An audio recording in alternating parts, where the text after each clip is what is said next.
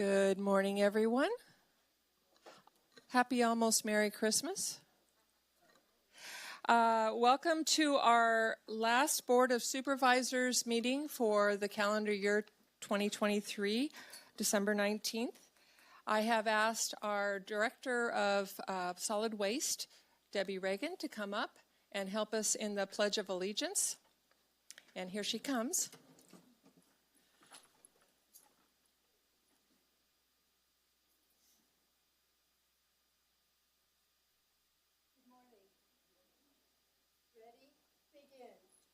I pledge allegiance to the flag of the United States of America and to the republic for which it stands, one nation, under God, indivisible, with liberty and justice for all. All right, thank you. Nice to see everybody. So our next section is oral communications, where the public can come up to the podium and speak on anything that is not on the agenda. So make sure whatever you're going to be speaking on is not already calendared. We've got a very robust agenda today, because I'll have to stop you. The time for commenting on the individual items that are on the agenda is when it's heard. So, and you'll have 3 minutes to come up and speak about whatever you want to tell us about. It's your time to speak to the board and the public. It's our time as the board to sit back and listen. And with that, wait a minute. I almost cut myself short. Wait a minute.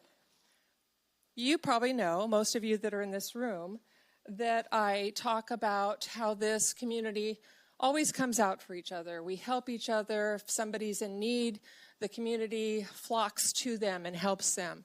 And in this boardroom for this past year, we have shown respect and civility towards each other. And I always add a touch of kindness to that with a quote to kind of help with the tone of the meeting.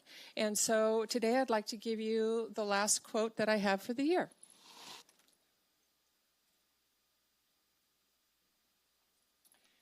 And it's from, there it is. Okay.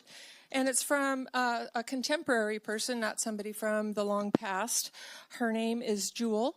She is a writer, composer, singer. And what she had to say was, in the end, only kindness matters. Now, with that, please come up. Hello. Hi.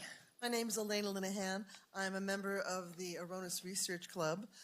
We are having a New Year's barn dance. We have a dance every year on New Year's. So on Sunday the 31st, we're inviting everyone to come. It starts at 8 o'clock. It is free admission. We do encourage people to donate to our building fund because our building's been around since 1902. We haven't. We've been around since 1915, and in that 108 years, we've done an awful lot for the community. We want to continue doing that. This is an event that's alcohol-free, smoke-free, family-friendly, and a whole lot of fun. We have live music. We have an old-time fiddler, banjo, all of that they're playing. The dances are traditional line dances, contra dances, barn dance steps. You don't have to know how to do the dances because we'll teach you. And we'll also call the dances so you don't have to memorize the moves. We boast of having the best dance floor in all of Tuolumne County, so you should come see it for that alone. Charming building. If you haven't been there yet, it is up the street from the Red Church at 37 Elkin Street. We purchased it in 1936, and we're very proud of the building, taking very good care of it, spruced it up just recently. But we would love everyone to come, again, free of charge. Families welcome, so grab the kids, grab mom and dad, grab your neighbors, grab everyone you love, and come on down and have a blast with us. Give us the date and time again. It is New Year's Eve, the 31st of December. We'll start at 8 o'clock. We may not make it to midnight, but we always try. Have a good time. We have a good time trying. So, thank you so much. I'll leave these flyers for you too. Thank you.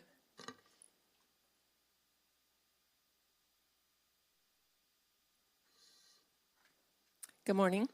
Good morning, Chair Huff and members of the board. I'm Lisa Mayo. I'm the president and CEO for Visit Tuolumne County, and I just have some updates for you this morning. The first thing I wanted to let you know is that we are continuing our outreach for the Tourism Marketing District. We are in the education phase of that, and we are continuing to do workshops and one-on-ones also. If people can't make the workshops or Zoom meetings, we're happy to meet with them one-on-one and talk about what that is. The TMD is a kind of a new concept for a lot of our lodging partners, and so there's a lot of information that we continue to get out there.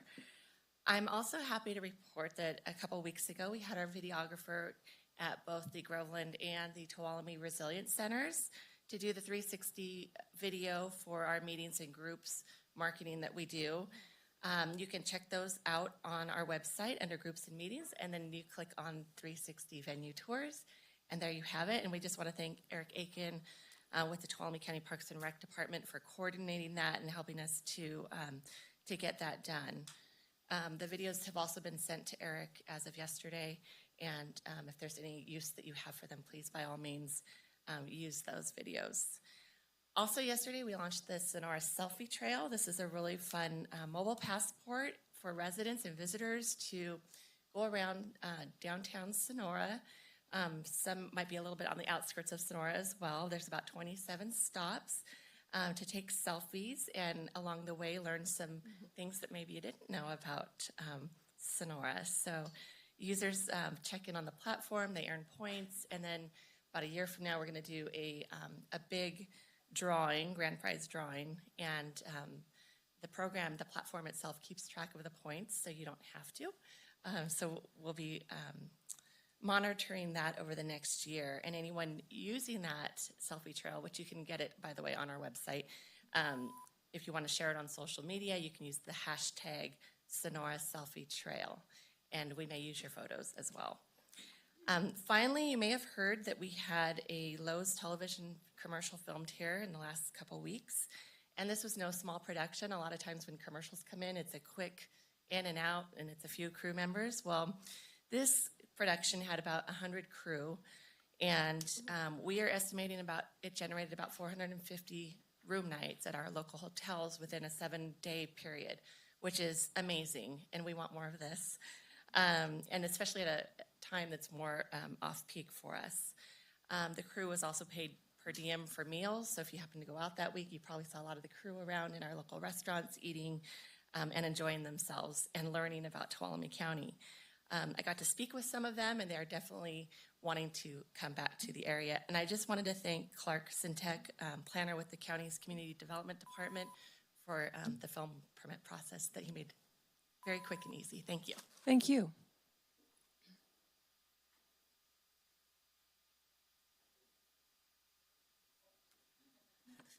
Good morning. Good morning. Did you know I wrote the shortest book ever?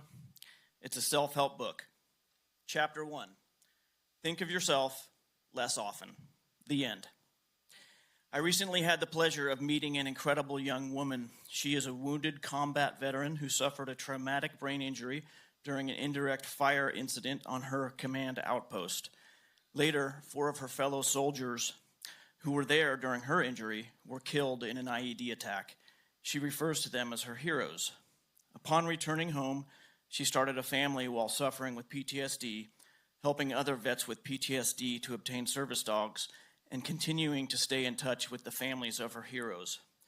Through the struggle of all her experiences, she eventually reached out to God and started attending church.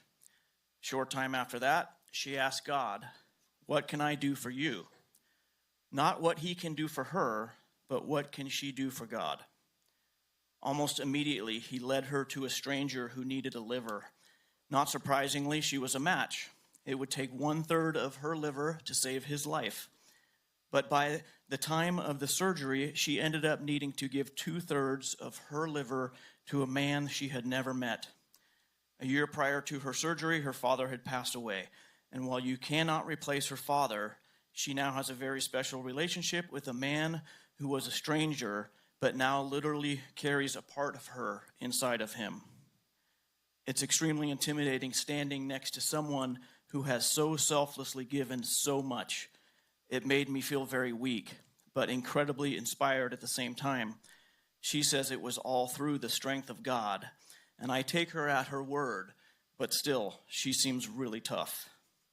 I know for a fact that if it were me, there is no way that I could do that unless it was through the full strength of God. Dear Heavenly Father, thank you so much for this woman and the story that you created with her. It's truly inspiring. Thank you also for your gift of your son Jesus, who died for our salvation. It's why we celebrate Christmas. I know, Lord, that you don't need gifts from us, but I also know that like a child giving a gift to a parent for the first time, that you probably appreciate it. Please help us to be attentive to what you would like us to do for you and for others on your behalf. At this time of year, Lord, help us to think less often about ourselves and more often about you. In Jesus' name, amen. Merry Christmas, everyone. And if I may, if I'm allowed, it's not my liver, and it's not free driving lessons, although you probably all need them, but I have a gift for everyone in the room, and it also helps support local business. So I'm just going to set this over there, and everyone just take one and pass it around. Thank you. Thank you.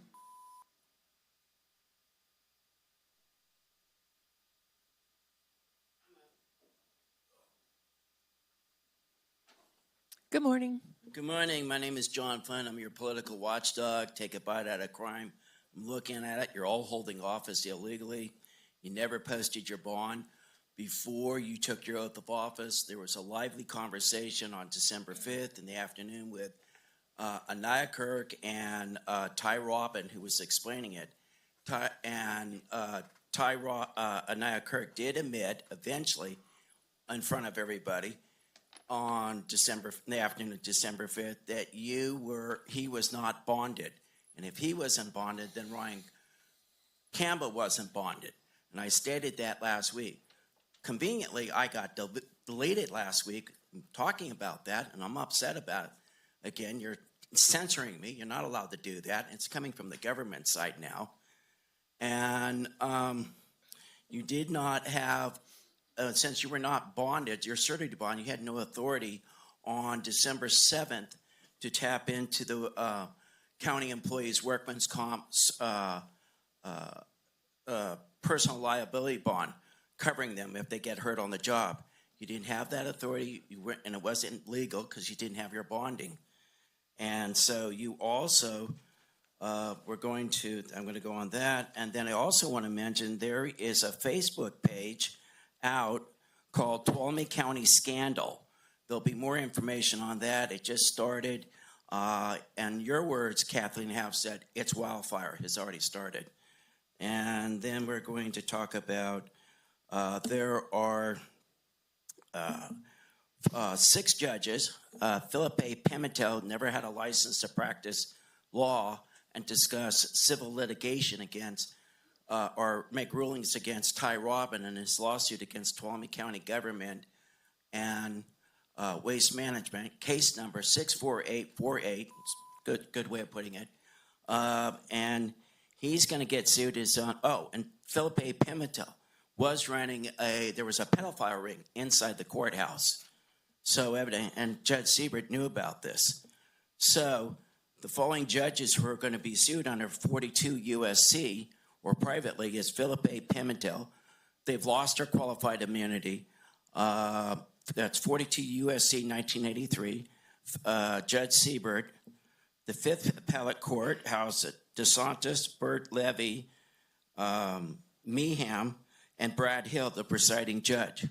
He did not have they don't have any bonding, and they were not addressing the violating Ty Robinson's 14th Amendment and First Amendment. And we got 10 seconds. And that is about it. That's all I can remember. Okay, thank you very much. Merry Christmas and have a great day. Bye. Thank you. Not seeing any other of the public coming forward, we'll close oral communications and move on to staff reports.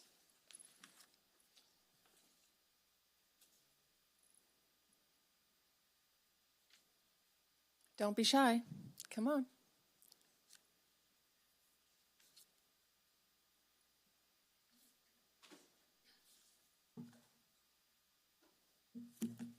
I'm going to hold, Debbie Batista, County Register of Voters. I'm going to hold this, and hopefully it's on the screen, though all our screens are black. So we are coming up to the presidential primary on March 5th. The presidential primary is really different than most of the elections, because on the presidential primary, one picks the candidate of one's party to be nominated to be on the ballot in November. If one is a no party preference voter, which we have approximately 6,500 of them in Tuolumne County, there is nobody going to be on their ballot because they're no party preference. So these voters have two choices. Well, actually, they have three choices. They could do nothing and vote for no presidential candidate and then just wait till November. They can do what's called a crossover, and three parties are going to allow them to cross over: the American Independent Party, the Democratic Party, and the Libertarian Party.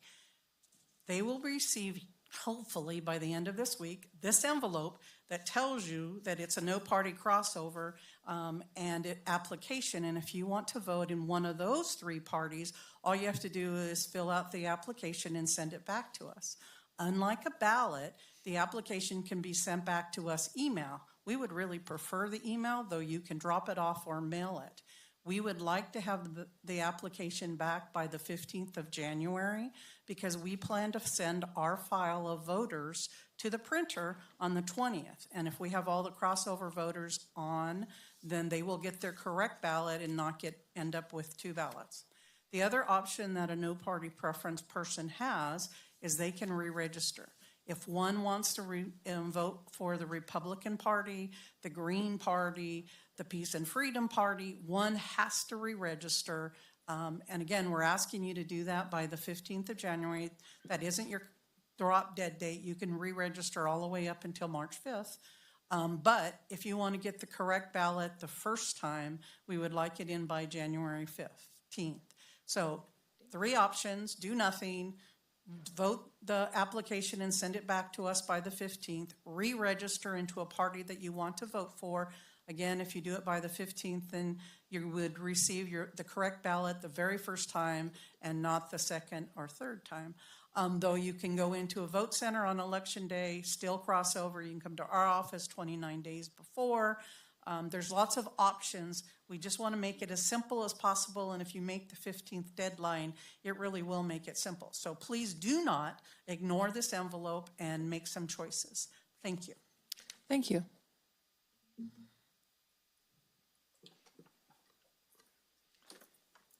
Good morning. Good morning, Chair Half, members of the board. I'm Kelly Schroeder, your Tuolumne County Agricultural Commissioner, Sealer of Weights and Measures, and Air Pollution Control Officer. I'd just like to let the public and you know that our office will be closed the week between Christmas and New Year's. So the 25th and 26th are holidays, but our office will also be closed on the 27th, 28th, and 29th, as well as January 1st. So we will be returning to our office on January 2nd. Thank you. Thank you. Welcome. Good morning. Kim McFarland, Director of Public Works, and everything that Kelly said. So except this is for the A&F building, which is home to Community Development, OES, and Public Works. We will be closed December 25th through the 29th, but we will be actually open for emails, phone calls, so if anybody needs anything, we're still inside the building. And we'll also be closed January 1st in observance of New Year's. Thank you. Good morning. Good morning, everyone. Dory Beats, your Office of Emergency Services Assistant Director, and I'm joined obviously with 2 of our staff. Sarah Daniel is handing out a packet, and we have information. Everything that's in the packet is also out for the public, and then also Tracy McKnight here. Each of one of us is going to give you some highlights of our accomplishments for 2023. I want to start off with public engagement. Anna Fagioli could not be here today, unfortunately. She might be watching. Hi, Anna. We hope you feel better. She's been sick. So, but I would like to talk about her position is funded from a California Fire Safe Council grant as our education and outreach analyst, and she is responsible for much of what we do and how we engage with the public. So I'd like to read her report because she did put it together. This year, we have attended over 35 different community events where we have educated the public on all things OES, planning, preparedness, mitigation, response, and recovery, emergency alerts, go bags, evacuation maps, firewise communities, home hardening, and defensible space. By attending outreach events like the National Night Out, Community Roots Resource Fair, the Home and Garden Show, to name a few, we have reached over 2,000 individuals in person. We have also reached over 65,000 folks through our social media outlets. We have handed out hundreds of flyers on how to sign up for emergency alerts, what to do during an evacuation, sirens, defensible space, home hardening, and the hazardous vegetation management ordinance. We currently have an ad running at DMV. This message expressed covers vegetation management, defensible space, and home hardening. And this particular purchase was through a grant as well for use at the DMV. Because of our tourist population, we are currently working on a visitor's flyer, which we would like to have at all vacation rentals and Airbnbs. What public engagement do we have planned for 2024? Currently, right now, we are working on developing and designing our annual wildfire preparedness town hall. That will be held on April 6th, so please save the date. That will be down at the Motherlode Fairgrounds this year. Our main goal has been keeping, education of the public, how to be prepared for large-scale emergencies. We also currently did a survey in our multi-jurisdictional hazard mitigation plan. Over 300 people, 35% felt that they were prepared for any natural disaster. But by teaching and reinforcing the importance of how to be ready, our community increases the odds to reduce the risk and build a natural disaster resilient community. We are always available to come speak to any organization, club, HOA, or entity. Just reach out by calling our main line, 209-533-6395, or by emailing us at oes@co.tuolumne.ca.us. Now I'd like to move to mitigation. As you know, Sarah Daniel here is our newest OES staff member, and her position is funded from a 5-year Cal OES Jumpstart grant to focus on mitigation. We are in the midst, of course, of updating our multi-jurisdictional hazard mitigation plan, and Sarah has been instrumental in helping us get that done. Good morning, board members. As Dory stated, as your resilience analyst, I focus on mitigation. In July of 2023, the California Governor's Office of Emergency Services, or Cal OES, awarded grant funding to the County of Tuolumne under the Prepare California Jumpstart Grant. The purpose of this grant is to reduce the long-term risks of disasters, increase resiliency, and hazard mitigation measures across census tracts identified by Cal OES that have a combination of high hazard exposure as well as social vulnerability. Our goal for this Jumpstart program is to create a strong and more prepared County of Tuolumne.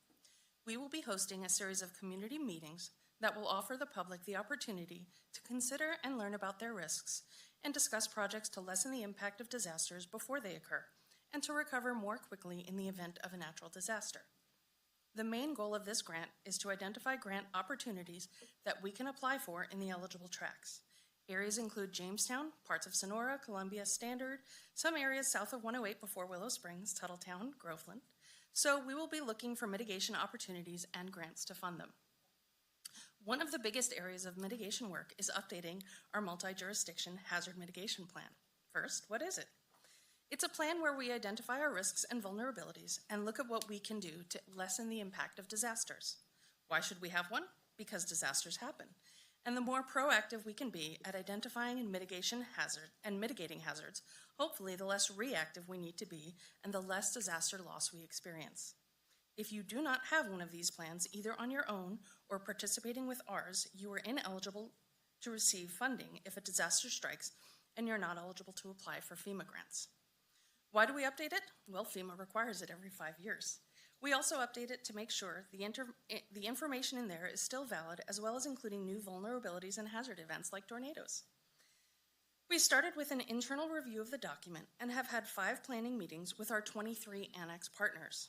Our partners are places like community service districts, school districts, utility districts, fire protection districts, and new to our plan this year is the Tuolumne Park and Recreation District, as well as the Tuolumne Fire District. We have one great big document that covers the whole county, and then the annexes have smaller jurisdiction-specific plans. We have held 3 public meetings, 2 on Zoom and 1 in person, to get public input.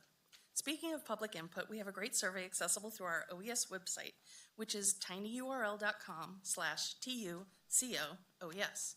If you click on mitigation, the survey will be open throughout this update process. We are about halfway through the process. Once we finalize our plan and complete a review on the different partner annexes, 2 copies of the final draft will be submitted to FEMA in January. A red line copy so they can see the changes we've made, and a clean copy. Once they review it and accept it, we'll bring it to your board with a resolution for adoption, which we anticipate will be no later than April of 2024.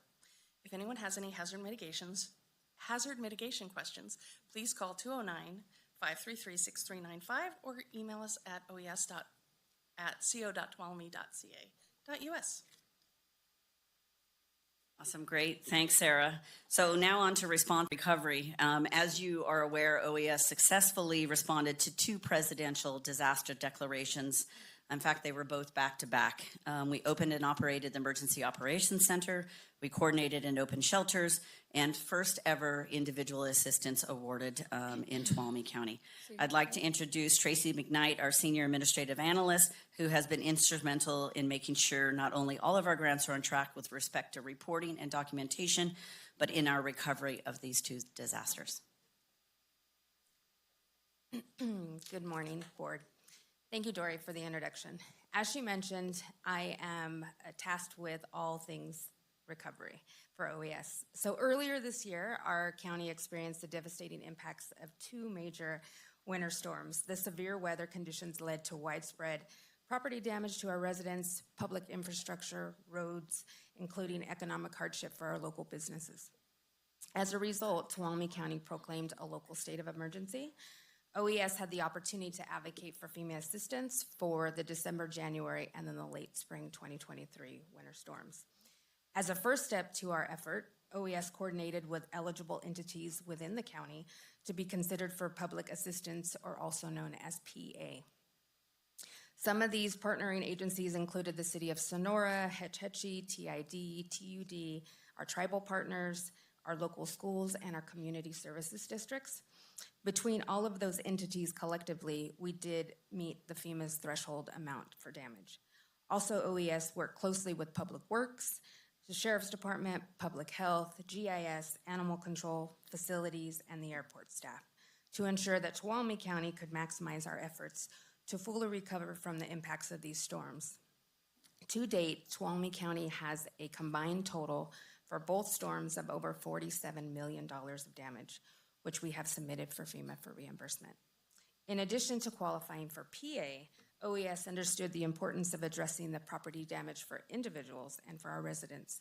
As the storm progressed, we made it a priority to support our residents as they face difficult circumstances and advocated for FEMA's individual assistance, or IA. Qualifying for IA became our primary focus, and in order for the county to qualify, a number of requirements needed to be met. With an activated Emergency Operations Center, or an EOC, we worked diligently to gather vital information from our property owners and our businesses. We created an online informational survey, answered hundreds of incoming calls, and performed over-the-phone intakes for these surveys. When the time came for Cal OES and FEMA to come out to assess the damage and perform their on-site inspections, we were ready.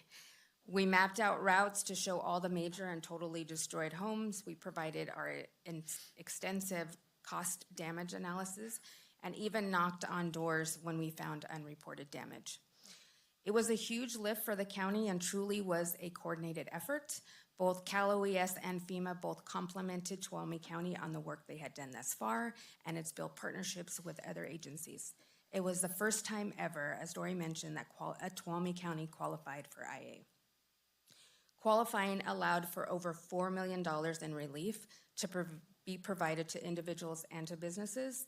And in addition to those $4 million, the Small Business Administration, also known as SBA, awarded an additional $4 million in disaster assistance loans. Over the next several months following qualifying for PA and IA, OES remained activated and continued to educate and assist residents on avenues on how to apply for FEMA assistance. And OES continued to answer our phone lines to navigate callers through the complexities of the IA process and provide them with support they needed to rebuild and recover.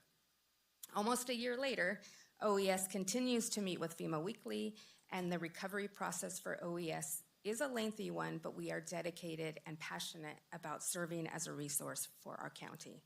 Should you have questions related to recovery, please feel free to reach out to us at 209-533-6395, or you can always email us at oes@co.tuolumne.ca.us. End of my report.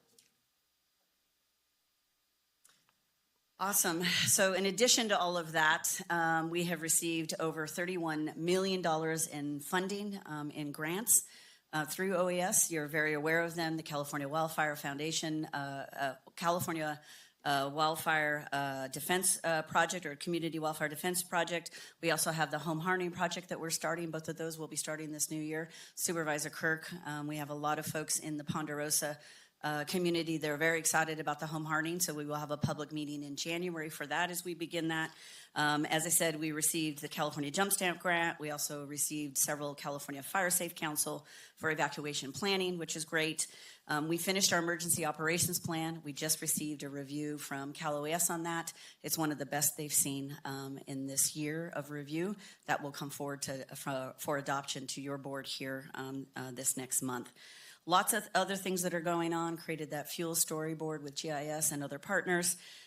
Created and developed our community emergency response team, holding monthly meetings, gearing up those volunteers to help us during events. We also this week are interviewing our community service worker relief to help staff our sheltering needs as we get through the winter and throughout the entire year. Lots of other things going on. The sirens are on. We are looking with NOAA to expand our emergency alert notification systems. Lots of things that OES is a part of that most don't understand is either mandated or that we are required. But I want to say that it is never a dull moment. We support preparedness, response, recovery, and mitigation of disasters. And that we are here to provide customer service support. We're also here first and foremost to support the first responders, agencies, and make sure all of our communities are more resilient and safe. So I would like to thank Tracy Riggs, our director, who has always been there in support, and of course you as a board for all the work that we're doing at OES, and we're really excited about what we have planned for 2024. Thank you.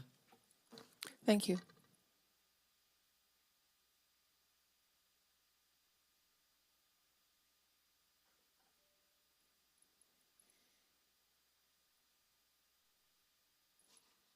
Good morning. Good morning, Board. Deb Askew from the Veteran Service Office.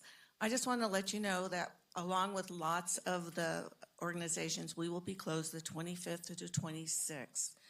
However, the 27th through the 29th, our office will be open, but we will not be seeing clients face-to-face, and that is because of the destruction of our walkway. There will be no access to our office.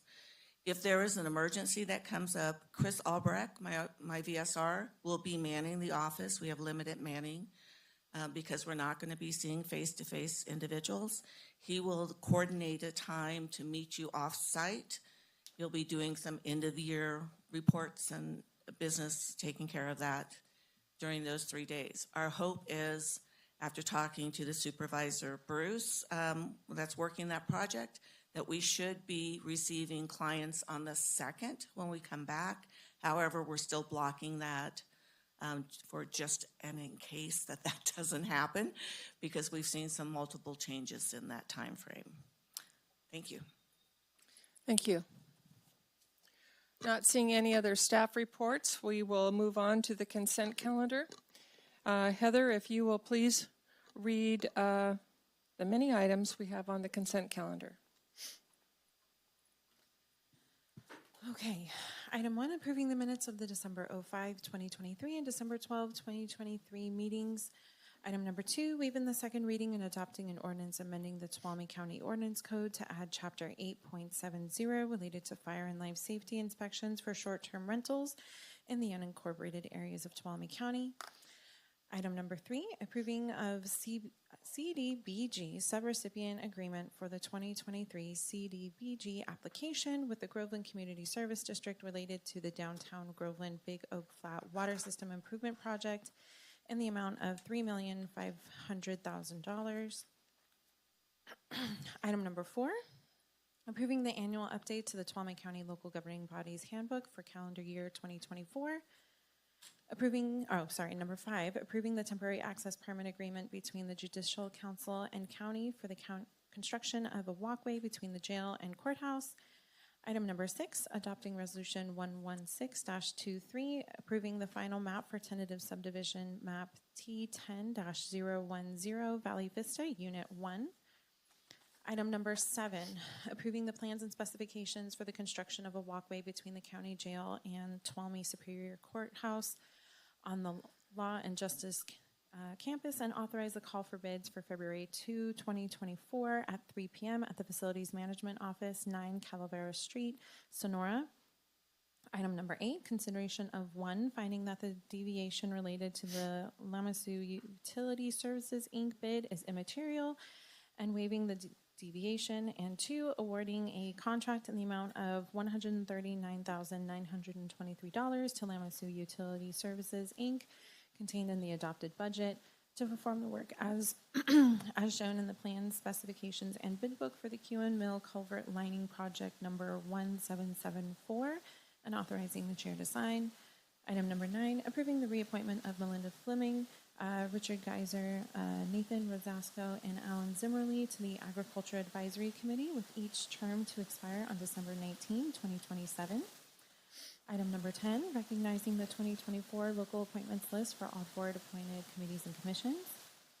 Item 11, accepting the resignation of committee member Monique Holcomb.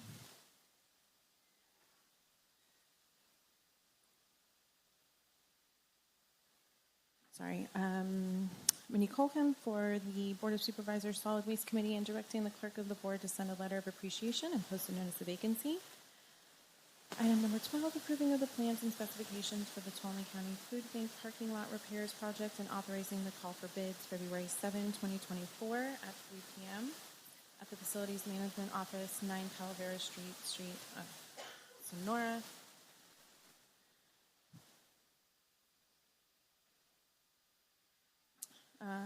Item 13, adopting resolution 117-23, authorizing the County of Tuolumne Human Resources and Risk Management Department to access state and federal level summary criminal history information for employment with the County of Tuolumne, including volunteers and contract employees.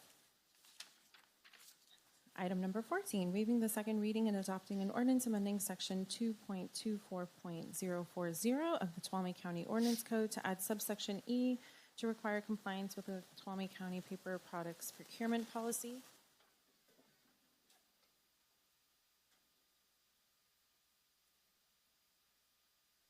Okay. Number 15, approving the reappointment of Brittany Gose, representing District 4, and Melody Brotby, representing District 1, to the Tuolumne County Committee on Aging, with terms to expire December 31, 2027, and accepting the resignation of Emily Fife, directing the clerk of the board to post a notice of vacancy and send a letter of appreciation.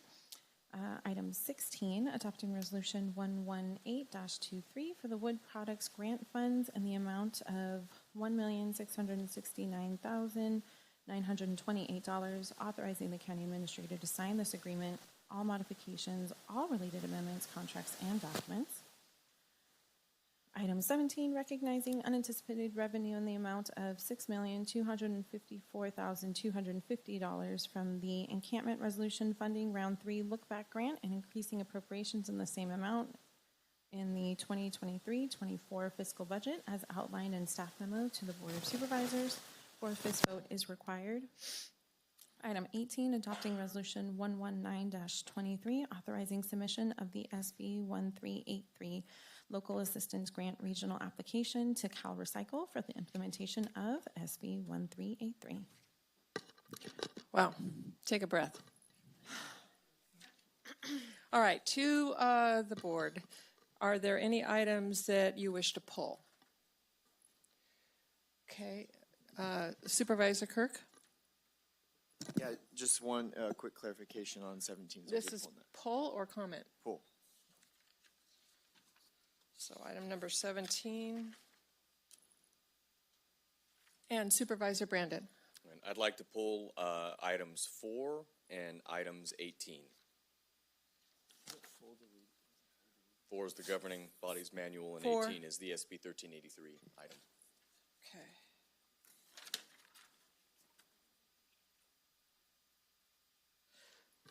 Okay, no other items to pull. Now I'll ask for comments before we go to the Supervisor Goldenberg. Do you have any comments? Just one brief comment on item number 15. Just wanted to thank Brittany and Melody for continuing to participate in COA, and also my personal appreciation to Emily Fife for being there. Sorry to see her go. Thanks. Thank you. Supervisor Brandon. Great, thank you. First, just wanted to say thank you to staff for answering some of the questions in advance of the meeting. I wanted to offer just a thank you and a congratulations again for the reappointment to Melinda Fleming, Richard Geiser, Nathan Rosasco, and Alan Zimmerly. They've been on the Agriculture Advisory Committee for a long time, and to always take advantage of a big audience. We have a lot of committee and commission positions, so if you ever want to get involved in the decision-making that we're doing up here, please do look at the vacancies that we have online, and we need people to get involved in a lot of this. It brings a lot of new perspectives. Then I also wanted to compliment staff on item number 16 for the wood products grant for heavy equipment training that's going to the community. It's really building into what's happening at Columbia College, and I think the broader efforts with the forest. So really, really happy to see that, and that's such a need in particular. Thank you. Supervisor Kirk. The only comment I was going to make was on number 16, the wood products grant. One of the lines out of it says the focus is on increasing workforce capacity in logging, fuels treatment, and transportation. And it was pointed out to me, it's funny how here we are in California, and California all of a sudden wants to get back into logging again. So interesting. Maybe we could apply that train of thought to about 100 other things like housing. And anyways, Spotted Owl, I guess, is going to be okay. I thought you were going to talk about sweeping the pine needles. I'm going to say a lot of things. I'll just leave it at that. Okay. Go California. Okay. And I have a couple of comments. Also, I echo what Supervisor Goldenberg said. I certainly appreciate Emily Fife's service and wish her well. And for Brittany Gose's continued service. She's a great advocate for District 4 and a good representative on the Commission on Aging. And then for number 1, I do have a couple of comments that I need to make. Actually, they're corrections. One's a comment. I'd like to see less generic wording we opened up oral communications in the afternoon on the 5th. And asked those who did not get a chance to come forward to speak. And so it was under that section, and it needs to read, I think it was something very generic, it needs to read, Supervisor Half recessed the meeting when Flynn attempted to comment again after having already commented in the morning. Robin began arguing with the chair and was disruptive, so she recessed the meeting because he would not follow her directives. I'd like that to be read into the minutes. And then there are some corrections on items 14, 16, and 17. Those were items that were handled after I had to leave to go to Sacramento. And they showed me as abstaining. And of course, I was absent. So it should show my vote as 0. And it does show, the record shows that I was absent, but it shouldn't show me as abstaining. So if those corrections can be made, I'd appreciate it. Okay. So need to go to public comment now for all items on the consent calendar except for, let me make sure I got this right, guys. All items except for 4, 6, 17, and 18. Is that right? 4, 17, and 18. So I'd like to call for public comment on anything on the agenda except for those 3 items. Okay, I'm on the agenda, right? Number 26. I came in, I thought I might have time in the morning, but I guess you went directly to staff comments. My name's Ty Robin, for the record. And I just want to record this because sure enough, frames aren't just missing. There's entire sections missing from John Flynn coming up here. So I did start the Facebook site. It's called Tuolumne County Scandals. Everybody can go there. We're getting a lot of people on it right now. The hits are going through the roof. And everything I say, I back up Ryan Campbell. It's right there. The video of you. I mean, it's not personal. It really isn't. It's just as a matter of a board, you guys. You know, I came here in good faith about the waste management issue. They were overcharging customers. Everybody in this county, is there anybody here? I mean, just raise your hand. Tell me if I'm wrong. You can speak now. But people can go there, and one day it'll be $20. Other time it'll be 50, maybe 100. There's a range. And I know how they do it. Okay, you can't con a con. I worked there. I was a scale house attendant. And I brought that up to the former director of waste management. You guys covered it up and have turned me into a criminal. Blacklisted me, defamed me, and everything else. Threatened me. And John Flynn, you edit the videos, okay? And this is a fact. Fact is, you never paid your bond. The government code that you're referring to would imply you cannot put the cart before the horse.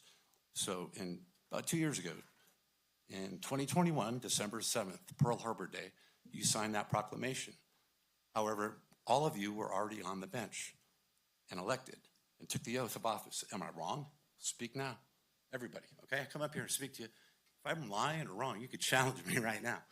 But that's a fact. And none of you posted your bond. So you didn't hold office when you voted on that. So it's null and void. Now, I'll give you this. It would be you're a de facto government. You're not de jure.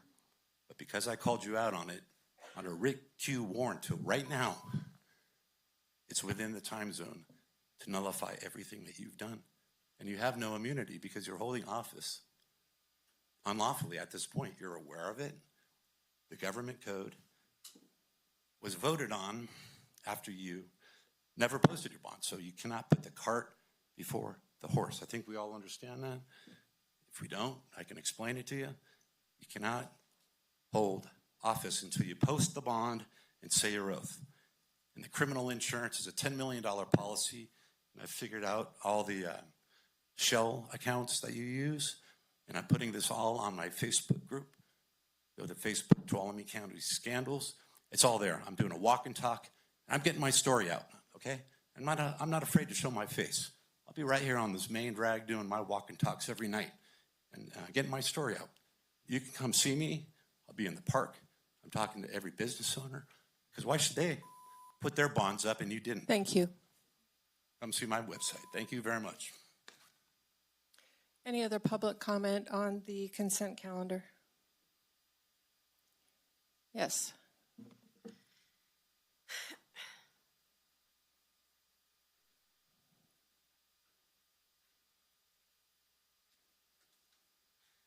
My name is Christina Davis, and I live on Columbia Way, which is right where you guys... We're doing the consent calendar right now. So you're commenting on items number, let's see. 9:30 appointment. 1 through 18. So you're doing... Only public comment right now on the consent calendar, 1 through 18, except for 18, 17, and 4. Oh, okay. Yeah, sorry. Yes, when we actually do 21, 22, and 23, we will definitely have public comment on that.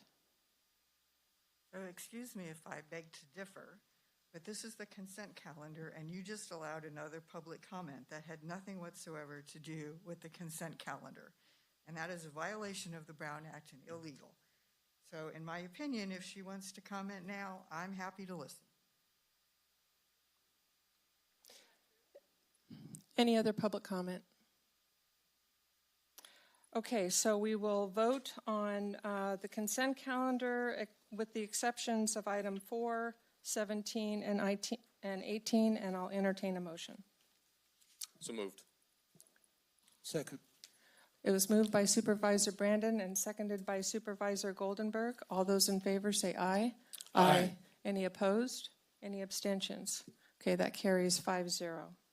All right, so we'll go to item number 4 first. And Heather, would you please read that one again? Yes, item number 4, approving the annual update to the Tuolumne County Local Governing Bodies Handbook for calendar year 2024. And Supervisor Brandon, you had something you wanted to say about that. Great, thank you. This can be very quick. It's generally doing a bunch of updates to add what we've done over the past year.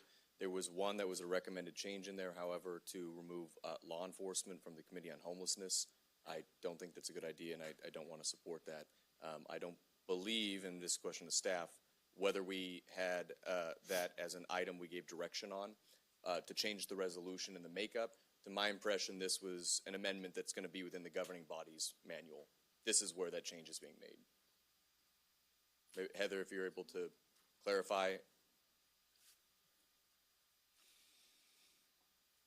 I guess specifically about 85% of the stuff in there is reflecting changes of resolutions we had already adopted. That was a change, I think, that's hosted in this, which I don't support. Are you referring to the November 13, 2023, where clerk staff received the request for edits? Is that? This is on the item, second paragraph from the end. This is a request for edits. Sorry, this is on item 4. This is on the first attachment to the memo. It's on page 17, I think. Page 17? No, we're on item 4. No, I know. Oh, okay. This is on the second page. I think you're looking at the full handbook. I'm looking at the memo. It's the second paragraph from the end. It's November 13, 2023. Clerk staff received a request for edits from Michael Roberson, Homeless Service Coordinator, Principal Staff. It goes on to continue. The staff is recommending the removal of voting status for county staff members representing the sheriff coroner and veteran service officers. I don't agree with that, and we haven't had an individual discussion about it. So I have no issue with the updates reflected in this, but I think we need to discuss any additional changes separately. Okay, the memo goes on to say that this is consistent with all the other board-appointed committees in the handbook.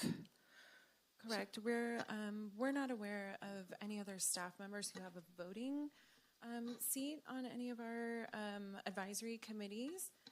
So the recommendation from staff was to put that in alignment with the other committees to just ensure that they can participate. Obviously, they are more than welcome and invited, but not to necessarily require them to be there for voting needs. Okay, thank you. Any other board members have issue with this? I don't know if you got into my email account and you saw my email, but I had the same concern. Where did the recommendation to remove law enforcement come from? I think for me specifically, where I stand on the homeless issue and being an advocate for making sure law enforcement is front and center, I get that maybe on all the other committees, commissions, they're not a voting member, but for me, specifically to the homeless issue, I think it's a key component. So I would really appreciate if law enforcement was a voting member, just to keep a balance of kind of where I'm at with that. So all other things make sense, but that one specifically, I just really felt like they need to have a vote at the table. So, and that was on, for me, it was on 17. I was just looking at the source document, page 17 of the handout, where they were On the handbook itself? Yeah. Okay. Any other comments? Yeah, so, just speaking from the homeless committee, so I chair it, and we did discuss it at length. And Michael, perhaps you could speak to the reach out that you did with these other parties. Morning, board. My name is Michael Roberson, Homeless Services Coordinator, and I am support staff for Supervisor Goldenberg on the Homelessness Committee. And as a part of trying to help that group to be community voiced and speak into a policy that they would advise your board on, that's why this is on the agenda today. And the sheriff did reach out to me and say that maybe their participation on this committee is a little redundant because he's already at the table. For example, like the ordinance discussion that's coming up, he's already at that table. And to have to attend another meeting is, a stress on staff time. And Veteran Service Office, similar. They're already at the table and have a voice as a staff member, whereas to try to be a little more purist with the committees and commissions, this is really meant to be a community or public input advisory team. And so with that also was the recommendation to remove the advisory positions. Those people have all been communicated with and they're supportive of this. It doesn't mean they don't have a voice, it just means their voice is heard in a different environment. Thank you.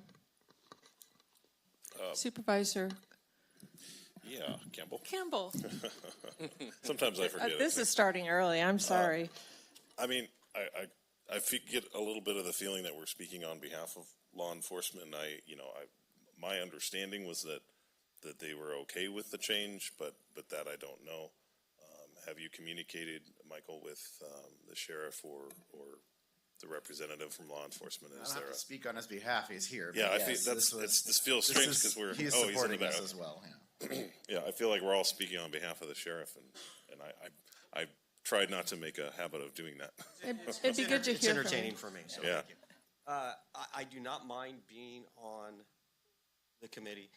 However, I want to keep our office neutral in what we do.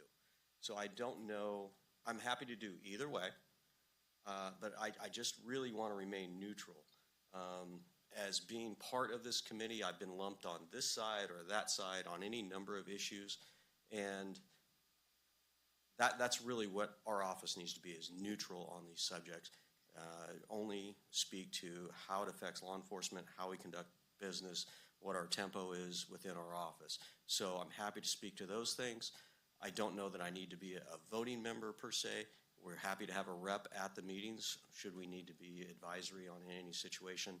And I don't know, Madam DA, do you want to speak as well? Does that answer your question? I actually thank you. understand really well what you're saying. Okay. Is that you don't want to be in a position to, He wants to be neutral. yeah. Cassandra Jenneke, your DA. We have acted in an advisory capacity for, I think, the last year and a few months. I think that that's an appropriate place for our office to be, because that allows us to provide information to the community members who then issue your board advice about what they think should happen. So it's been an interesting dynamic with having the sheriff be a voting member and then having our office be an advisor. And if anything, it would be, in my opinion, most appropriate for us both to act in an advisory capacity, which we already do when issues come up related to homelessness, where our insight and advice is needed or welcomed. Thank you. So I'm going to summarize what I just heard from our law enforcement officials, and that is to remain neutral means not to vote, but to be in an advisory position. So with that, I will entertain a motion. Or did we call for public comment yet on this particular one? I need to do that first. So I'll call for public comment on number 4.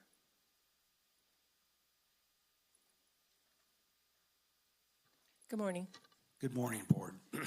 I rarely agree with Michael. Oh, that's not true.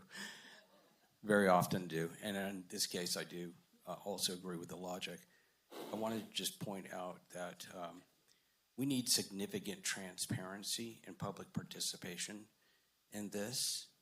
And we've been making clear through the changes in the handbook and in other methods the distinction between operations and the public participation part of this committee and advisors, and getting those all in correct balance is really important.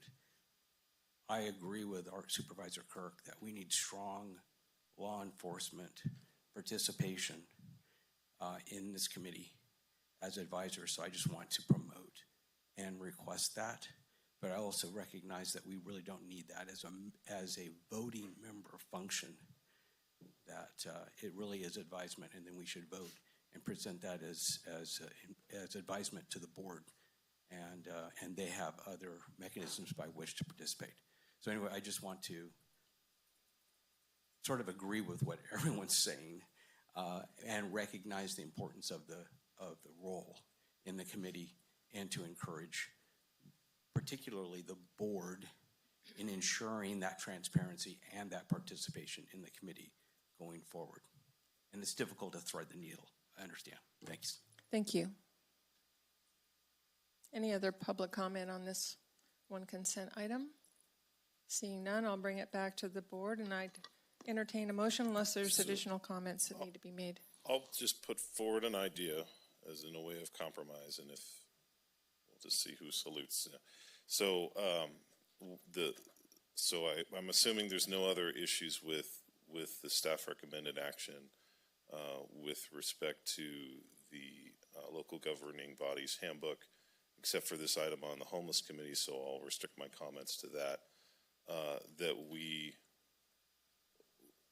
remove all of the advisory positions, remove the sheriff corner office as a voting member as recommended by staff. However, keep 2 advisory positions. One would be for a representative of law enforcement, the sheriff's office, and a representative of the district attorney's office. So that would be 2 advisory. So we'd basically be retaining 2 advisory positions out of the ones that we're leaving. So the voting membership would still move from 16 to 14, retaining 2 advisory positions representing law enforcement. And I'm looking back to the back of the room if that's an acceptable compromise to our top law. Okay, I'm getting thumbs up. So that's my proposal. So you moved? And by way of a motion, that's what it'll be. So staff recommendation with the exception of having 2 advisory positions for law enforcement. I'll second. And those are non-voting, correct? Non-voting. Okay. So any issues with that? It was moved by Supervisor Campbell and seconded by Supervisor Brandon. All those in favor say aye. Aye. Any opposed? Any abstentions? Okay, that carries 5-0. Thank you.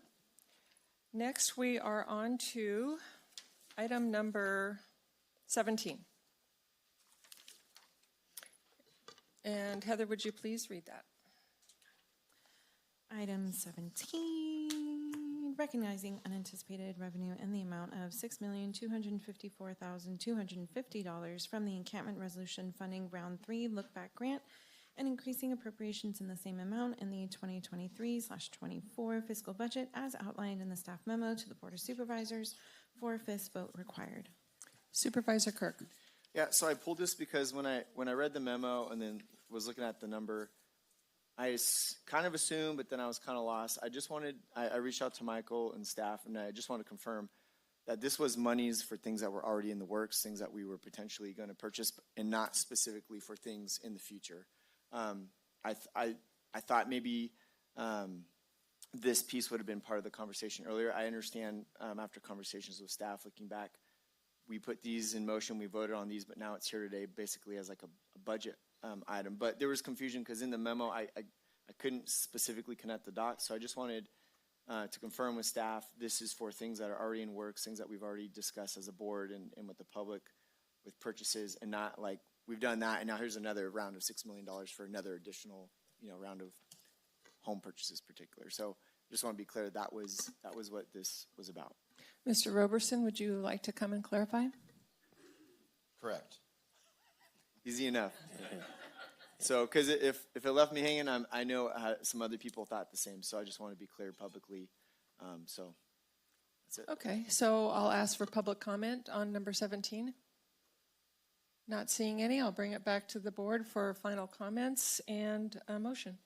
So I'll make a motion to move on staff recommendation. Second. So it was moved by Supervisor Kirk and seconded by Supervisor Campbell. All those in favor say aye. Aye. Any opposed? Any abstentions? Okay, that one carries 5-0. Thank you. Last one, 18. Heather.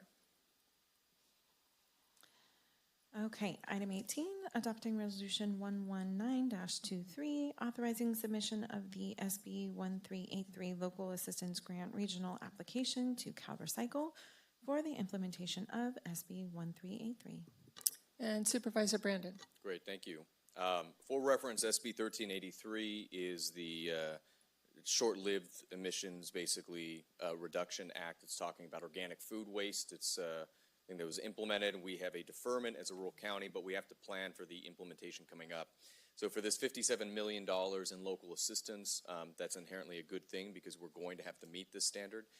My question, and this kind of relates to, for example, the past item, getting a grant, bringing in money for programs, I think that's a good thing, but I want to make sure that we're clear also that what comes back after we apply for the grant and it's accepted, we really have no ability to change that because they've already got the plan that they acknowledged there. So while we're applying for this, I wanted to ask our solid waste staff, will this be returning back to the board with a proposal of what we're actually applying for, or is the money simply broad, and then when we get it, we'll decide what to do with it? Oh, okay, thank you for the question. Again, Debbie Reagan, the Solid Waste Director. New to the position, but this grant was applied for, our application deadline was November 15th. They came back to us, and the motion in front of you here is just largely related to the fact that they wanted our resolution to be more explicit, that it includes the city and the county. It is a regional application. What they do with the money for this is we put in a proposed budget and we line item out. This current one has education outreach, some program analysis. And not to interrupt, was that at a board meeting we approved that grant of what it was going to? Of the budget, if it was before I was here on November 1st. I do not believe so. I think that's what I'm getting at, is I wanted to see of what we're actually applying to do on this and where it's going, because SB 1383 has multiple pathways to make sure we're able to decide which one we think is appropriate, rather than applying for funding and kind of being locked into whatever the grant says without it coming back. So if we have staff that maybe can confirm whether that was approved at the meeting there. I don't remember an item where we gave direction on where we wanted to take this. I don't believe there was an item for that, but I'm certainly willing to go back and check. One of the nice things about these particular non-competitive grants is you can amend the budget after the fact. You can move within the categories they have of the budget, and Cal Recycle is fairly easy to work with on that as long as you seek prior approval. So that is currently our grant round of what's being awarded is $100,714 to the county. There's $75,000 to the city, but it is rolled up in the budget. I can certainly provide a breakdown of what we have proposed in there for you if you would like that piece of it. One of my time sensitivities about going to this grant is my secondary deadline to provide this information is tomorrow. And I think that addresses my question, is the flexibility there, so I appreciate that.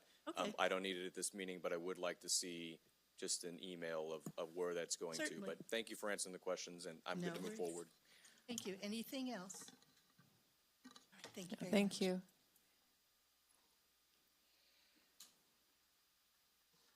So I'll ask for public comment on number 18. Seeing none, I'll bring it back to the board for final comments and a recommendation for how to proceed. I'll make the motion to approve the resolution and the submission of the 1383 local assistance grant application. I'll second. Okay, it was moved by Supervisor Campbell and seconded by Supervisor Brandon. All those in favor say aye. Aye. Any opposed? Any abstentions? Okay, that carries 5-0-0. I think we're going to take a break now for 10 minutes and return at 10:19. See you all back then.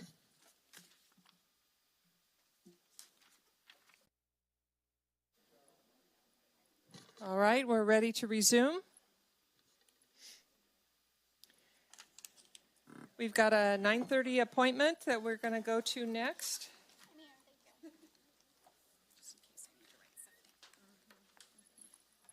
And Heather, if you'd be so kind to read our 9:30 appointment. 9:30 a.m. staff presentation on draft clean and clear and critical infrastructure ordinances and board direction. Thank you. Looks like we've got quite the team here. Good morning, board members. Sarah Carrillo, County Counsel. I am here with Maria Sullivan, Deputy County Counsel, and Michael Roberson, Homeless Services from the CAO's office. I also want to say that before I begin this presentation, there are a lot of other members of the team that helped draft the ordinance, and you'll hear from them later, and I want to thank all of them for being here and participating as we worked through this. So on May 2nd, your board directed staff to return with 2 ordinances, a clean and clear and a critical infrastructure ordinance. And that was because of the growing number of homeless encampments and people living on the public streets, sidewalks, vehicles, or other public places. There were concerns about the accumulation of garbage, other waste, illegal dumping, fire hazards, contamination that are often found at these homeless encampments. Your board's direction regarding the ordinances was a result of the fact that the county didn't have any ordinances in place to address these health and safety issues. So while you've made efforts to provide shelter, transitional, and permanent housing for those experiencing homelessness, you also desire to see accountability related to the health and safety issues that sometimes occur. And disclaimer, implementing these ordinances is legally complex. Case law continues to evolve, and oftentimes it is not entirely clear if an ordinance will be viewed as unconstitutional. We are going to explain some of those legal complexities as we go through this presentation, and we continue to monitor changes in the law. And that would also allow us to potentially modify ordinances should we need to in the future. Any action that appears to be punitive may be construed as violating one's constitutional rights. So we believe the draft ordinances are lawful, but we want to ensure you understand that there is still a lot of movement in the case law. And of course, if anything changes, we will update your board. So the draft ordinances contemplate a civil administrative enforcement, and however, if individuals are committing crimes, they can still be held liable for criminal law violations.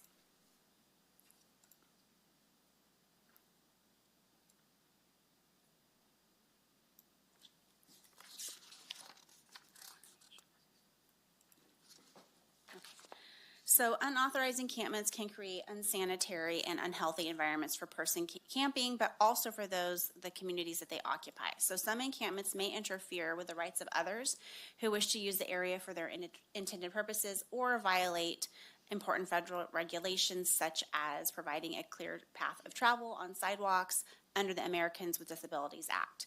Additionally, unauthorized encampments can contribute to blight and cause damage to public property, as well as interfere with commercial activities.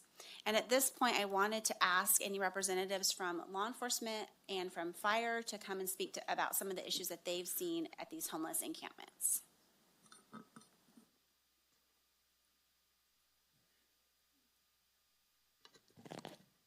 Morning, Board, again. Bill Pooley, Sheriff. I'll keep my comments very brief. To me, I fully support the development of an ordinance. We definitely need a tool to manage and maintain and keep the properties and the infrastructure within our county safe. If we do not do so, we're going to continue to have the same problems we've been having, which include, just in the recent past, we've had fires, excuse me, we've had a shooting, we've had, I believe, 2 stabbings and a sexual assault on county property. And if we don't do something, if we don't have a tool to start to manage these types of things, it's only going to get worse. So I want to thank Sarah and her team and everyone has brought this forward. I think it's a step in the right direction. I fully support it. So thank you. Thank you.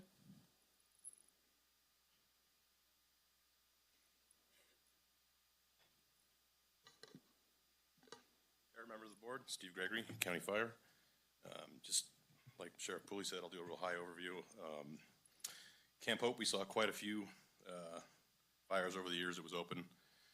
Multiple vehicle fires, RV fires, vegetation fires, warming, cooking fires without clearance, heaters in tents, wood stoves in pickup trucks, and fire used as retaliation for crimes or perceived crimes. So from a fire standpoint, we obviously supported this ordinance. Any questions, be happy to answer. I think we're going to wait for the presentation to be fully made, and then supervisors can call on you if we have questions. Thank you for your availability. Okay, now I would like representatives from Health and Human Services and or facilities, if they're here, to come speak about some of the issues we've seen on our own county properties.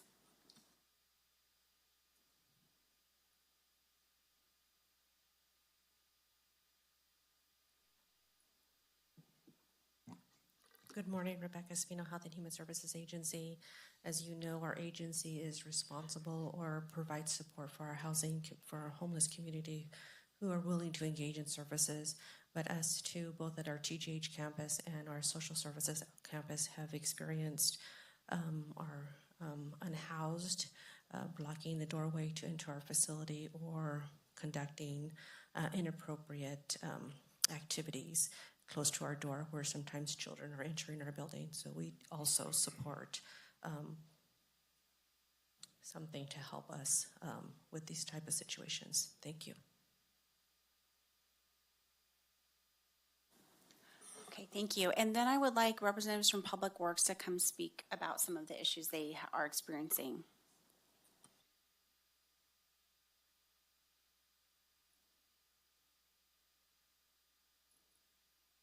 Good morning, Kim McFarland, Director of Public Works. So Caltrans is federally mandated to inspect all of our bridges in the county on an average 2-year cycle. And this year they were unable to inspect Woods Creek on Rawhide and Sullivan Creek Mona Way due to the encampments, animals, garbage. Obviously our concerns from a road perspective are warming and heating, cooking fires underneath the bridge, interference with traffic through, people walking in front of vehicles and animals, the impacts to the abutments of the bridge. They're undermining them in some places. So anyways, these 2 bridges have not been inspected because of this, and we fully support the ordinance.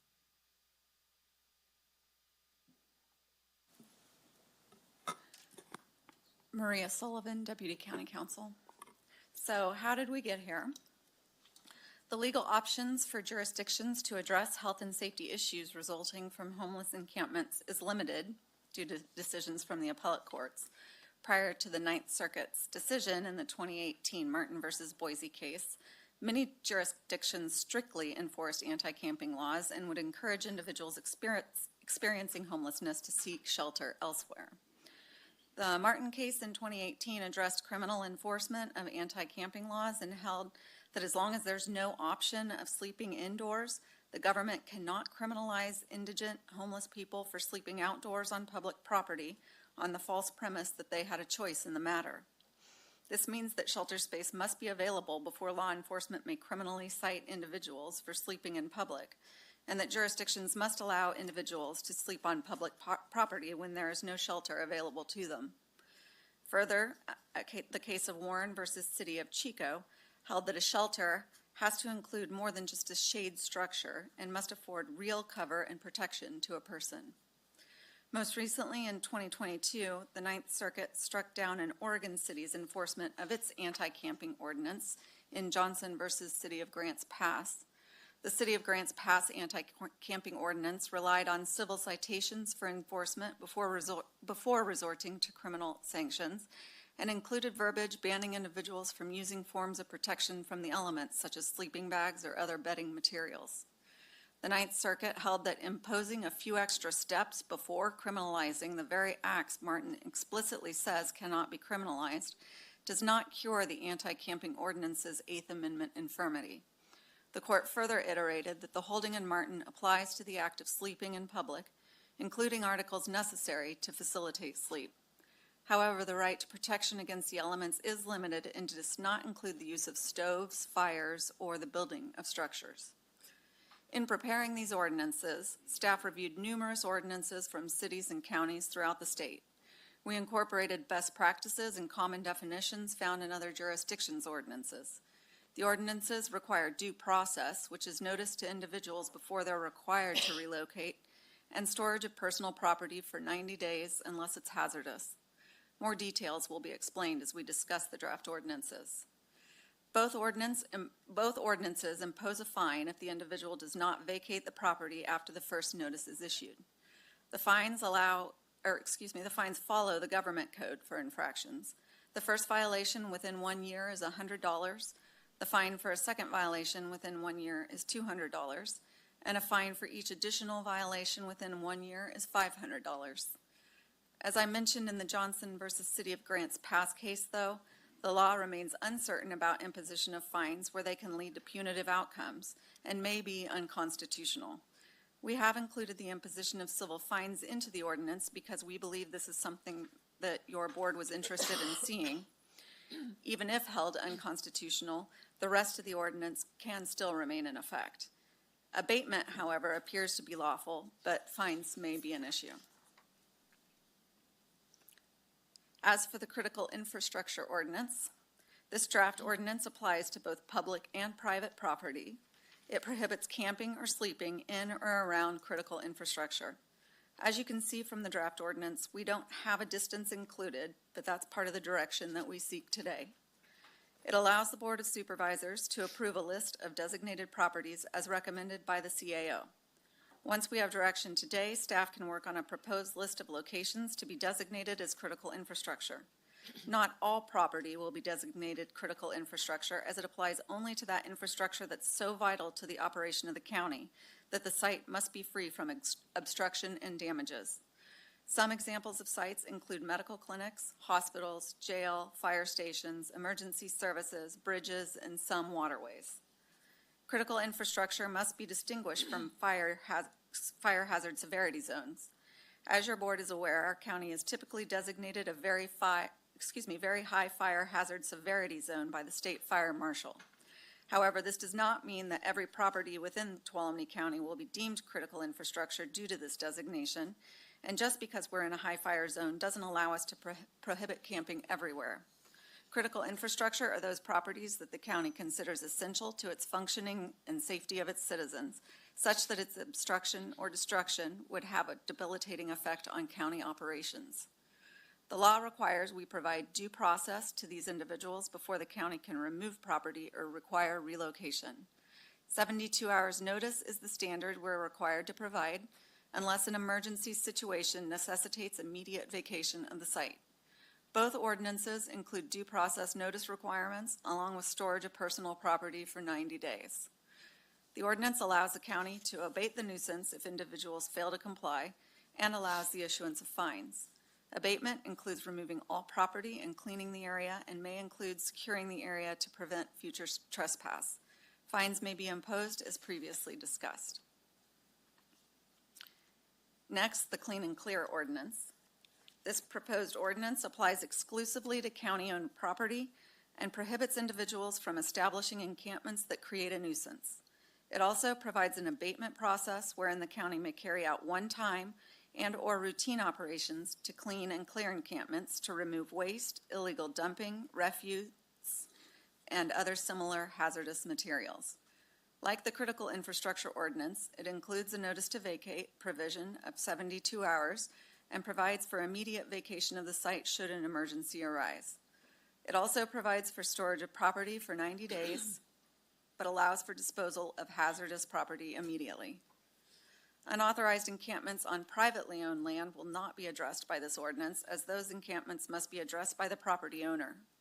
In some circumstances where a private property owner is unwilling or unable to abate such an encampment, the county is authorized to commence code compliance proceedings through our ordinance code. The county can clean and clear an encampment and either allow return or close a site permanently. Determining whether or not to close a site permanently would be decided on a case-by-case basis given the circumstances at the site.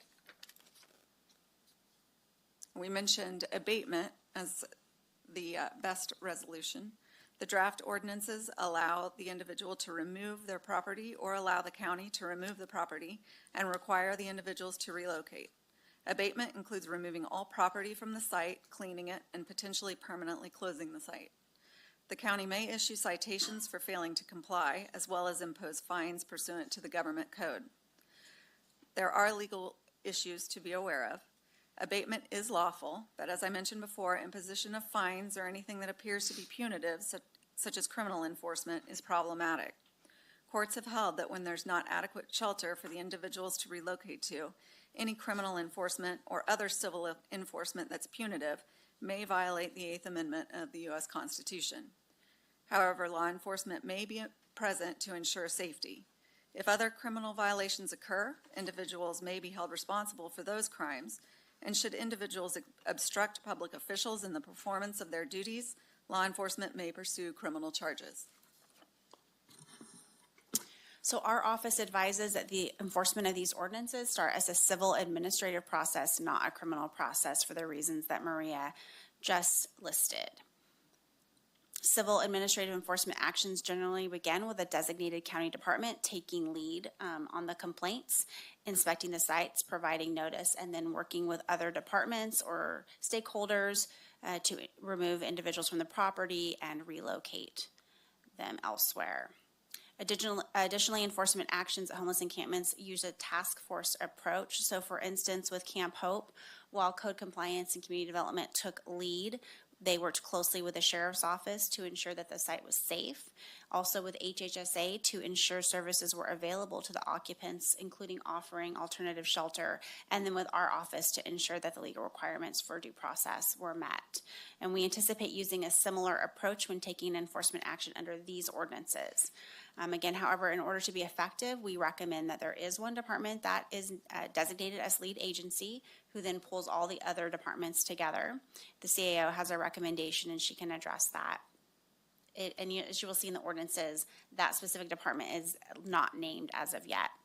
Staff will work with the team on developing the abatement and enforcement protocol to ensure the county implements these ordinances consistently.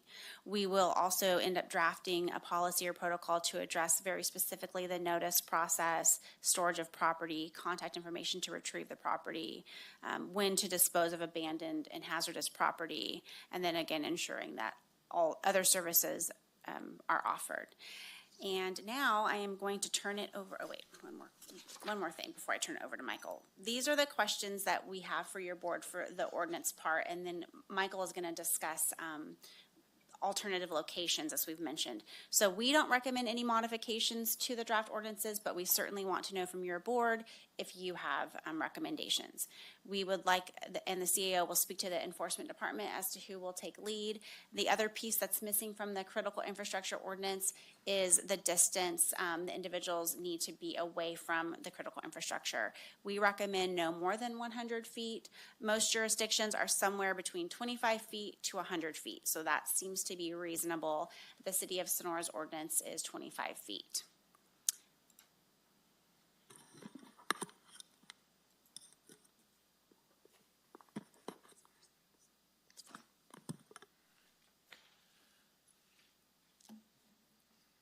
In December of 2022, so a year ago, the Board of Supervisors, your board, approved 9 homeless service priority projects, and one of those was the development of a safe parking program. And in order, as we've heard today, in order for law enforcement to really be able to enforce an ordinance, there has to be a place that we can refer campers to. And a work group made up of members of your homelessness committee advisory team has met multiple times over this last year. And we've had many versions, many drafts, many sort of top shelf kind of plans. But we really need your direction before we come back to you with a more developed policy or program and get your approval for that. So that's the purpose of this next section. Recently, the county was granted $125,000 as a part of the encampment resolution funds for a safe parking program. And we need some more input from you. So direction only. There are no plans developed that we're asking you to approve. We will be talking about some potential county-owned locations, but at this point, it's really just coming to you to say yes or no. And I thought what we could do is I could present the scenario and then have you give a yes or no as individuals, and I can just sort of keep track of that so that we kind of get a barometer read or a compass read on which direction to head as I go back to the Homelessness Committee task force or work group to sort of mature this process quite a bit more. So one of the things that has come up from the Homelessness Committee members who have been a part of this development is that we really need a safe camping and parking program, not just one or the other. And so I would like to know board's opinion on whether or not you're in agreement with that. It is my recommendation that we look at combining camping and parking and develop like a safe stay program that involves both of those elements. So I'd like to hear from each of you, just either a yes or no, or if you have any questions to clarify on that, and we'll sort of be walking through a series of these kinds of questions. Yes, please. Are we done? So now would be great if we can. Yeah. Oh, okay. So I'm just trying to think if we should answer right away or if we should hear from the public first. How about I go through all of the questions and then you Thank can go you. to the public? Yeah, and let's then we can come complete back. the presentation and That'd then be we'll. great. Yeah. All right. So the next question is, should we look at just a 3-month pilot program? And my recommendation to that is yes, we should, because we may not want to approve it after we see it unrolled, or we may see that what we're doing is great and it just needs to be matured or reconnoitered a bit. So the next question is a managed site or open site. Now, this seems like a little bit of a ridiculous question, but there are jurisdictions all around our state that have these two different models. One where there's fully staffed 24/7 on site, and others where it's just an open site. It has some support as a part of the infrastructure of that location, but in general, people come and they go. Would like to remind you that when we were looking at the pallet shelter Safe Stay initiative, the reason that stopped the development of that was the cost of on-site operations. I believe it was about $800,000 a year. We don't have the funding for that. So that would be a question that we can come back to, managed site or open site. Include sanitation, garbage collection, and potable water. The recommendation is yes. I would imagine I know your answer on that as well. Limited hours. Now, a lot of people do, a lot of jurisdictions have different kinds of hours. So some will say from sunset to sunrise, that accounts for the different seasons of the year and how long the daylight really is. Other people do a 7 to 7. Other people have a 24-hour day kind of location where you can be. And there are advantages and disadvantages of both those. My recommendation is that we have limited hours. We can come back. Next one. Acquire property or use county-owned property.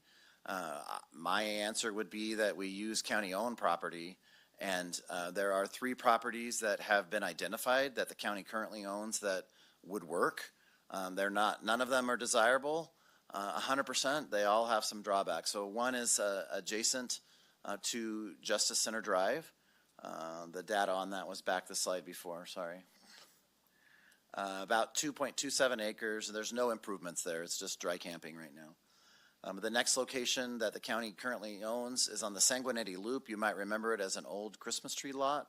It is 0.86 acres, fenced and gated. It's pretty close to some fast food restaurants and shopping and all of that kind of stuff. It would be more visible than maybe some other locations. And then the last one, as you know, the county owns a bunch of acreage. This one parcel is 37 acres down at Jamestown Mine. It's fenced, it's paved, it's far away. Anyway, the county owns it. And there's a bunch of parcels that the county owns in that area, but that's just the one that we have talked about in the past.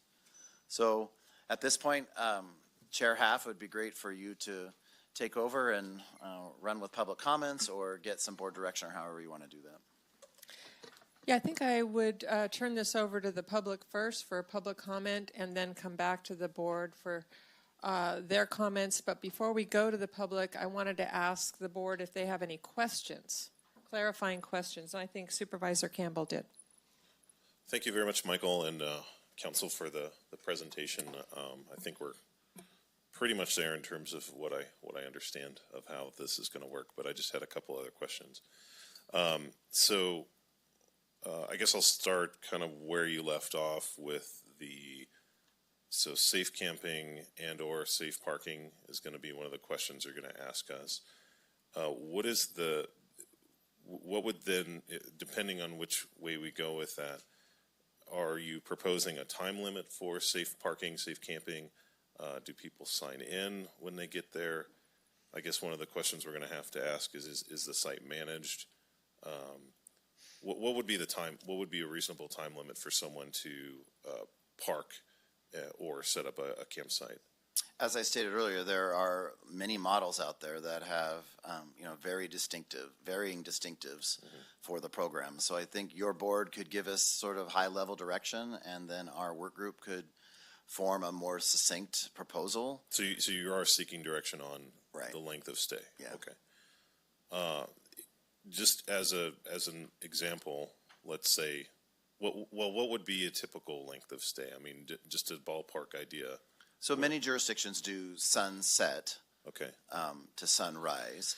And the reason for that is because during the day, there are lots of public spaces where people are allowed to be. And it also prevents people from sort of staking a claim and setting up a whole encampment area or a spot because they know they can only be there for the night, so they have to be able to tear down and get out. And then if they don't, what happens then? That's a part of how the program has to be developed, you know, looking for partners from maybe nonprofit organizations or churches or, you know, looking for future conversation with law enforcement to see what happens. If it's closing at 7 in the morning and people aren't out of there, then what do you do? Yeah, because that's my concern, is that we're setting up a site where folks can set up, you know, a temporary shelter, and then let's say it's a car. Let's say they park the car and the car is working, and then the next day turn the engine and it doesn't work. Okay, so now what is the county going to take their car away? And now that person's in a worse position than they were when they first parked there. How do other jurisdictions resolve those kind of questions? Is kind of what I'm looking at. I don't have an answer for you. Yeah. I can, you know, we can explore the options on how, you know, the what ifs of what happens. But again, this is really meant to support the ordinances that say we're trying to make one part of our community safer for the benefit of the whole community. And so in so doing, we're going to have this place where people who need to can go. And the amount of supportive services that the county has capacity to provide is unknown at this point. And the reality of trying to forge partnerships with some of our current service providers and faith-based organizations is still a possibility that's before us. So. And then the last question is on a managed or open site. So, sorry. Okay. So if it's a managed site, what does that look like? So there's somebody there 24 hours a day manning the gate, letting people in, people sign in, and then unmanaged, it's just open and people. Likely, if it's unmanaged, there would be a time where the gates are open, a time where the gates are closed, looking again with partnerships to help manage that. Okay. But in terms of on-site management, it would only be 24/7 if it's a 24/7 safe stay program. Yeah. And likely your board would have to commit funding for staff because it's very difficult to find funding for that kind of staff position. Okay. And is that typical with some other jurisdictions that have tried this to have it managed or unmanaged? Or is it both? Both. Okay. All right. Thank you. Supervisor Half, could I just add Yes. a little bit more information? I don't think your sorry. thing is Is that turned on. better? Maybe I'm not close enough. Just to make sure something for your board to consider, and we talked about this yesterday, Sarah and I did, that two things. By limiting, if your board chooses to limit the availability of when someone can go in, it could also limit enforcement for some areas. So just keep that in mind, that if you're saying only at night, that if someone is camped somewhere during the day, telling them to move without offering a place will not be able to be enforced. So make sure your board is aware of that. And secondly, when we talk about long time, or like staking your claim or having someone set up for long term, one way that some jurisdictions, when I spoke to my counterparts, they avoid this is they actually say twice a week, you post, you notify, give them the 72 hours notice, you make everyone leave, even if they're camping, and you go in and you do the clean. So you do that clean and clear. Everything that's left behind is essentially disposed of. We work with them to store what they need to because there's an obligation for that. But that is one way to also avoid that staking the claim and being there, is we literally move everyone out, clean it once or twice a week, and then you allow them to come back. So just something for you to think about, that one model where you may limit your ability during the day for enforcement. So make sure you guys are aware of that. Thank you. Supervisor Goldenberg. Thank you. I'm not sure who presented this, whether it was Sarah or perhaps Maria, where there was a discussion that this would only be applicable on county-owned property, but then there was a little portion of it that said the county could act for a private property under some sort. I just wasn't clear on that. So remember, there's two ordinances. One is called the Clean and Clear, and the other one is called the Critical Infrastructure. So the Clean and Clear ordinance is for county-owned property. And if there is an encampment set up on county-owned property, then it allows the enforcement agency to post notice and potentially fine individuals if they're not compliant. If there is an encampment on private property, then that would normally be something that would go through a different process like code compliance.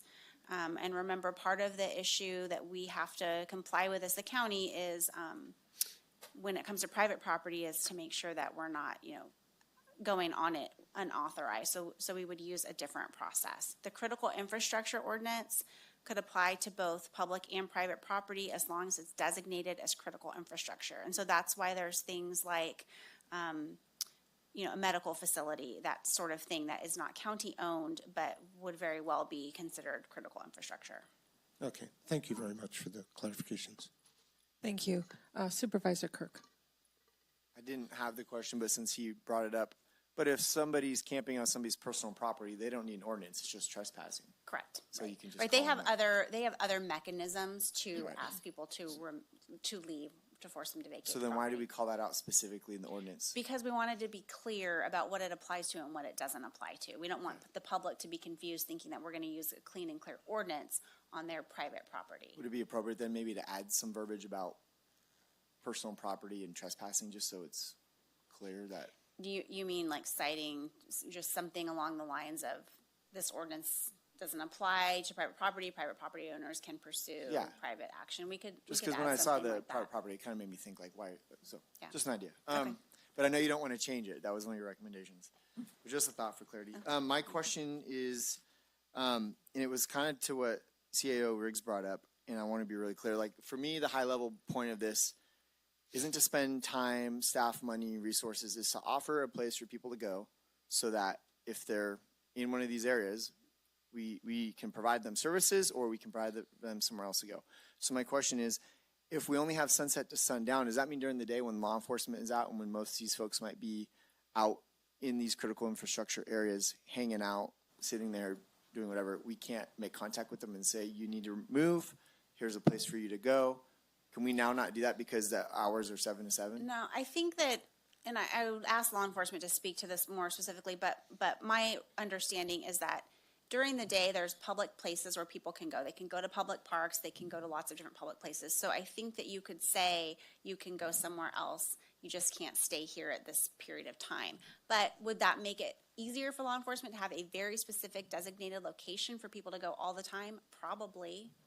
Okay. And again, if they want to speak to that, I would And parks will be invite another them to speak. conversation for another day. Okay.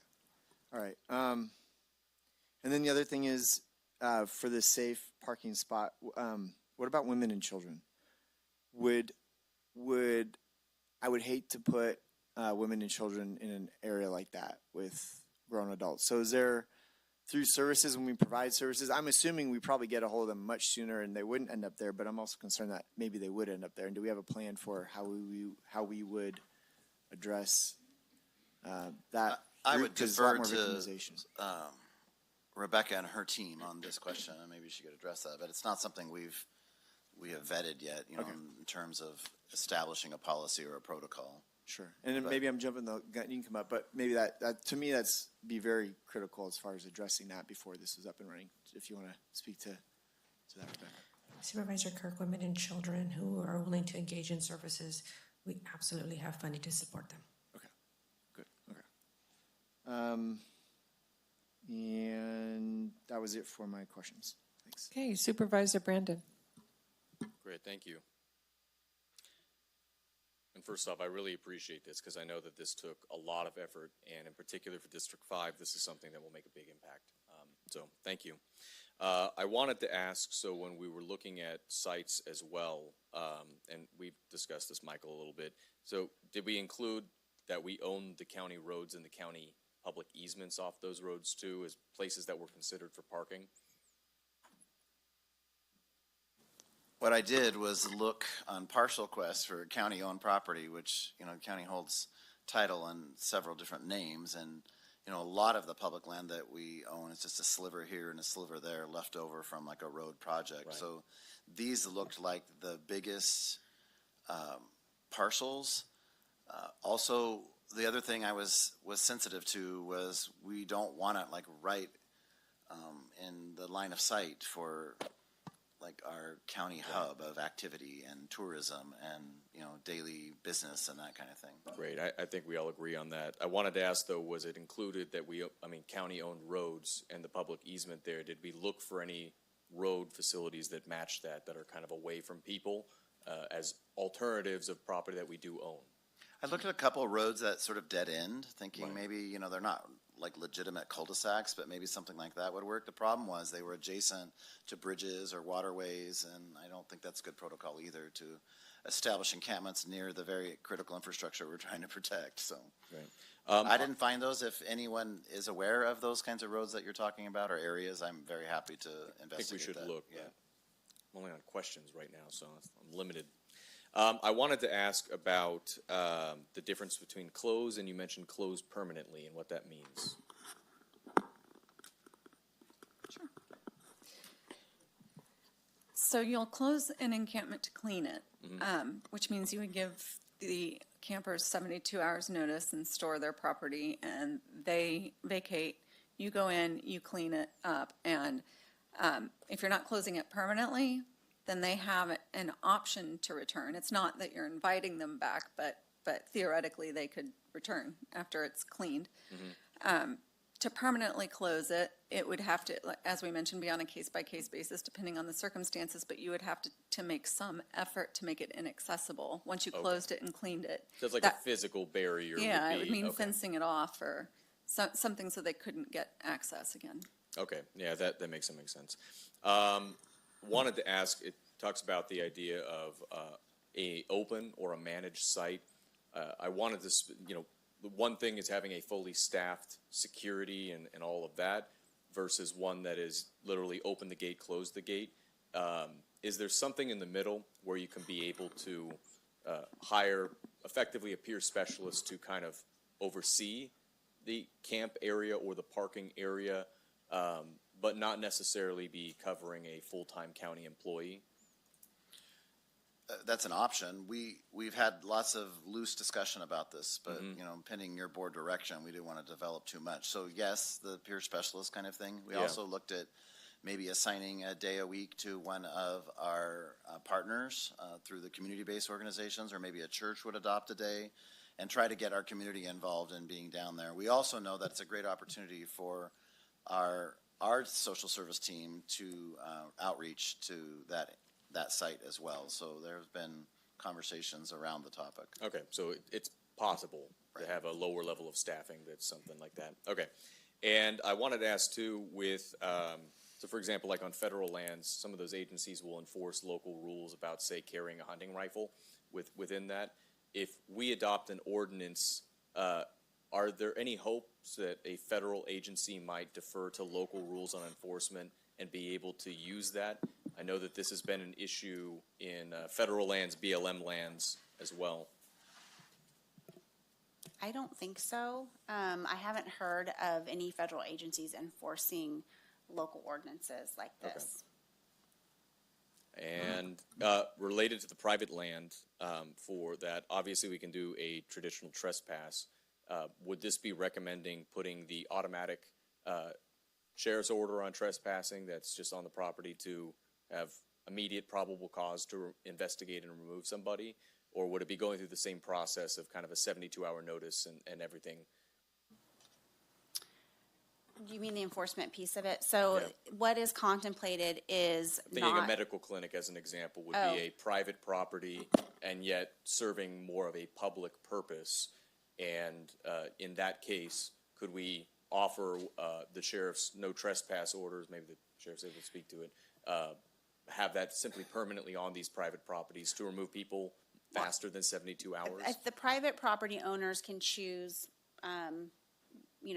what process they'd like to use. But if the county is going to be enforcing from the civil administrative side, we would be complying with the notice provisions, which is the 72 hours, unless there's an immediate reason, and then that is, as soon as possible. Okay. So. And I just had one last question. In looking at a safe parking or a safe stay site, I know that there are rules when it comes to a day use shelter or those types of things with proximity to certain facilities.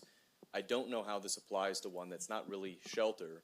It's more of camping or a parking area. I certainly think thinking of families, thinking of kids and residences, it should not be adjacent to that. It should be in an area that's somewhat remote. I wanted to ask, is that a legal requirement for that type of shelter? Does that make sense? Does that make sense? Did that not make sense again? Are you talking about like distance from schools and? To my understanding, yeah, there's a distance requirement for sensitive sites for certain types of day use or drop-in centers. Is that correct? Not that I'm aware of. I know that certain counties have by ordinance adopted rules where you can't have encampments within 500 feet of a school or some such thing. But Okay. apart from other, criminal type restrictions like Megan's Law, that kind of thing, I'm not aware of it. Okay, thank you. I may have been confusing local rules in other areas of the state rule then, so. All right. Okay, I just have two questions. And it's my assumption, so I'm going to check this assumption, that we're trying to align our policies with the cities as much as possible so that we're kind of cohesive there. Is that correct? That was the direction your board gave, and that is what we have attempted to Good. do. And then a clarifying question on businesses. We talk about private property, we talk about public property. I want to know if infrastructure such as roads and sidewalks could be considered, because I'm sensitive to the business community, and if their entrance is blocked by people wanting to camp on the sidewalk or in the street adjacent to where their front door is, we have to have a way to manage that is lawful and that requires them to move. Right. As for businesses, it would be trickier to designate a lot of businesses as critical infrastructure. I mean, I'm suggesting the sidewalks and the roads, not the businesses, but that would help protect the businesses. right. So as we mentioned in the presentation, that like the Americans with Disabilities Act has provisions that require that sidewalks be clear for passersby. So a lot of sidewalks are protected in that way. Okay. You can remove people off of sidewalks if they are obstructing egress and ingress. As for roads, the vehicle code also covers a lot of obstructions in roadways. I don't have all of the code with me right now, but I know that can be addressed through the vehicle code. I just hadn't heard word from the presentation. I wanted to make sure that businesses feel that this is a good thing for them one way or another as well, even though they're not specifically addressed in our critical infrastructure. Right, and just again, as Maria said, the critical infrastructure in Clean and Clear is, we're not trying to, have these ordinances take or replace other laws that are already in effect. Like, that's not the point of these ordinances. So if there are issues that businesses are having, then there may be other legal mechanisms that aren't necessarily covered by these ordinances. But I do think that having these ordinances in place, as long as they can be enforced, which is really to the point Michael has been making, would help in the entire community. Okay, great. And with that, I will open up for the public to come forward, and you have 3 minutes to, say whatever you want to say regarding this. If you have any comments, please come forward. I just have a question. I'm Christina, by the way. So you were saying you wanted to open up lots for homeless to just like stay there? We haven't made any decisions yet. This is a discussion. You were just saying you were wanting to see if you could do that. You'll have to wait until the board has a chance to discuss this amongst ourselves. We can't get together any other time than on a board meeting. So we just asked questions so far. Yeah. So I was wondering if that came into, the future sometime, how do you think in the future how much more homeless would actually be coming up here? Just because they know that, they can get help up here versus, being down in the valley or somewhere else. I mean, I don't know. I was just thinking it might just bring more people up here that, we're already overpopulated with a lot of homeless right now.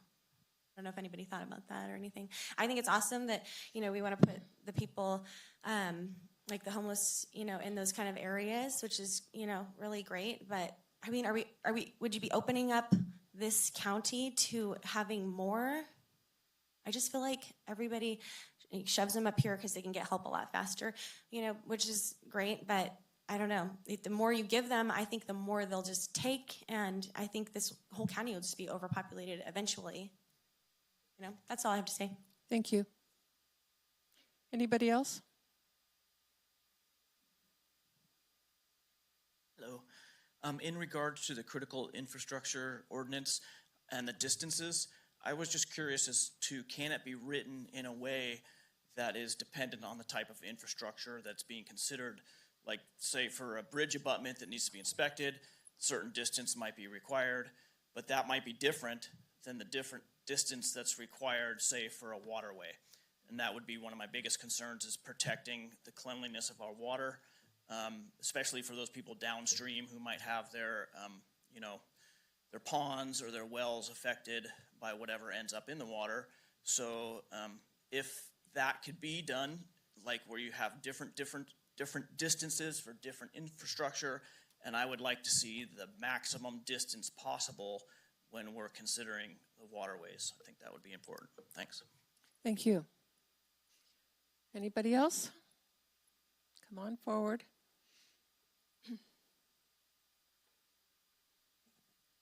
I was just wondering whether this would preclude any nonprofit organization from creating a camping solution at low cost that could then be utilized for this purpose, so that it's not expanding government and county and city resources to do this, but that it would enable perhaps a nonprofit or a combination of nonprofits to provide a service. A lot of these folks do have a little bit of income coming from either federal or state or other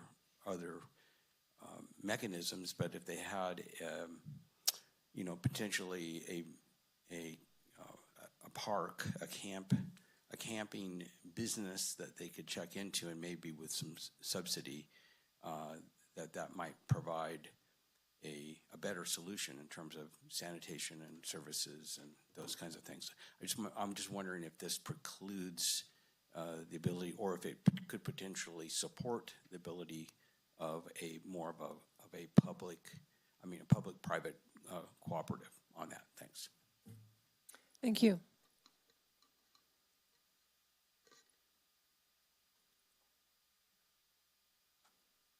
Well, I want to thank Supervisor Half for your comment, because that's one of mine. I object to using the Brown Act really as a weapon against the public and preventing us from speaking. So you've only asked questions. Now you're asking the public to comment, even though this is an agenda item, and preventing any more further robust conversation once you start making your comments, because you're only going to let us comment once. And I've seen many times when we're asked to comment before you do anything, and then you change the whole conversation and it goes down a whole different path. And I object to that. We should be able to have a robust discussion and everybody be able to comment if they have something to say. One of my other concerns is what I haven't heard here is a lot of community-based organizations that want to remain in their own silo and do things that maybe not be consistent with what we should be doing as an entire community. And I think the things that they provide or offer should kind of be included in this plan. Like last night, they provided a holiday dinner down at the Red Church Parish Hall. And one of the things they gave away for free to people who came there were the propane canisters. So I saw those and I had a cow. Like, what are you doing? Well, they need to heat their tent so they can be warm. They need to cook their food. They need to start their whatever. Well, how many fires have we had because someone took their propane canister, hurled it into another fire because they got mad at somebody, and now we have a huge vegetation fire. So I have some objections to why are people handing out tents and tarps and propane canisters and encouraging our community is if it's okay to go out and start illegal encampments and trespass. And, you know, I agree with the state, we need a place where people can go, and they shouldn't be encouraged to go out and do illegal activities and trespassing and all that. So thank you. Thank you. All right, not seeing any other public comment. I'll bring it back to the board for comments. Who wants to start? Get the questions back up. Yeah, that's right, because we have 2 sets of questions to answer. So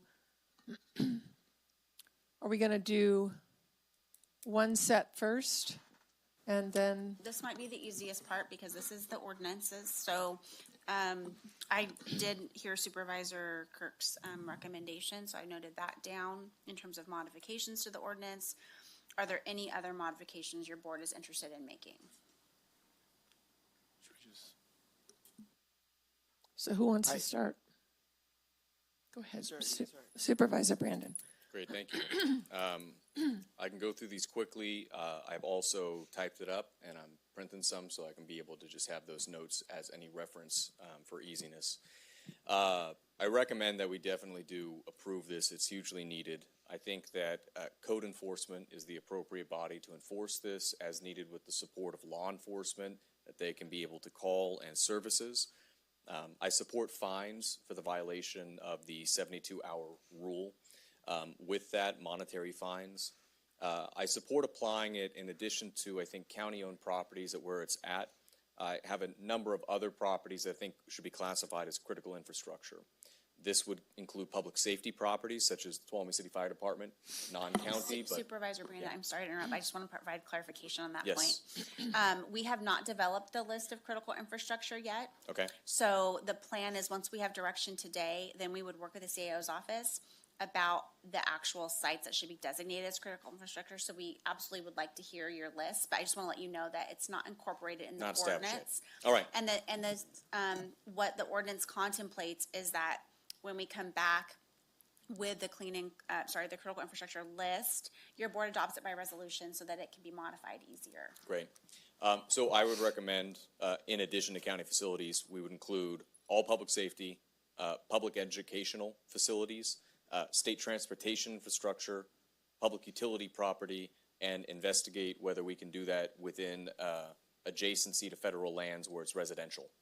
Specifically thinking around the Camp Hope area that's been a particular problem. I wanted to support what Supervisor Half, I think, in the question and is getting at, and thank you, that was a question I meant to ask, that we would include all undesignated county properties and public easements subject to ADA in the Clean and Clear ordinance, which would include sidewalks, Main Street kind of areas, anything that is required for access for those who are disabled. I do think that we need to have a safe parking and safe stay area. I've said this for a while as I think the lowest level, very nominal service and low cost because we need to clear these illegal encampments. And this is a tool that we have to have for that enforcement. So a few things on that. I think we should separate parking and camping purposes. Yeah. I think it should be closed, but for maybe only 2 hours a day. I think we should try to maximize enforcement, though it will need a little bit potentially to be cleaned. I would recommend low-cost services, as you laid out, Michael, kind of the porta-potty type things, the very basic stuff, but it's not an attractive nuisance. That it's an open site over a managed site, unless we're talking about some type of peer specialist that's very low cost, very kind of specific. And I agree with Tom and the gentleman from the audience.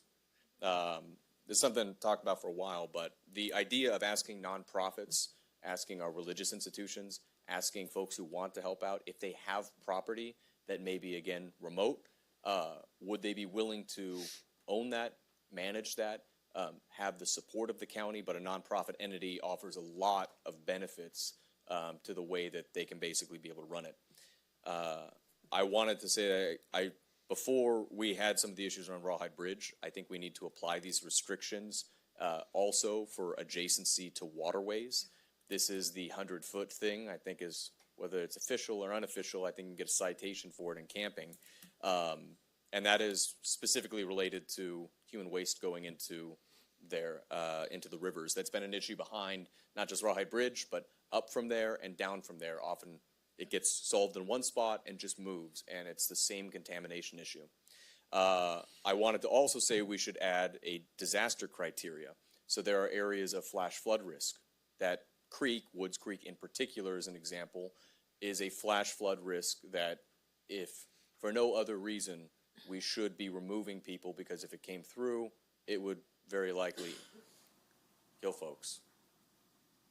And Supervisor Yep. Brandon, to that point, we did include in the ordinance that should there an emergency arise, staff has discretion to go out and immediately notify people to relocate. And I think that sometimes it's better to leave that discretion in the ordinance so that there could be multiple emergencies that would necessitate immediate removal rather than just trying to think of every single potential disaster that could happen. So I think it's already contemplated, it's just not specifically set forth as a flash flood. I do agree on most, I would say, on flash flood, specifically where it's a river, where it's annually happening multiple times a year. That's a case where we may make an exception versus a mudslide or, God forbid, tornadoes again coming into the area. I wanted to recommend that we include what the city of Sonora had for the disposal of contaminated items that are health hazards, so we're not forced to store items that may have a lot of human fecal matter and everything, and all. It is great. And to also apply this to any parcel where a fire is done in an unsafe manner. It is a reality that people are using that, but they're using a camp stove, there's a risk. If they're doing an open fire or in a can, there's a greater risk. If they are doing a campfire, there's a greater risk. Sometimes it may just be a bonfire piled up with fuel around. So I would recommend that if there's a way with this to say that this is the type of fire that we would consider a critical threat, even though we can't enforce it in fire risk areas, we can at least control what type of fire that is and enforce on that. And then the last thing is that I think at every site we have to post tamper-resistant clear metal signage, similar to what the city did. We need to make it very, very straightforward and clear so that it's as defensible as possible. So thank you. I know that's a long list. It's a very complicated ordinance. Thank you. Supervisor Kirk? So I mentioned that recommendation, Sarah, for just the private property.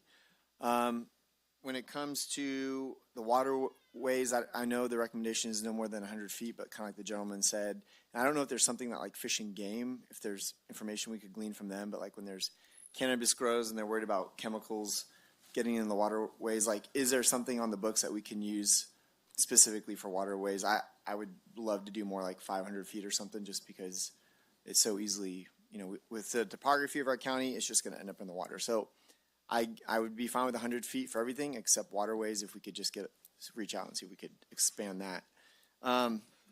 When it comes to, I want to speak real quick about nonprofits. I hear what Supervisor Brandon is saying and some other folks in the audience. And if you've read any of my blogs or heard me speak at all, I'm really big on trying to get the community behind this and get nonprofits involved.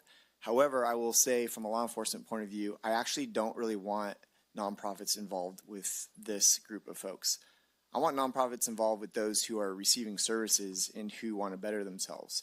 But when we have nonprofits handing out propane tanks and food and sleeping bags to people who don't want to change their lifestyle and who are impeding on making this community unsafe in certain areas, I just simply want to have a contact with them, offer them services to get help, and if they don't, here's a place to go.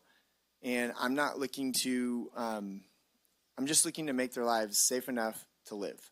But I don't want to embetter them, and I don't want to have nonprofits enabling them. So I hope I'm clear to my colleagues. I want nonprofits involved, but it's on those who want to take accountability.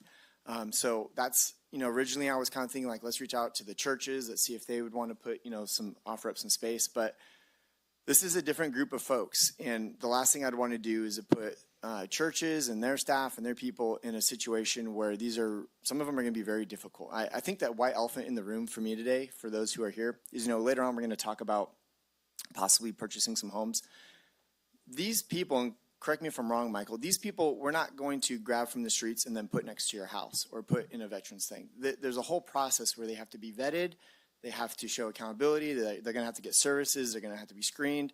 And then they're going to go through a transition program up in Solziville. And then it's going to be a an endeavor to get them to land in a neighborhood. These folks are not there. These folks they're not wanting service. Well, hopefully they'll want services.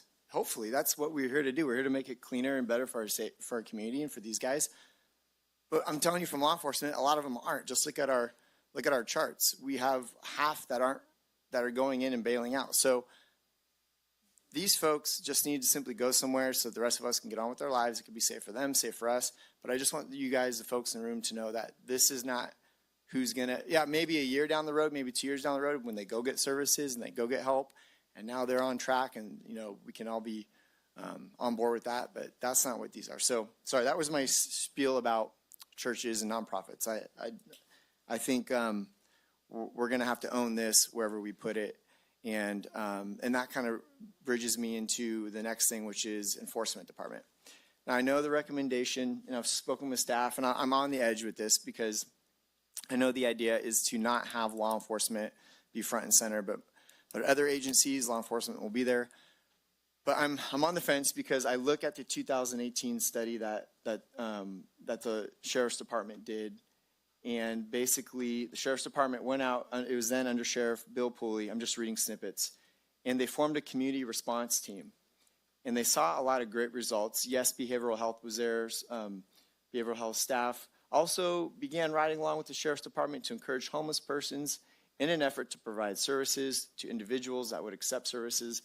I think the point that I'm trying to make, and some people will argue with me, was that this was successful in Jamestown when we had this model, when we had law enforcement leading the way, because whether you're a citizen who's not breaking the law or you're somebody homeless maybe breaking the ordinance, there's a different type of sentiment that comes along when law enforcement is there. When you have people in suits and ties or normal dress people offering services, that's one thing, but when you have law enforcement right there, it kind of heightens the this is serious, here's services, or here's a place to go. So based on what I've seen from the 2018 model, I would personally kind of like to see the Sheriff's Office leading the way. Now, if I'm told that they will be there at the beginning through the end, I could still kind of go along with that. I'm just going off of what I've seen successfully work. And to that point, and again, I'm sorry, this all has to do with the ordinance, but with that 2018 model, there was word that a lot of those people just moved into the city from Jamestown to Sonora City. This has to be discussed, and I've reached out to one or two of the Sonora City Council folks, but I really want this to be a resource, this parking place, so that when Sonora PD comes in contact with folks, they also can say, you have this safe parking place to go. Because as far as I know, they don't have anywhere to really, they have an ordinance, but how are they enforcing it? I don't know. Are they really enforcing it? Because they don't have anywhere to offer. So this is not just a county thing. This is to support the Sonora Police Department and the Sonora City so that they can also use this as a resource. So that's another reason kind of why I want law enforcement leading the charge. Was there anything else there that I missed? She said no. As far as, okay. Okay, Supervisor Campbell. Thank you. Thank you. And so I'll just dive right in. So kind of leaving off or starting where my colleague left off, I am not in favor of this being driven, enforcement being driven from a law enforcement perspective. And there was some talk about fines. I remember Supervisor Brandon brought that up, but you're saying we shouldn't talk about that yet. Or I missed a little bit of that. You can talk about the fine. The fines Okay. are already included in the draft Right. ordinances, so they're in there. So the point I was going to make about, fines and getting law enforcement involved, first of all, you're adding an extra responsibility to a law enforcement agency that's already overtaxed. And frankly, I'd rather, deputies be out catching criminals and making sure the community's safe rather than administering this safe parking site, when I think that could be done just as well, if not better, by code enforcement. So I am more looking at it from that perspective. But in a greater sense, one of the things that frustrates me about how indigent populations homelessness is handled is that we put fines on people, and we put them in jail for these things. And if somebody doesn't have enough money to afford housing, how the heck are they going to pay the fines that the county's leveling on them? So to me, that makes no sense whatsoever to dissuade people from behaving badly when they're in that type of situation. In fact, it could have the opposite effect, where people become hopeless and they just go full on into causing more trouble. So long story short, I think this is it's clearly within the realm of code enforcement rather than law enforcement. Talking about critical infrastructure, you know, my views are consistent with what's written in the ordinance in terms of what that means and the definitions that are outlined. Distance, I think 25 feet is consistent with the city. I know that it's been raised, the idea of expanding that distance when we're talking about waterways. I'm not opposed to that. The one concern I would raise is that if we're making this, I would just worry about making the ordinance overly complex, so that when we are trying to enforce it, we're not sure, okay, is this a 25-foot barrier, is this a 50-foot barrier, and then forcing whoever is the person doing the enforcement to know the difference. I'm worried about it having a negative impact on what the overarching goal is. So I tend to be more in favor of keeping it consistent in 25 feet, but I'm open to more discussion on that. That's all I have to say. Do you have any other recommendations you're looking for? No. Okay, thank you. Thank you. Supervisor Goldenberg. Okay, just would like a clarification. Are we, just additional comments here, are we still going? We're answering the questions. Right, are we still going back to answering the lists of questions? I thought we were going to do a polling thing. We're answering questions on the ordinances, and then we'll move to the safe parking site after that. All right.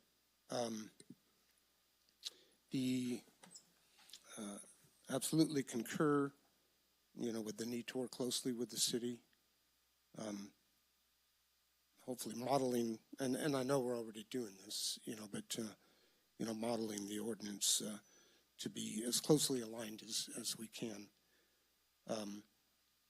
The businesses, yeah, somehow we have to come up with a way. I think it was Supervisor Half brought that up. We need to have a way to, if they're on sidewalks, and I heard ADA as a possible, you know, item, you know, to help facilitate that, but we should look at that further. Excuse me. As far as the nonprofit issue, you know, I think it can work. It's working in other communities, other counties have programs.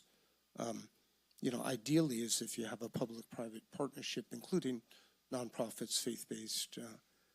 But, you know, and there's some collective efforts going on, you know, in Tuolumne County now, trying to put that together. We had a gentleman speak about that, so, excuse me.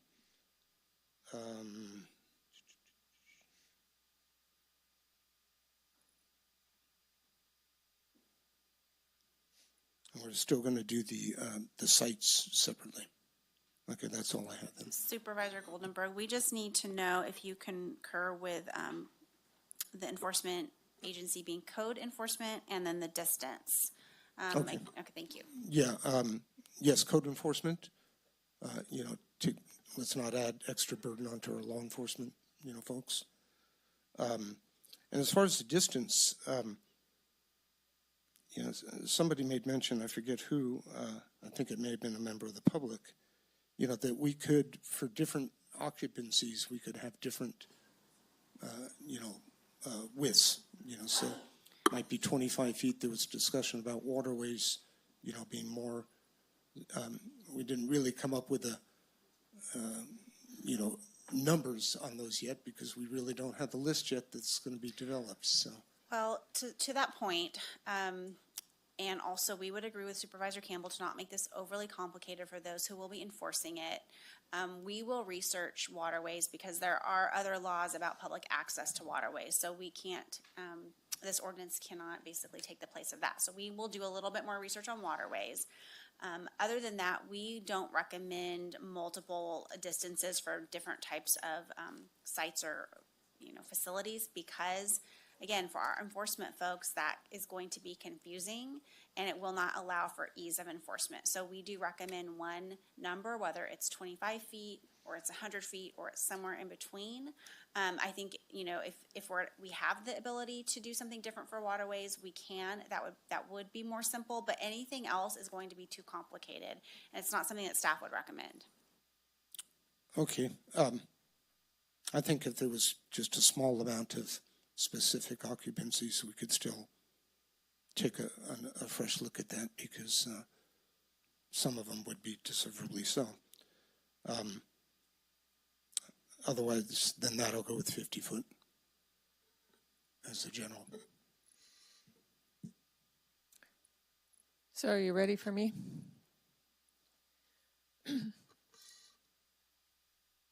So modifications to the draft ordinances, I don't have any. The enforcement department, I think, should be code enforcement. With obviously, like we talked about, it would be a whole team approach. Law enforcement would be involved in certain circumstances.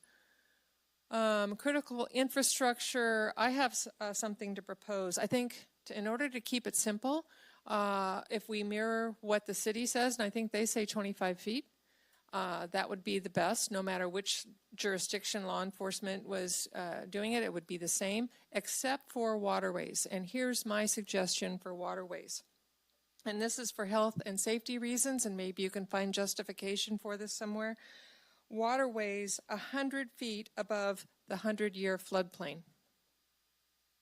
So it's not wherever the water's edge happens to be in any one given moment, because that fluctuates. It would be 100 feet from the 100-year floodplain demarcation. Okay, we will, like I said, research that. And then the other thing that we want to make sure, because I've heard different things on the distance, other than waterways, we have 100 feet, 2 for 100 feet, 3. So it looks like we have a majority for 100 feet because otherwise it's 50 feet or it's 25 feet. So, or I'm sorry, no, I've got 2. I've got 2 for 100 feet for everything. So we still need to have some consensus because we have to include it in the ordinance. So I have supervisors Brandon and Kirk at 100. I'd go with her recommendation. Okay, so. I'm fine with that as well. Okay, great. Okay, so then I think we have our questions answered and we will turn it over to Michael. Is there any way someone can speak about 500 feet? Because in LA, everything is 500 feet. I'm sorry, this is not open for public discussion right now. We've got a lot more questions that we've got to answer from this presentation. There's not a time where we can talk about that at all? Not right now. So the first question up that I would like direction on, and again, this could just be high-level general direction, we'll obviously be coming back to you, is a combined program or just a parking or just a camping? I guess there are sort of 3 options here. So thoughts, please, on that? We're going to start with Supervisor Goldenberg. Combined. Supervisor Campbell. I concur with Supervisor Goldenberg. Supervisor Kirk? Combined? I think that they should be separate and very, very quickly. The reason being, with an encampment, those are longer term. It's very hard. You have to clean in and around it as you go in. With vehicles, you do not want it to be filled up with non-op. And so if you close it down, you're able to clean that and move that. I just want to say that I think it makes sense. They also can be in different locations. You wouldn't have a safe parking along a type of roadway or something with, anyway, I think they need to be separate. Okay, and I'm going to chime in just to see if anybody wants to change their vote. I agree that they should be 2 separate places. I feel that they should not incur any general fund money whatsoever. We have and we have specific locations. We have that old Christmas tree lot that's almost an acre that is fenced and gated. That would be perfect for the safe parking where you could open it when it gets dark and then close it sometime after dusk. You know, you'd have winter hours, you'd have summer hours. but it would be open for nighttime parking, and then people would vacate and it would be closed. And then likewise, we have another site on the Justice Center that's over 2 acres that could be used for camping. I'm really not in favor of managing either, so they would have to be on a pilot project to see how we could do and what we could do with that. So I'm in favor of 2 different sites, and then with the provision that the camping program would be open for all hours where law enforcement could refer them so that they could not stay wherever they are not supposed to be. And then we have some time, like the CAO was suggesting, once or twice a week that the area is cleared. People have to leave so that it can be cleaned and it can be sanitary. So those are my recommendations. Just wanting to see if anybody has any. I'll kind of comment on that Sure. if we can kind of. Your comment about not expending general fund dollars, I agree with completely. And I would say I'm coming at it from the perspective of that. That's why I'm more in favor of having a unified, combined project, because when you have 2, you're doubling everything. You're doubling the amount of oversight. You're doubling the real and perceived impacts to the community that, can cause, we've had roomfuls of people here opposed to all manner of housing project type. And this would certainly be one. We would certainly have people. And so you're going to have double the number of people upset about it. And to me, you can have one that, to me, it's whether it's safe parking or safe camping, it's the same problem. It's just whether or not it's a car. So I guess I don't see as big of a distinction between those 2 elements. And the overarching goal is that we're trying to provide a location for people who have nowhere else to go.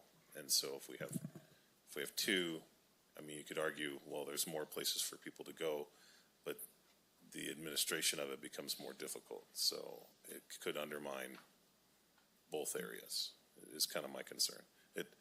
Long story short, it's the simplicity of having one site, even if it's smaller overall than having 2. Supervisor Goldenberg.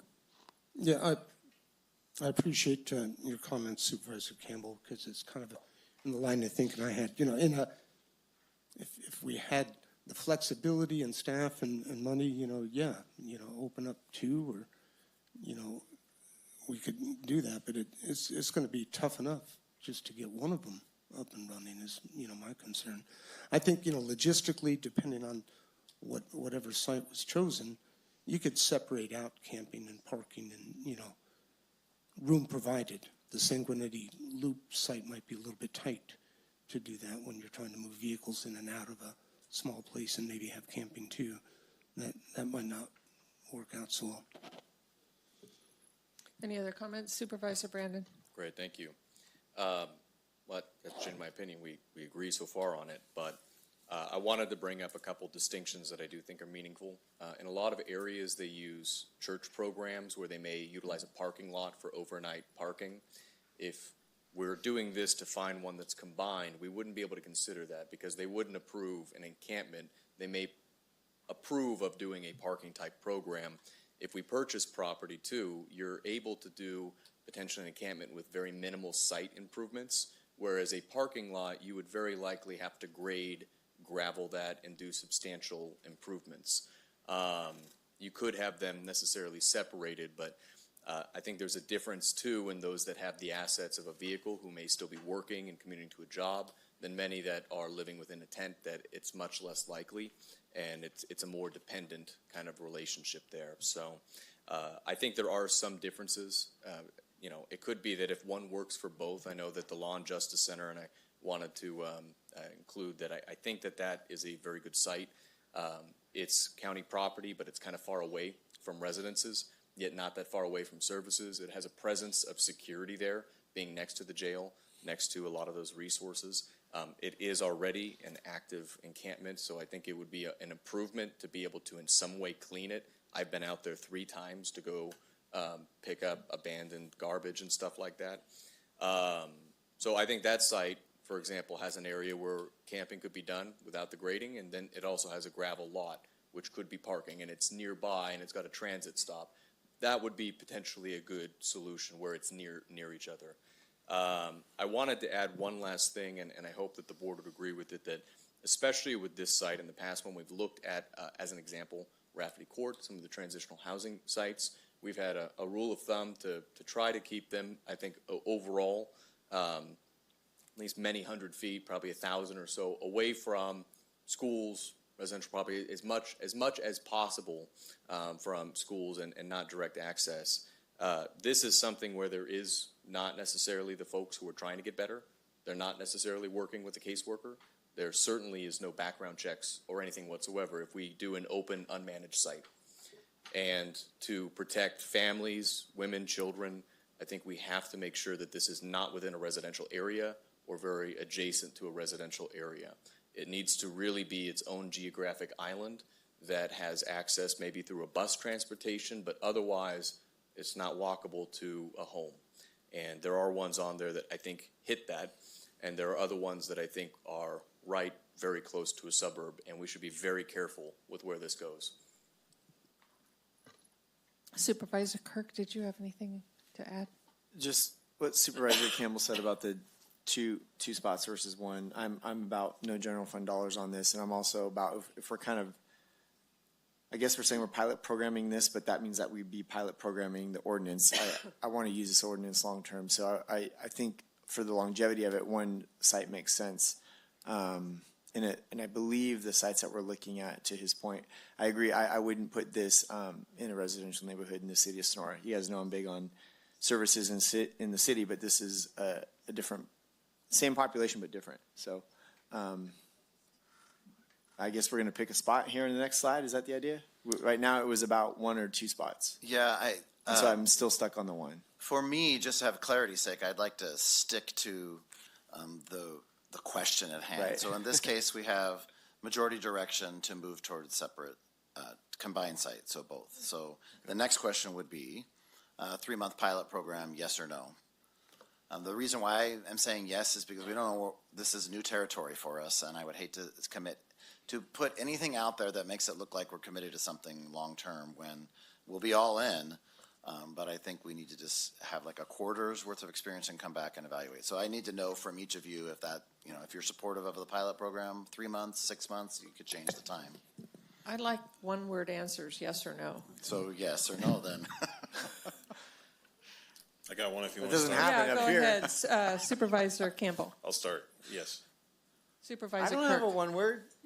Yes, One word. yes to the location, but no to the ordinance. The ordinance for me is not a pilot program. This is just about the safe stay, well, in this case, the space. safe So stay. the space, okay. Yeah. Because let's make that clear. Okay. Yeah. So what's your answer? Yes for the space for 3 months. Supervisor Brandon. Clarifying question, that means 3 months, it's not over, it comes back to review Right. progress and what's happened. Yes. Yes. Okay. Supervisor Goldenberg. I can't do a one word either. I'd be more in favor of 6 months because I think 3 months is just a little short, to be able to get enough data to, really show by the time you get it up and running, because it's going to, have a ramp up. Okay. And my answer is yes. We can always extend it, right? Yeah, that was my thought. If at the end of 3 months it's working well, we can do for another 6 months after Right. that. And then Okay, are there other questions? Sorry to cut you off. But Yes, a few more. Okay. Managed site or open site? So are we talking about both? Well, we're talking about Are you one. recommending an open site or a managed site, giving direction on that? I should have been Staff more patient. recommendation is open site. Supervisor Kirk. Open site, we're just having them move somewhere else. We're not managing them on the street, so just a spot for them to go. It's a pilot program. Supervisor Brandon. I would prefer on-site, resident, peer specialist manager, something like that, that is very low cost, Other than that, open site. Supervisor Campbell. I was confused by that. Those sort antithetical to them. I mean, if it's Managed or not, yeah, is basically the question. well, but that answer was That was his Okay. answer. I can clarify. yeah. Well, because it sounded like you said you wanted management on the site, but then you said open site. So, as an example, when talked about with the Harvard Mine site, there was discussions of security, on-site meeting rooms, and social workers that are there staffing it. That was some of the stuff that drove the cost up. That's different than, for example, having within a mobile home park a manager that gets a facility to live in, and yet they're not necessarily trained county staff. It's more somebody to just maintain order. That's still managed. Yeah, I think that's still managed. I understand, but it's not managed in the way that we're presenting it here. Okay. So I'm in favor of, this is probably the hardest question, I think, of all of them. I see the staff recommendation as an open site. Just a clarifying question real briefly. Is that partially, do we open, is the county at greater liability, say, if it's a managed site? For if there's somebody's injured, somebody falls, or, you know, there's property damage, anything that happens. I just need a little more clarification about what are the advantages and disadvantages to either option. I can only answer the liability question, and I think if it's county property, the county has some potential liability, and we would look at each instance Whether or to not it's determine- open or managed? Right. Okay. Okay, so I have to come down on the side of having it be a managed site. I think we need to have someone there at least to provide basic management, closing the gate, opening the gate, keeping track of who's coming in, who's coming out. I think that's the you know, because kind of what, and the reason I sort of asked Supervisor Brennan to clarify is what he was describing was more in line with what I was thinking, that somebody would live on site. The only difference is I interpret that as a managed site, that somebody would be there, whether we partner with a nonprofit.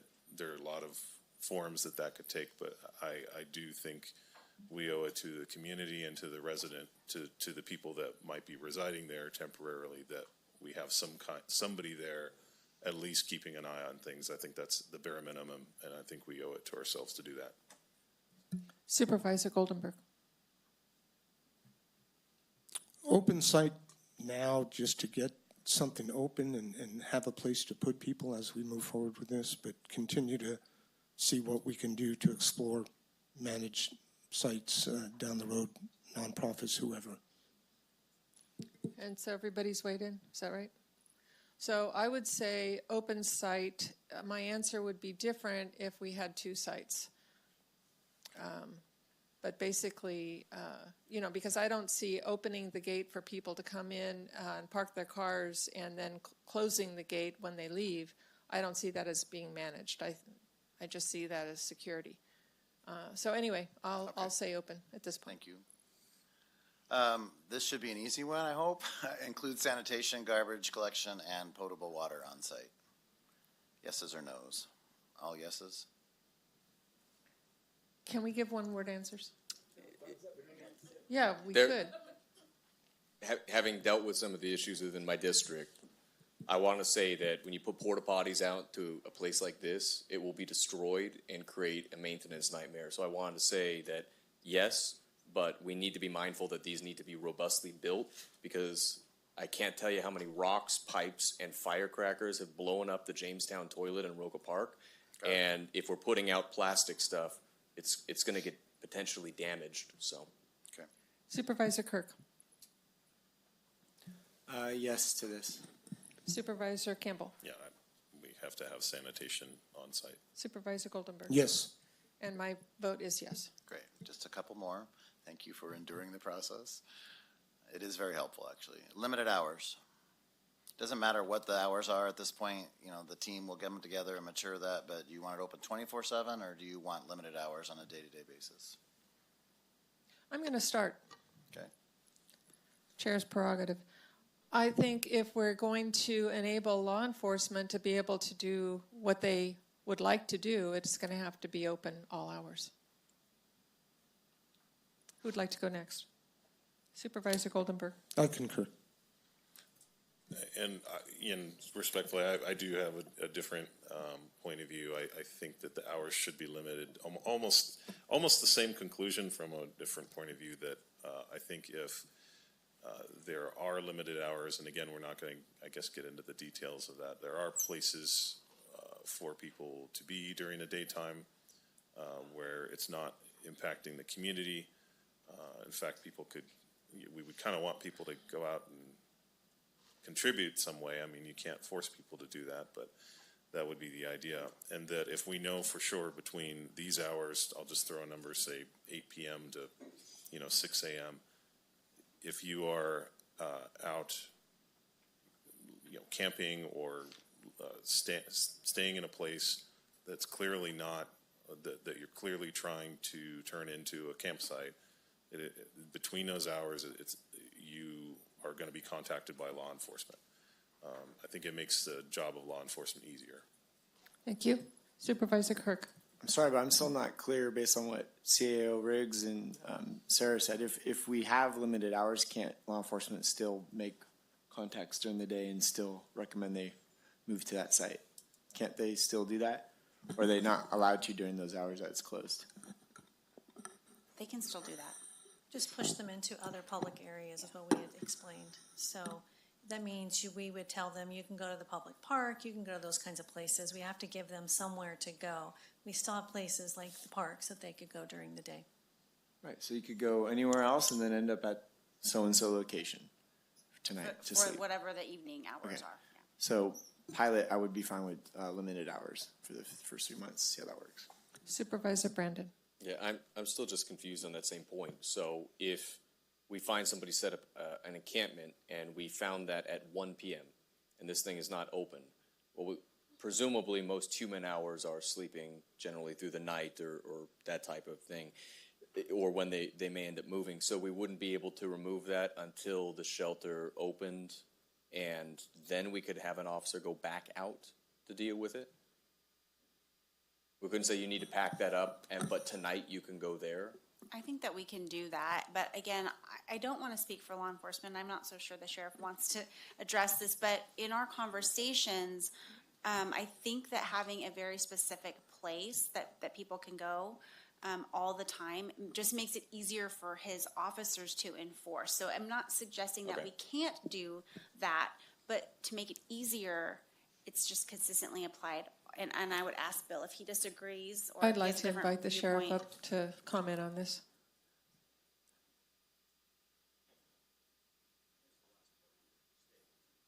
Well, my understanding in our conversations was that if they had one place that they could always go, it's just easier for enforcement for your deputies to be able to tell people to go to a certain location at any time. Correct. So if we come in contact with someone during the day, we can ask them to move along based on this ordinance. And if you can't force a person to, it's not illegal to sleep in the park. You can ask them to leave if it's part of your infrastructure, but you must have a place for them to go and stay. So, does that answer your question? Thank you. So I support mostly full hours, obviously cleaning or anything we need to do. Yeah, and I'll change my vote on that to support. Make it easier for the deputies. Okay, is that the last Sorry. question? No. So, Okay. So I did want to sort of come to the defense of churches because we have met with faith-based organizations multiple times in this last year. And one of the questions that was posed was as a result of the work group who's been working on the safe parking program was, are any of you willing to open up your facilities? And oddly for me, I was surprised at their answer, and I shouldn't have been because I should know based on my past experience. Churches have programming well into the nighttime hours. They have youth like sleepovers, they have youth group meetings, they have Bible studies, they have worship rehearsals, and it's most of those all take place, in the evenings. And so it wasn't that the leaders of these faith-based organizations weren't sympathetic or didn't want to jump in and support a program, But it's just that it's not going to work on their facility because they're using their facility most every day of the week. And it doesn't work. The other thing that was decided as a group is it doesn't work to say on Monday night you can go here, and on Tuesday night you can go here, and on Wednesday night you can go here. We need a central place. So with that in mind, the prevailing question is your board's direction to move toward currently owned county property or to try to investigate available properties and buy other parcels? So county owned is what staff is recommending. I have a clarifying question on that. It's about the fund availability. To my understanding, we have $125,000 for a lot of this. So if we were to say, let's go acquire a property, are any of the funds available currently regarding homeless services available to be used for that? The $125,000 is really meant to be for a safe parking program. It could be for acquisition. Likely, we're going to need that money to set up the program and infrastructure. So is any of the other funding available to acquire property? Oh, in addition to the $125,000? PLHA, HHAP, ESG, the encampment resolution, any of those that we have that we can use that's not obligated already? I mean, likely you could apply for future grants, but the grants that have been applied for and approved currently were approved for very specific things and not safe parking. The other thing just want to weigh in is, as a participant in both the state working group and ad hoc committees, is the state is moving more and more. That's why that grant that Michael just got, encampment resolution funds, they don't want to fund encampments. That's why they're putting money out for housing. So that's why we get very limited. The $125,000, we felt like we were lucky to get them to give us any. So just want to make sure your board is aware that they are limiting the availability of funding for encampments at all because they want people in housing. And we all know the difficulties and the complexities with that. But I just want to make sure your board is aware of that other part from the state, the pressure that we're getting and how we utilize the funding that we get. But we do have 125. Some of that will have to be used to, for example, if we use the area down by the courthouse, we need to do some fuels reduction, probably some grading, bring some more gravel in, make sure it's not muddy. So some of that will be spent on that. I just want to make sure that we're putting that out there. Once we expend that 125, we don't have anything else for encampments. And so not that we can't apply, but it is in limited supply because they don't want us doing those. So I would recommend the Law and Justice site as far as county owned. I do think we should look at acquiring private property, and I think we should review PLHA funding. It was made clear when we approved it that that was flexible and that we can review the 5-year strategy. I would like to see that for exactly the cost the CAO has laid out for improvements or potential acquisition if we choose another one. Thank you. Supervisor Kirk. So what's your answer on the question about county-owned property? Yes. Yes, we should use it, or we should pursue others? Yes. If it's the Law and Justice Center, then yes, I think that's a good site that makes sense. So we not blanket to any county property we own, regardless of what the property's characteristics are. Is that in another slide? What specific property? 3 different properties, yeah. Okay, so let's go back because we just got to answer the first question. So the first question is. Can we combine these questions? Let's combine them. What are the last 3? I'm sorry to interrupt you, Supervisor Kirk. What are the last 3 questions? It's regarding potential properties. So one, Jamestown Mine, the other, Sanguinetti Loop, and the last Justice Center Drive. And those are the final questions? Yeah. Okay, so it's yes or no, and then which property? Yeah. Okay, and I think Supervisor Brandon answered that for you, correct? Okay, so I'm sorry, Supervisor Kirk, go ahead. So acquire property, no, I want to do county-owned. No on Justice Center because we're going to suck up all that money, probably moving dirt. If we're all big about not using general funds, I want the $120,000 to be stretched forever to do the basics. So I would, can you go to where's the tree one? Sanguinetti Loop. Sanguinetti Loop. The reason why I'm looking at that is because it's still close to services, it's not close to residents, and it just, for me, makes sense as far as, I think it's already got a fence, it's ready to go, is that correct? Yep. The one caveat I would say to that, and I know we didn't necessarily do this with the city, and we'll get into that later when we get to the 3 properties that we're going to discuss, I wouldn't mind reaching out to the city to get their input as far as that location. it wouldn't change my vote, but I would like to get some feedback from them, maybe some recommendations on how to make that an appropriate site. So, Thank you. Supervisor Campbell. Yeah, it's a struggle. Well, I'm not enamored of the idea of the Law and Justice Center property. I've been out there. It's very uneven. It's really only suitable for camping, and even not that. I mean, there's drainage issues. I've been out there during the weather. Really, the only two viable options that we could, if we had, to do this tomorrow, would be the Sanguinetti Loop or the Jamestown property. Well, it's not really Jamestown, the High School Road property, because they're both flat and they both have some modicum of pavement, and they either are or could be fenced. I think the center of most of the poverty and the people that need these kind of services is closer to the city of Sonora. That's where the majority of our population lives. You even have some, camps that are right in that general area of the Sanguinetti Loop. So I would place that as probably my first choice, and then the second choice would be the Harvard Mine site area. The big downside to that one is you would pretty much have to drive out there. You would have to have some kind of reliable transit out there, because it really is in the middle of nowhere, which I don't know, for some people, the fact that it's in the middle of nowhere might be a bigger selling point. But I think if we're talking about people who have limited accessibility to transportation, that's a big downside. So I would probably place Sanguinetti Loop number 1, High School Road number 2. Supervisor Goldenberg. On the Law and Justice site, earlier there was discussion about a gravel area that's existing. Is that correct? And roughly how? It's undeveloped. Yeah. For the Law and Justice Center Drive, county-owned property, that is, there's some parts that have been graded, but there's no gravel. There's nothing been rocked and rolled. Okay. I'm speaking to, as you drive in, the left has the encampment area. Sorry, I figured it'd be helpful.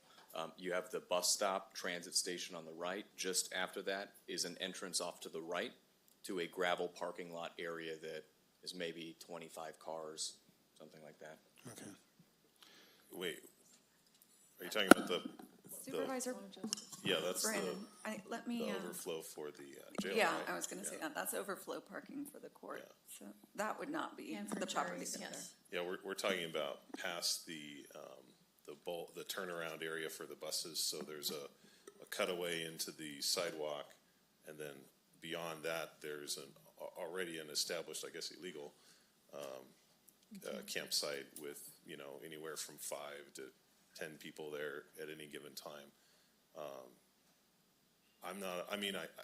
There are places where I guess you could park out there, but there's certainly no flat paved area existing in that area that I know of where you could park. All right. Well, I'd say Sanguinetti first, Law and Justice second. I'm just concerned about the size of Sanguinetti still. Yeah. And what we could fit in there. I just don't want to see us setting up something and go, we can only get a dozen people or something. That'd be kind of counterproductive. Could we speak to that question? Because I actually have the same question. So if we were talking, I don't know, would it be 50-50 cars and tent sites, or how would you apportion that? And what's the total number of people you envision that could use that as a temporary site?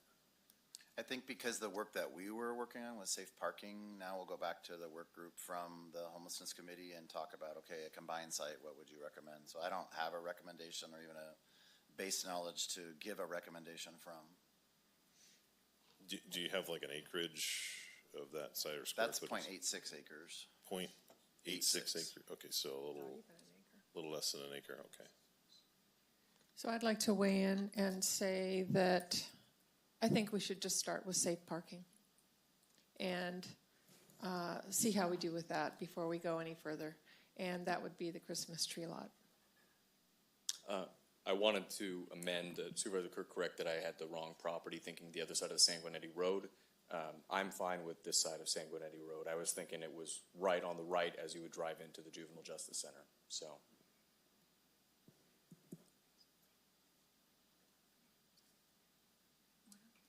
Okay. So that concludes your questions? Yes. I'd like to just kind of move on if that's all right, unless there's something material that we still need to discuss. No, I'll talk to Sarah. Okay, because we've got some things to talk about before we can close for lunch here. I want to tell people that are in the audience that may be here for items number 21, 22, or 23 for the different properties. We will address those after our 1:30 appointment. When we come back, we'll have a 1:30 appointment. But the thing that really bothers me is that we've had some folks waiting for their 10:30 appointment, and they've driven from Sacramento. So I want to know what the board's pleasure is. Do we hear that item today? And if so, when? It's on the Community Facilities District. Or do we spend extra money to bring them back for a later date in hopefully January 2024? We need to decide that before going to lunch. It's the 10:30 appointment that we have. It's been a long morning already, and we haven't gotten very far in our agenda. Anybody can go first. I'm comfortable moving ahead on it today. Moving ahead on it when? You mean right now? Well, we're going to have closed session I see. during lunch. And so we're taking part of our lunch to do that. We've got a 1:30 appointment, and then I'd like to be able to tell the people that are in the audience that have been here all morning when they should come back, when we're going to address the property items 21, 22, and 23. I want to say I would be okay with us continuing into that item. Maybe it's unorthodox, but to that point, they've been here for quite a while, and it's confusing to read our agendas as it kind of is. To be able to hear public comment on those items in case they are not able to return, and then we can bring back those items after lunch, if that makes sense. Which items are you talking about? That related to the housing items 21, 22, and 23. We can be able to open public comment so they may speak if they don't come back. We can then table that and come back to the item later. We don't have time to do that before lunch because that will bite into our lunch, no pun intended. Right. And we won't have time to discuss our closed sessions items. So we're really scrunched right now. That's what I'm trying to point out. Do you have any opinions, Supervisor Kirk? I mean, it's lose-lose either way. I feel like I get the CFD conversation. I think we should have that, but I think our neighbors in our community should come first. So I think we should do them first and then the CFD conversation later in the day. But since they're here all the way from Sacramento, I'd rather pay them more today than more another day to come back, if that's an option. Okay. And Sorry. Supervisor Campbell? Well, I'm comfortable either way. I would rather have the CFD discussion. I feel we could, I mean, my sense could be wrong, but I feel we could get through that fairly efficiently, whereas the discussion about the properties could take more time. Right. Supervisor Goldenberg. Do we have an idea of how much this is costing to bring them down here? It's an I don't hourly know off the rate. top of my head an hourly rate, but there are a financial group that we use, consulting group for, Thank you. So we've already racked up a bill today without having heard them yet. I'd be in favor of just postponing until after the first of the year. I do want to make sure the board understands the timing on this as well with the CFD, that we have a couple of developments that we need to have the fair share before they can open, and we still have an extended period of time after you make decisions before that will go into place. So I just want to make sure, this is why staff has been trying to push these, and I understand, but I want to make sure your board is aware by pushing it out another month that we're likely not going to meet the timeline that one of those developers will need in order to open later in the year. Which developer would that be? Under Canvas. They're set to open October? I heard that sometime in the fall. It could take up to a year to set this up, so 6 months to a year, depending on how quickly we're able to move. I just want to make sure we tell you that so you're not surprised by that later by pushing it out another month. You know, if we make them wait and we hear them today, it will be a lot later today because we've got a lot of public comment that I think will happen regarding our properties. So I'm in favor of inviting them back and cutting our losses for today because they'll spend an inordinate amount of time here waiting today. And I don't think that's fair to them either. Can I ask the ma'am, because either way she's going to come, if she comes back it's going to be money, if she stays it's going to be money. Would you like to get a Deo gift card and have some coffee and hang out? And, I have an Airbnb if you need somewhere to stay tonight. Understand, I think my point would be what Tracy just brought up. Sure. It's a matter of time. I'm happy to come back. That's not an issue at all. I think my big concern would simply be whether this is going to delay the overall process. So we may need to make a commitment to, if we're going to delay till January, I would probably want a commitment from the board that we would be providing concrete direction and actually taking some action instead of, because we had planned to come back in January anyway. But maybe we can condense the item and actually take some concrete action in January so that we aren't delaying the process further by bringing the item back. So that would be my big concern with the timing, is delaying the development. So the January 9th, our first meeting, is 3 weeks out. Is that going to make that big of a difference? I need to look at that agenda and just see if we can fit this conversation on it. Yeah, but I'll know later when Heather and I can sit down and look at what's already on that agenda. So if I could jump in just real briefly. So we're not done with this yet. We're done. Okay. Yeah, we're done. All right. So the next appointment's at 10:30. I mean, if we're going to be back from lunch at 1 o'clock, 1:30. Okay. Do we expect this to take longer than Yes. 20, half an hour, minutes? Yeah, the CFD has never been an easy subject for this board. I expect robust discussion, and I don't want to cut it short. If we have an hour-long discussion, then that would put us into the 2:30, 3 o'clock hour. We still have a 1:30 appointment as well. Right, and then we would get to the 1:30 appointment, which probably shouldn't take long, and then we would have the discussion about the properties. So we would be in the 4 o'clock area, probably. Yeah, I'm not willing to entertain that. You are, it sounds like. Okay. Yeah, I'm Okay, willing that's what I want to know. to stick So around, let's get it done. But So I'm willing to also have it today. I think the timeline is reasonable. But like I said, for the ones who cannot return later, there's only a handful of people in the audience. I think we should be able to hear them out on those items first because they've been waiting. And I know we're under a time crunch. I think it would be about probably 10 minutes. Okay, you've made that suggestion before, and Supervisor Kirk and I believe both. I expressed that we don't have the time for that kind of discussion right now. Yeah. Because of other obligations we have for closed session during our lunch in order to make this work. So. Right, that's why I'm trying to get the 1:30 to be seen first. So if we can have her go after the 1:30, then that's what I would like to do regarding the CFD. And so what time do we tell the people that have been in the audience all day today to come back? 1:30 appointment, right?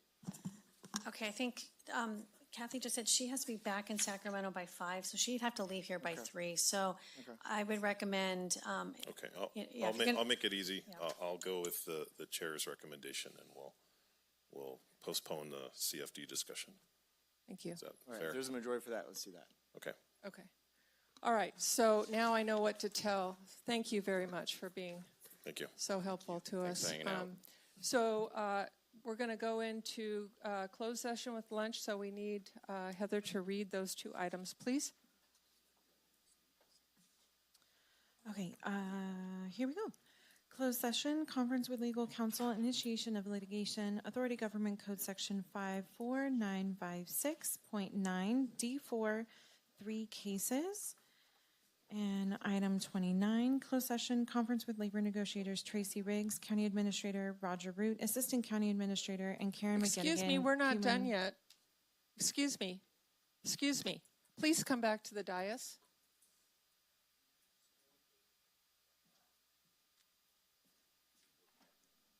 Go ahead. Okay.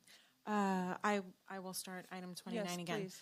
Closed session, conference with labor negotiators, Tracy Riggs, County Administrator Roger Root, Assistant County Administrator, and Karen McGettigan, Human Resources Director / Risk Manager.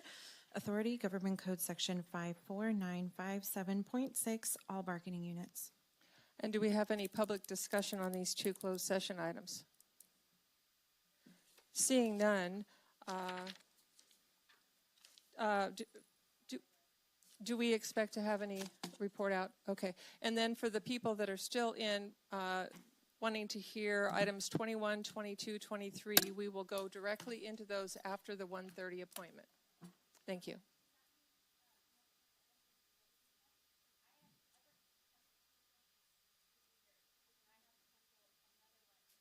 I'm sorry. Yeah, I'm sorry. The 1:30 has to come first. 'Cause it's an Supervisor Huff, appointment. that one should be short. It's really a matter of just like policy more than anything Yeah, else. it's a So blanket approval, so it'll happen right after 1:30. I'm sorry. Sorry.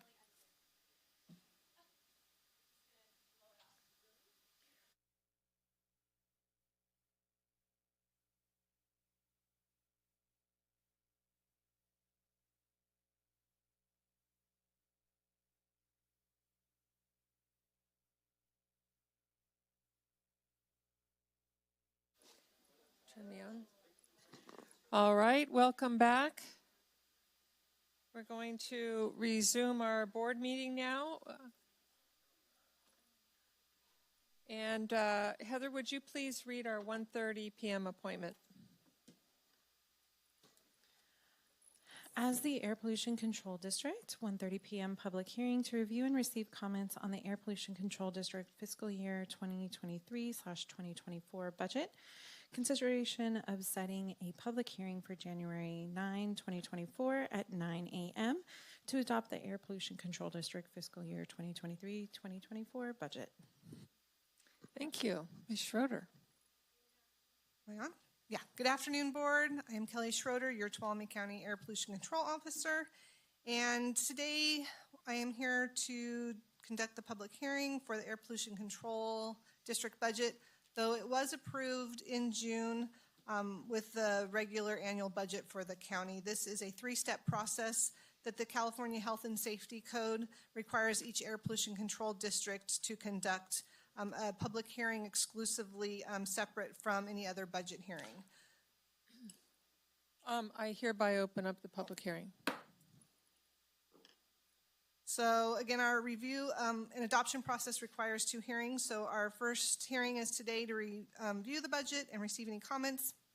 And the second hearing, which we have scheduled for January 9th at 9 a.m., will be to adopt the budget. So a summary of our budget is that for this year, we have a $241,635 increase than the previous fiscal year of 22-23. We received our wood smoke grant program this year, which had been on a one-year hiatus. And we also moved some Carl Moyer revenue from our trust fund account into our operating budget for this year. Thus, we had a little bit of an increase in our revenues this year from last year.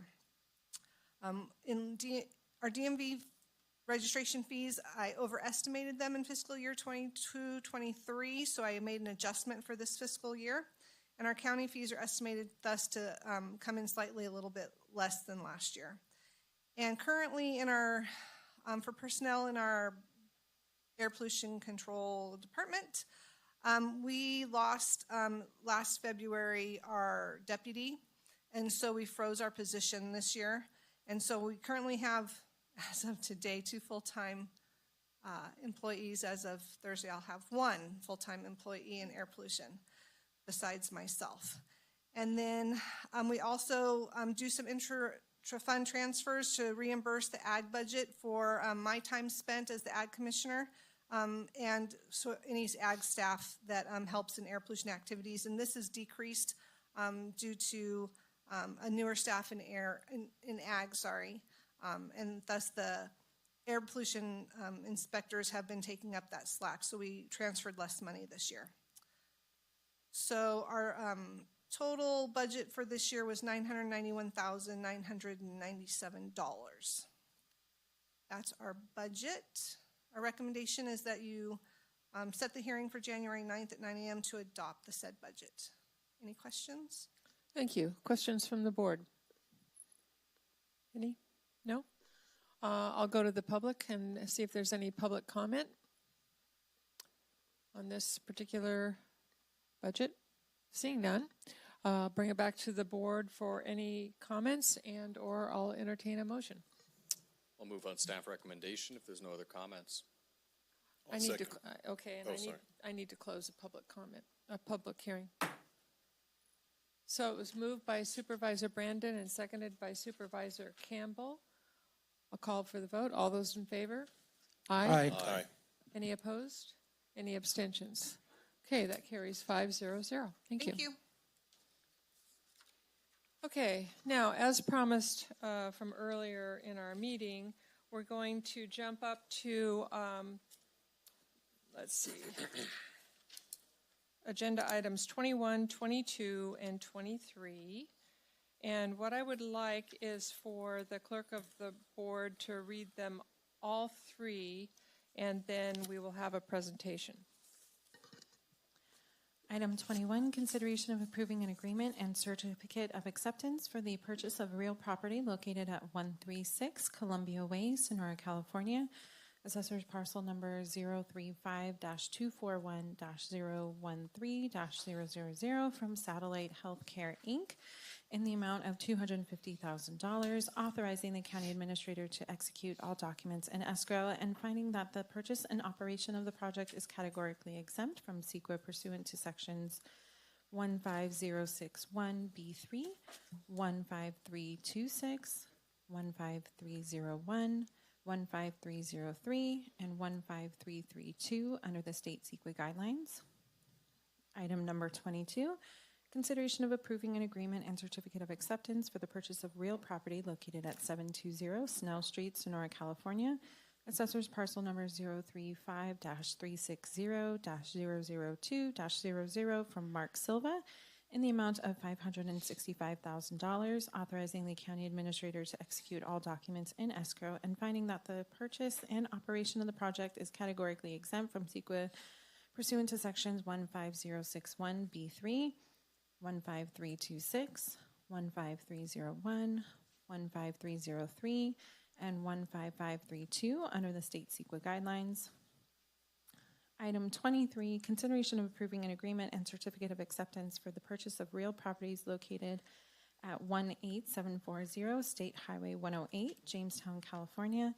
Assessor's parcel numbers 059-050-030-00 and 059-050-031-00 from Miners Motel LLC in the amount of $1,850,000, authorizing the county administrator to execute all documents in escrow and finding that the purchase and operation of the project is categorically exempt from CEQA pursuant to sections 15061B3, 15326, 15301, 15303 under the state CEQA guidelines. All right, thank you. I understand we have a presentation. Yes, good afternoon, Board. I appreciate the opportunity to be before you. My name is Michael Roberson, Homeless Services Coordinator. I'd like to give an overview of all these properties, including background, and then your board will have an opportunity to ask questions, give public comment, come back to your comments, and then we will read each recommendation one by one at that time and separate the properties for a vote on each property individually. So for now, let's just give a little bit of background information. We're here today for the consideration of approving agreements and certificates of acceptance for purchase of real properties for use as transitional and permanent housing for Tuolumne County Health and Human Service Agency program participants. I'd like to pause here and clarify. We are not talking about any kind of shelter initiatives. We are talking about housing that is a step up in a system from emergency and interim housing to transitional and permanent housing. The rhetoric in the community is that we're building homeless shelters and we are not. A shelter tends to be related to like an emergency 24-hour walk-in, walk-up, rescue mission, soup kitchen kind of environment. But these are more stable housing for people who have already been a part of our housing system and have proven themselves to be successful and are ready for the next step in the process of support for housing. A little background, on November 7th, 2023, the Board of Supervisors approved staff recommendations to adopt resolutions to publish notices of intent to purchase the real properties located at Columbia Way, Snell Street, and State Highway, as referenced earlier, and set a public meeting date to consummate purchases of real property pursuant to Government Code 25350 today on December 19th, 2023. The Board of Supervisors also directed staff to arrange meetings with members of the public for input and discussion on the housing initiatives.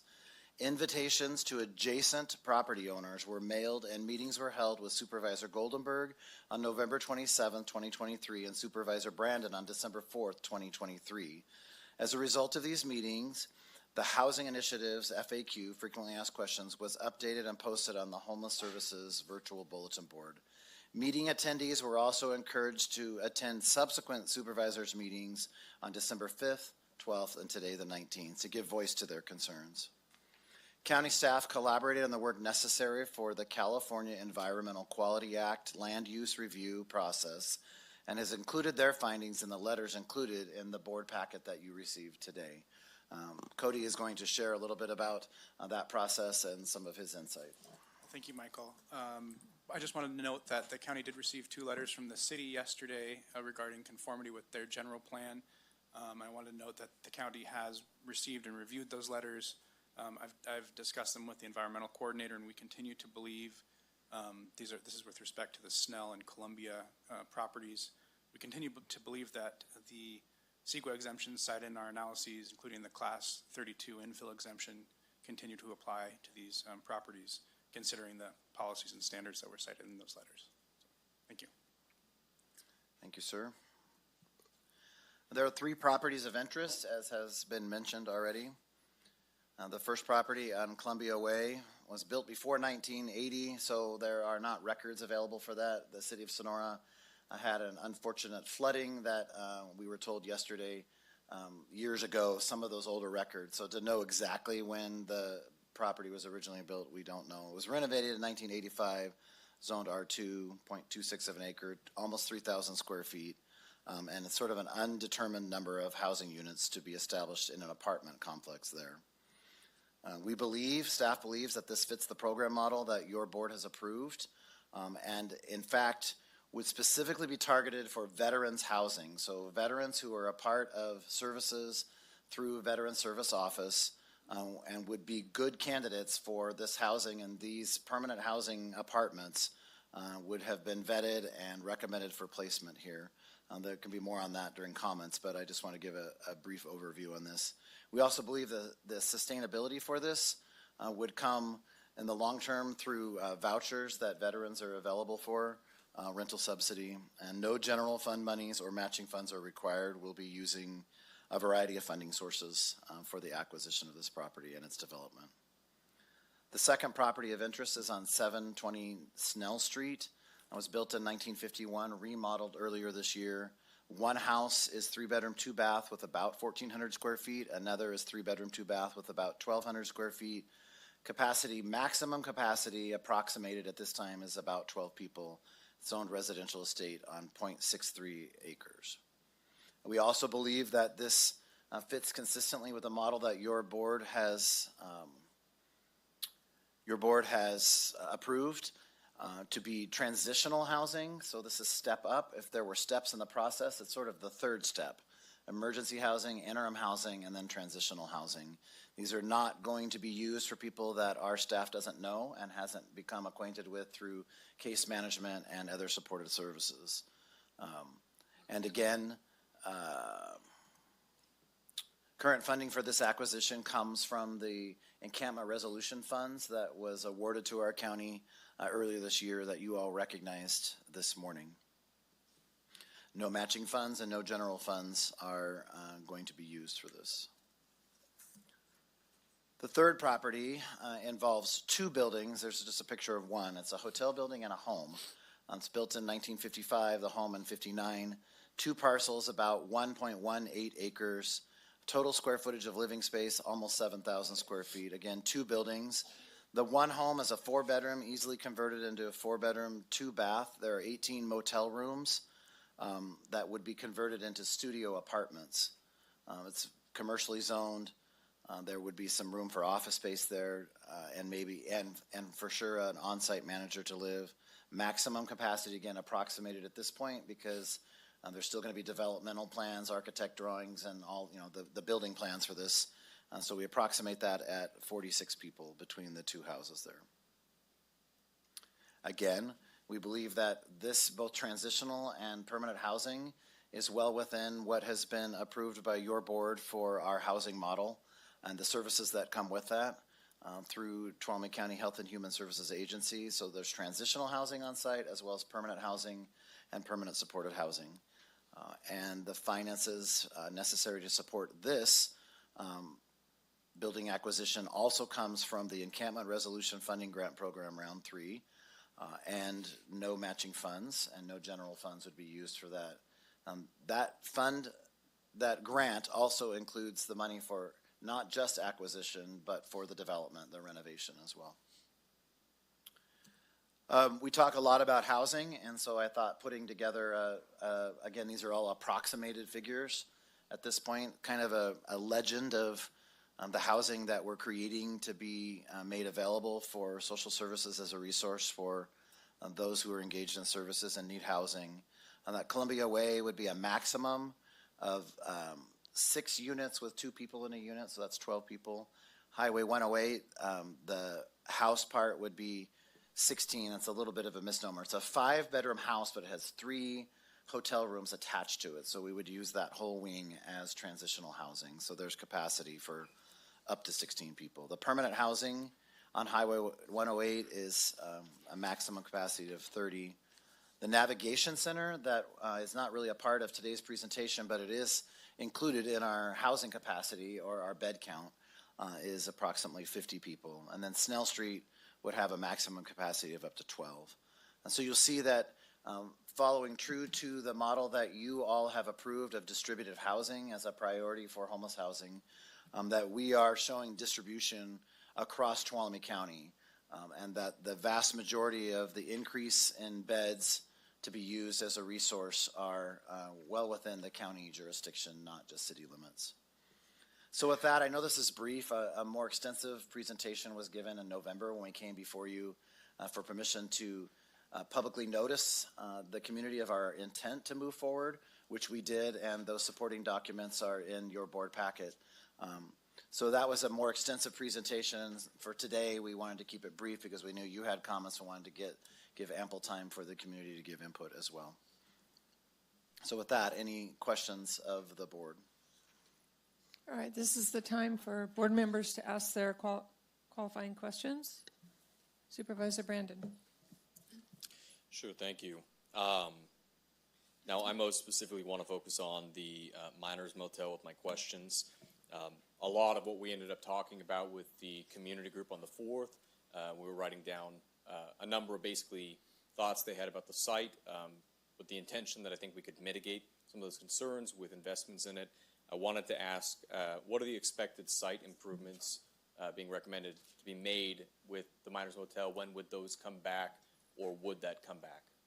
So Mo can talk about the process. I can talk about the site improvements. Everything that was mentioned and that you express as a priority for you is on a list. Some of those are reflected in the FAQs, not all of them, but I do have notes on that so that when we do start the process that Mo would be leading, we can be sure to include those. But it was things like landscape, curb appeal, fencing, lighting, security, a variety of those kinds of things that you had mentioned, and that came up in that conversation. Okay, good. I know we're not really covering it in this, but I appreciate that those are listed and moving forward. I think we discussed cameras, fencing, the pool, the vacant parcel, a lot of concerns there. I wanted to ask, on an ongoing basis, if we move forward with this, there's going to be a period, obviously, of improving the site, fixing it up, and then starting it.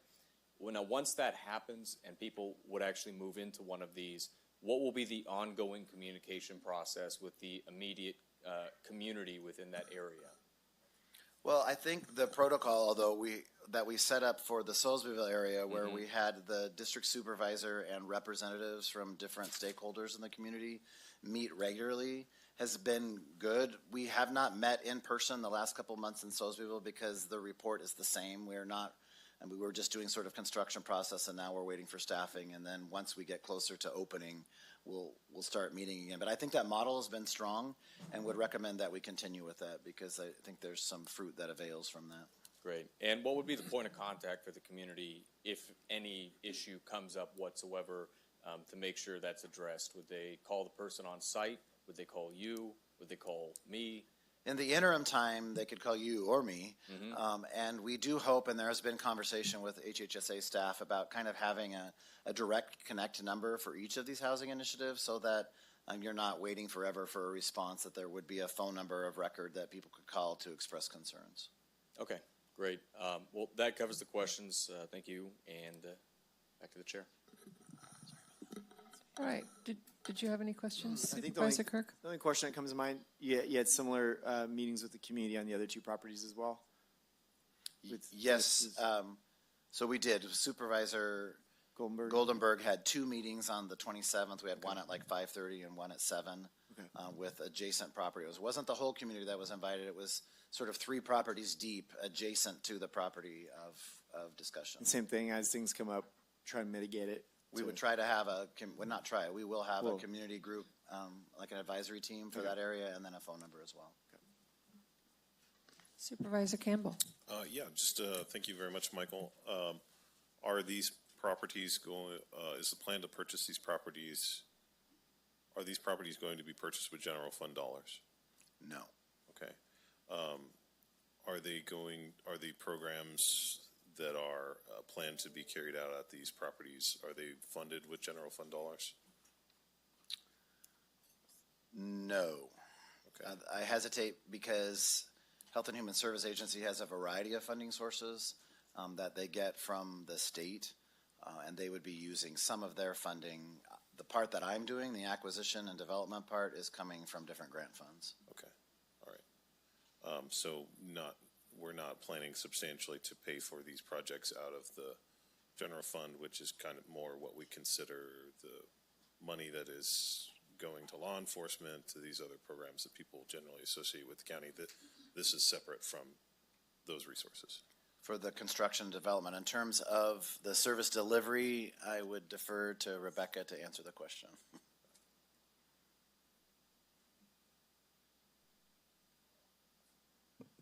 Short and sweet, no general fund dollars. It'll all be Health and Human Services for the sustainability and the staffing that will support the facility. Thank you. That was what I wanted to hear. All right. Thank you. Supervisor Goldenberg. No questions? I just have one, and I think it's in your materials, but I wanted to put it on here. For these 3 properties, assuming, and this is a big assumption on my part, but assuming if we move forward with them and with the plans that you have in place for them, when would each one of these properties have an occupancy date? When would the construction and whatever else needs to be done, and they'd be eligible for people to occupy them? Right, so it's going to depend on each facility has a different level of construction that's going to be needed with them. So your first step as far as the process is if they're procured, then Michael and I will then go out with an RFQ, hire an architect to help develop plans and specs. We'll be meeting with our client, and in this case our client is the staff from Health and Human Service Agency, to see how they want to convert each of these to maximize the facility to the best of their use for the program they want to provide in there.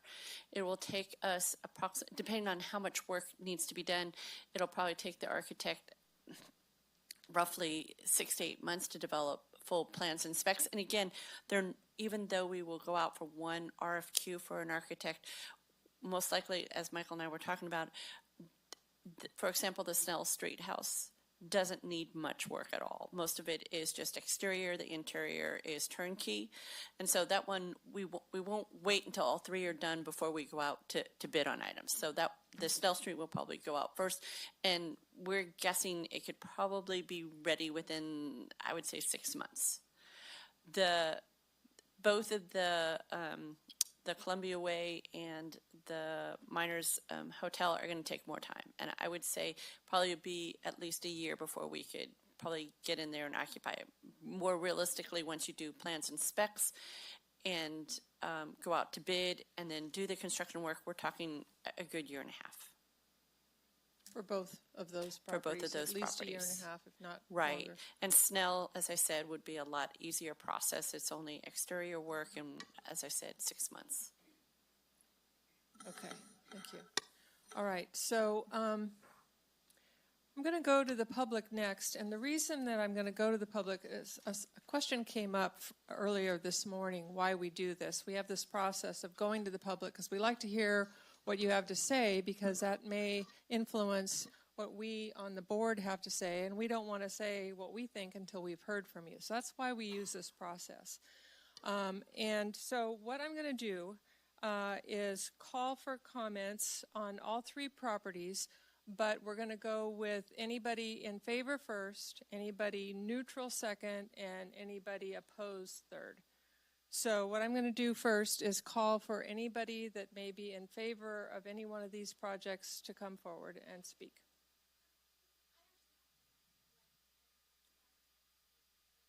I'll make an exception. Come on forward. I know you've been here all morning.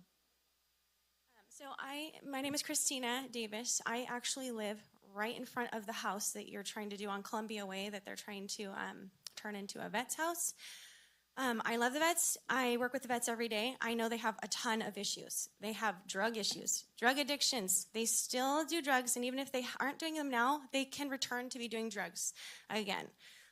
There's not going to be any drug testing, and I'm completely concerned about that. I don't see any drug testing there. I also saw that there weren't going to be any background checks, and maybe you're doing a few little things that you're going to look at. But if you're not doing any kind of Megan's Law listing, I don't think you should be putting that right in our residential area, which is a very family-oriented little tiny neighborhood. And it's within 600 feet of the high school. And we all know that that's against the law. You can't put a person that's on Megan's Law within 2,500 feet of any kind of school. Also, let me see here, sorry. I'm just completely concerned for my own self. I'm a single mother. I have 3 children, and that's directly across from me. And someone told me they were trying to put 5 people in there, but it looks like you're going to put 12.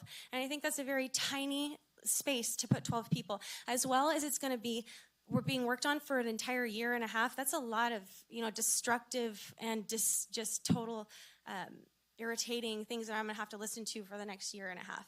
And I also know that I have a right of peaceful enjoyment in my neighborhood, and so does everybody else. And I really don't feel like having all these people loitering, walking back and forth, inviting their friends to come take a shower.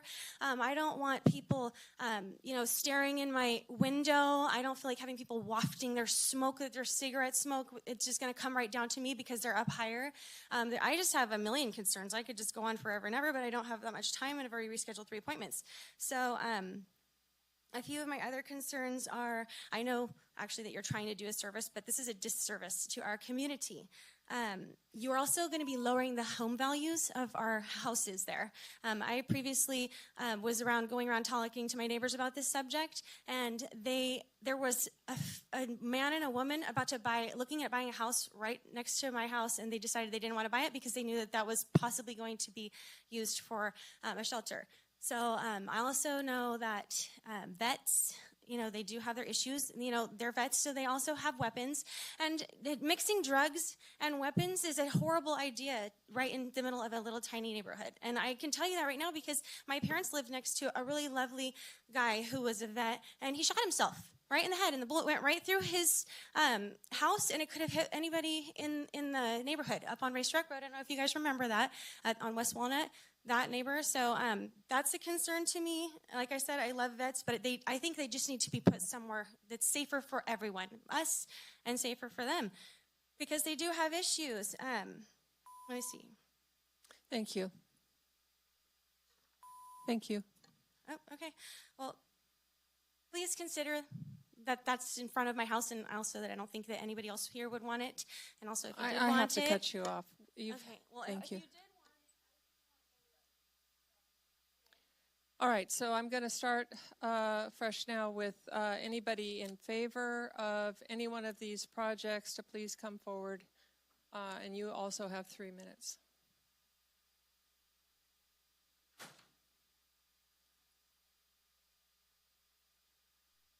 Good afternoon. I'm going to address some of the concerns. I am the Veteran Service Officer, and I am a 35-year-old veteran. I do not have a drug problem. I don't have a PTSD problem. Well, maybe sometimes, and depending on what my children are doing. But these veterans will be vetted by our office.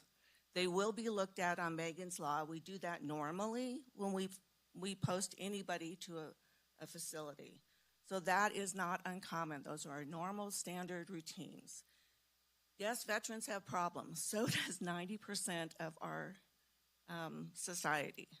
So we do not stand alone on this. Plus, and I've talked to Michael about this, I believe there'll probably be 5 units. And when he says 12, if they do 6, that would be a husband and wife, a child and a person. They're not going to be, they're individual units. So if it's not a husband and wife, it would be one person in that facility, in that room. There's plenty of transportation requirements that Dial Ride can accommodate. So it will not give any more traffic issues to that area. Yes, there'll be some construction. And also, it's not a shelter. It's a permanent resident for these veterans that have served our country. And also, we have several veterans, one of which I just taken from an abusive situation that would benefit going to here. We have him housed in an open room right now till he goes to Yountville. 80 years old, and he was brutalized by his son. We have veterans that are living in substandard facilities because of some issues that have been around in the county. So these veterans will be vetted. Do veterans have guns? Some of them do. Some of normal citizens have weapons. I'm trying to think of a lot. Across from the way from her home for the smoke, there are probably over 80 apartment units within that area as well. So, all right, thank you. Thank you. Anybody else speaking in favor of any of the projects? All right, move to neutral. Is there anybody here that wants to speak neutrally for any of these projects? All right, seeing none, we'll go to in opposition of any one of these projects. If you'd please come forward.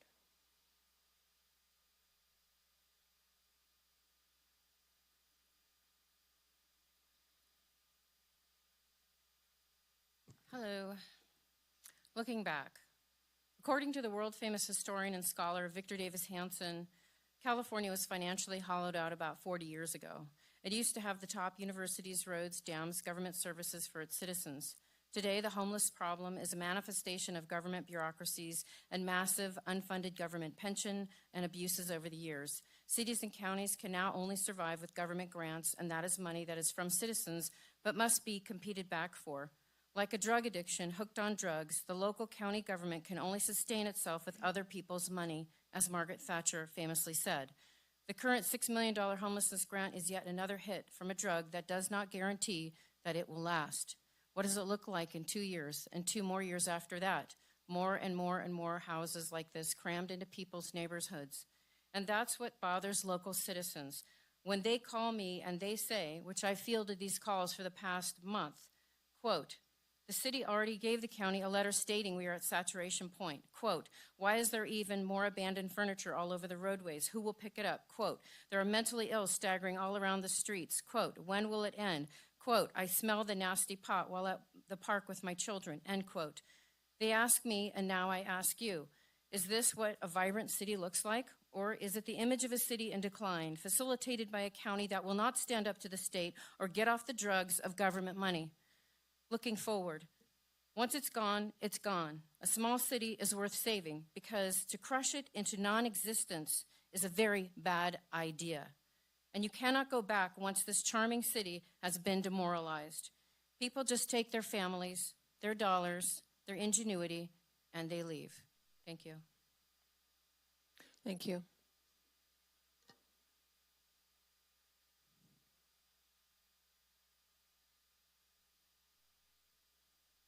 Hi there. Thanks for hanging with us. Oh yeah, got dumped on the way up here, so that's awesome. But first and foremost, I just want to say I empathize with definitely your positions in this. I know it's a business in general, so we have to strategically make the right decision for all parties, right? So just a couple points, given the presentation before lunch, I think as a whole, we have to think of strategically how we're going to be perceived, given that we are a small town. So, looking at my option, I'm on Columbia Way. So looking at the possibility is, in contrary, probably one of the better possibilities than what could be happening around in town. So I sit on the middle ground, opposing ground. So that's kind of where I'm at right now, given the information and the stuff that's kind of been revealed in time. Unfortunately, the previous presentation in the first meeting that we had with this gentleman, it wasn't presented really well, so I think you may have lost interest with the surrounding neighborhood. So, unfortunately, those were decisions and strategic moves on the conversation that were made. Unfortunately, left a bad taste in our mouth. I think just in general with possibilities of the homeless encampments and safe parking and housings, we just have to think as a whole what's going to work well for everyone. And, unfortunately, given all this information today and in the past meetings, as a young individual with now a new baby, unfortunately, my forever home, which was intended with the house that I currently occupy, just dumped in $70,000 into my remodel. I have no choice but to kind of think of packing up and hopefully getting a decent amount for my house and moving elsewhere where I think we're farther and farther away from, my perception of San Francisco is going to be right at my back door. So it's just, with some of those urban communities, I feel like we're turning into that. And, that's just a big concern. So again, just as we take into the other, options and things that are happening because of the state, again, I empathize with what decisions we have to make as a town. So I know there's things we have to abide by, or else we're fined if we don't have these options available for those in need. But, really just take a healthy thought and think about what we are doing to this small, cute little town, which is why I wanted to be here long term. But unfortunately, given this information, probably won't be likely going forward. So, thank you for your time. Again, I empathize, and, hopefully you guys make the right decision for everybody. So thank you. Thank you.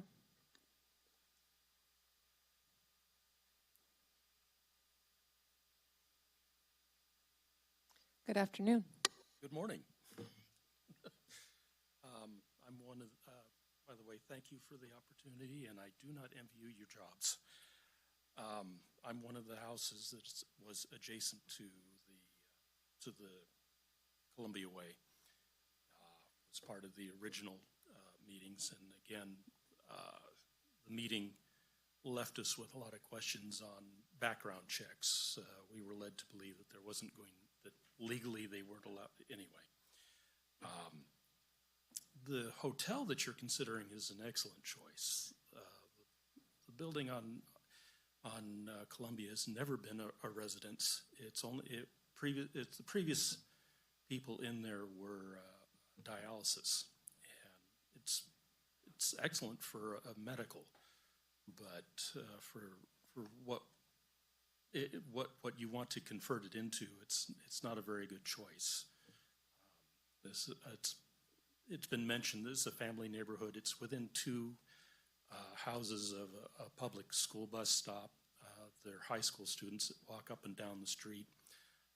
If you look at the building, it's never been a residential building. I think it only maybe has one bathroom in it, and so when you're going to remodel it, and it doesn't exactly at the moment have power or plumbing or sewer that would accommodate the amount of people that are going in, which is going to have to be considered when it's remodeled.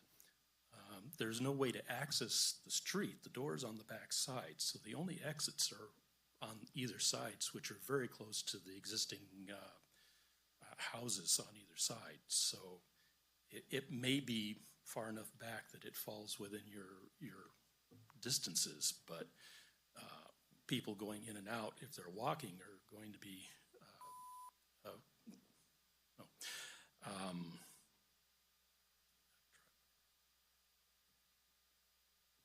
and again, the first meeting just left us with a bad taste about how people were being vetted going in and out. We don't know what type of people are going to be visiting. We've been told that it's the same as people visiting anywhere else on the block, but it's the people that have bought other houses don't have homeless people as friends, not saying that the people that are there. We're just concerned of people that are visiting that aren't going to be vetted. Those are my concerns. Thank you. Thank you.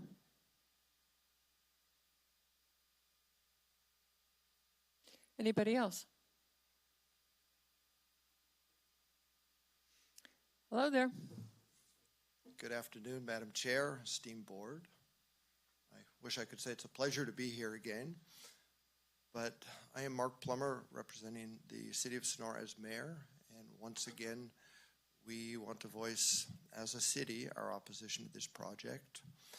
I will be succinct, but we see it as a question of our sovereignty and being in charge of our own destiny.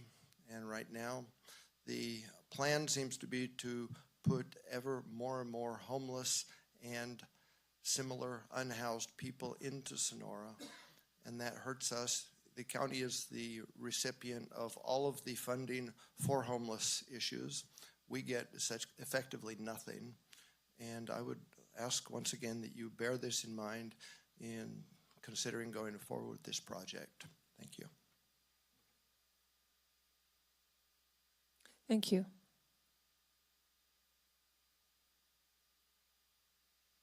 Hello. Good afternoon. Afternoon. My name is Chris Wilson. I am one of the adjacent buildings of the 136 Columbia Way suggested purchase for the voucher program.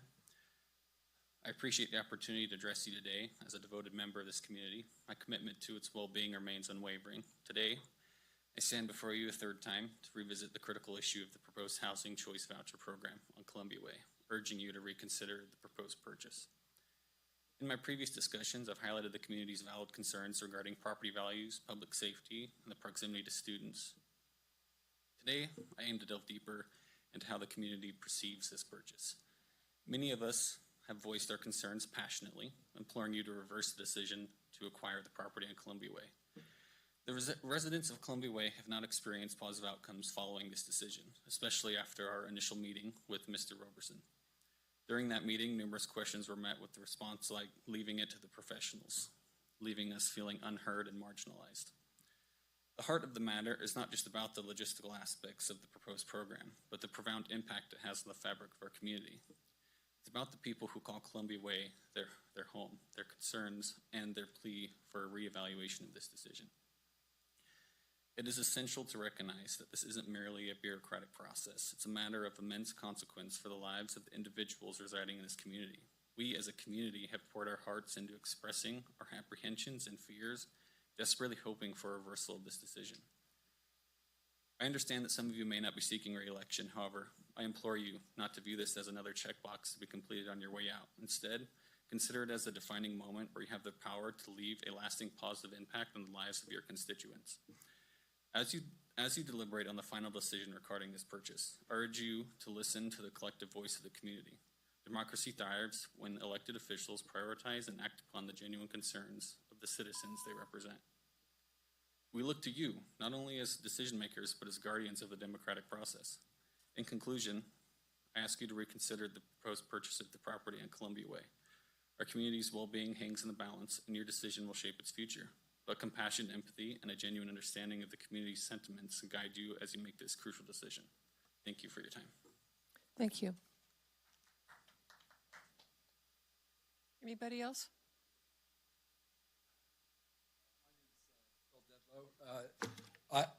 I don't exactly put myself in the category of opposed, more neutral, except when we got the notice of the immediate neighbors to attend the November 27th presentation, I heard a lot from neighbors that contradicted my initial impressions. Mr. Roberson, your letter to the board requesting to issue a intent to purchase, and you put this back up, that it's consistent with the board's homeless services priority and developed for supportive housing for veterans. And then point 2 on the program model is permanent housing opportunities serve as a final component in the continuum of care and Tuolumne, right? So that sounded pretty good to me till I heard all these neighbors' concerns, a lot of which I thought, in case they weren't here, I would try to represent, but most of them are here. And there was a woman who attended, works for the probation department, who says she works with veterans all the time, who is strongly opposed for the unknowns with lack of drug testing and lack of background checks of them, and her experience with the recidivism and sometimes invisible problems that would be detrimental to a small neighborhood fabric of that neighborhood. Another woman who's not here was very concerned about feeling like it's a very peaceful, civil neighborhood, and that being disrupted by this influx. And I did have a couple questions about, Mr. Roberson presented 3,000 square foot place, about 500 or 550 square feet units, and I asked whether they would be, since he said a lot of these facilities can accommodate two people per unit, 2 beds. And I asked, and he said, in this facility, it'd only be 1 bed. So that was, and other people asked, so 6 to 7 people maximum. And now I don't quite understand why that's changed between November 27th. Now it's 12 people.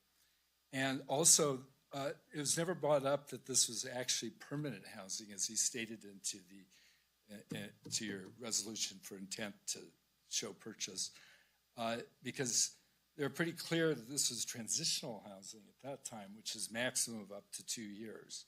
So, anyway, so I don't know what the solution is, but I really think there's one other small point is very few neighbors are actually invited. And I think we need more input and a delay in the decision at best.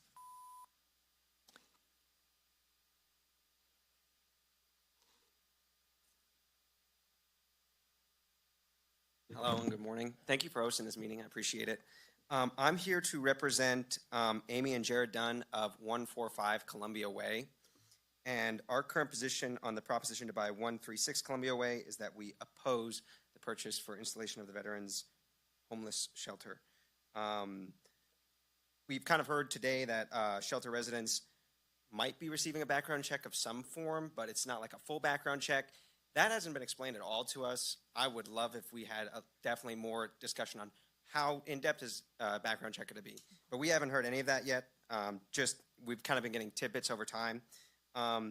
And moving forward, if this installation occurs, we'll see an increased level of homeless, potentially jobless, and potential felons brought into the Columbia Way neighborhood. It will change the current status of 136 Columbia Way from an empty light commercial building into a multi-unit dense housing unit that would house, well, it was changed today. It was now 12 residents. I believe last time in this meeting it was 14, but now it's 12. And the shelter location is in close proximity to the local high school. This would introduce potential safety concerns for the local students at the said high school, especially students that go there, some of them on our block. And the expected encumbrance of a significant decrease in property value for neighboring residents due to the installation of a homeless shelter in the neighborhood. As we've already heard, someone chose not to buy a property in our local neighborhood because they heard about the potential of that building being converted into a homeless shelter or veterans homeless shelter. But that's the connotation around it, that it's going to be a homeless shelter installed in our neighborhood, and that is already affected people purchasing properties around there, and it will definitely, if the installation occurs, significantly impact the values of homes in that neighborhood. With that being said, this installation will directly negatively impact the neighborhood of 136 Columbia Way, both financially and for the local safety of our residents. And as a representative of 145 Columbia Way for both my parents, who have lived there for 20 years, we definitely do oppose this proposition to buy 136 Columbia Way for the purpose of a veterans homeless shelter. Thank you for your time. Thank you.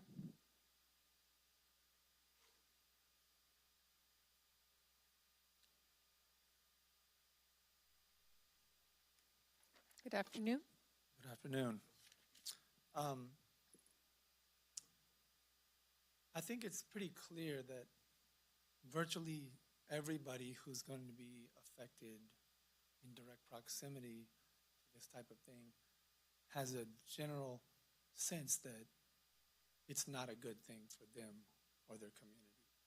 Nobody who is in the direct proximity is jumping up to raise their hand and say, hey, I support this and I'm happy about it. And I think that speaks to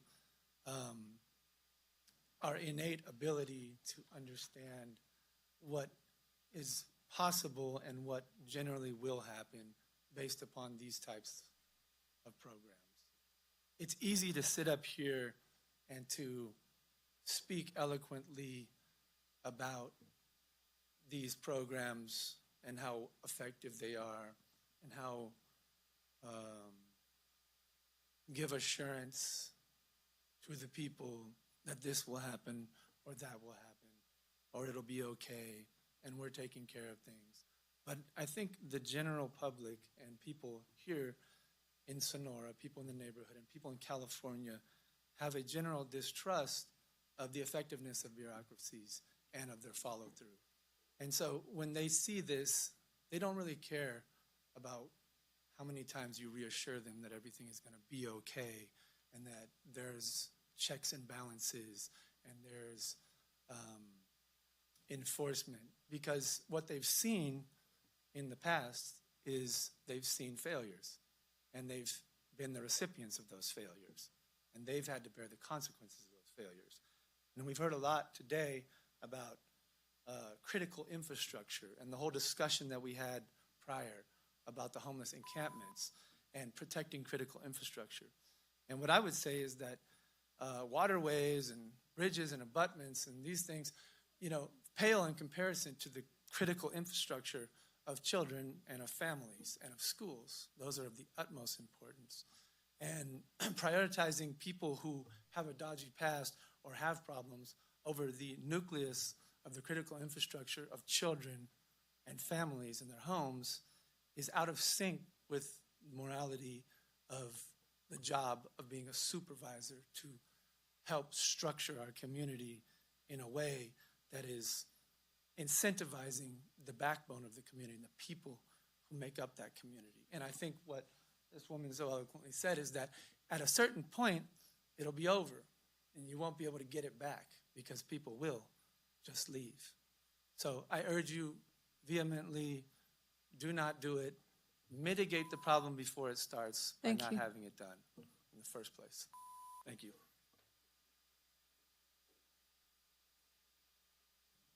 Come on up.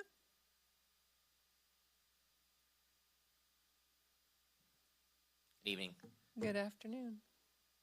My name is Reed Schodel. I'm a homeowner next to the Snell Street address.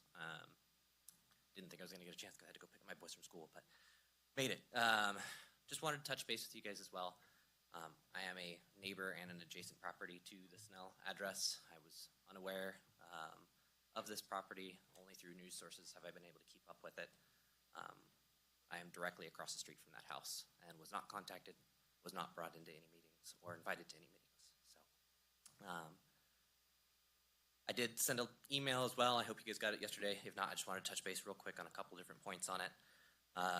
It's important in my mind that transitional housing is addressed, that our community finds ways to assist those in our community that are homeless and are working towards becoming financially independent and contributors to our society.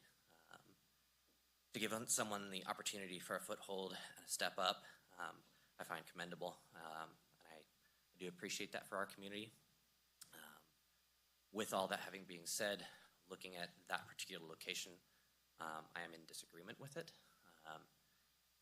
for a slew of reasons, but the one I will touch on right now is it is a major fire hazard for that location. I'm currently on top of the hill, which is right above the high school there. This property is directly below me and the community that's right above it on the other hillside.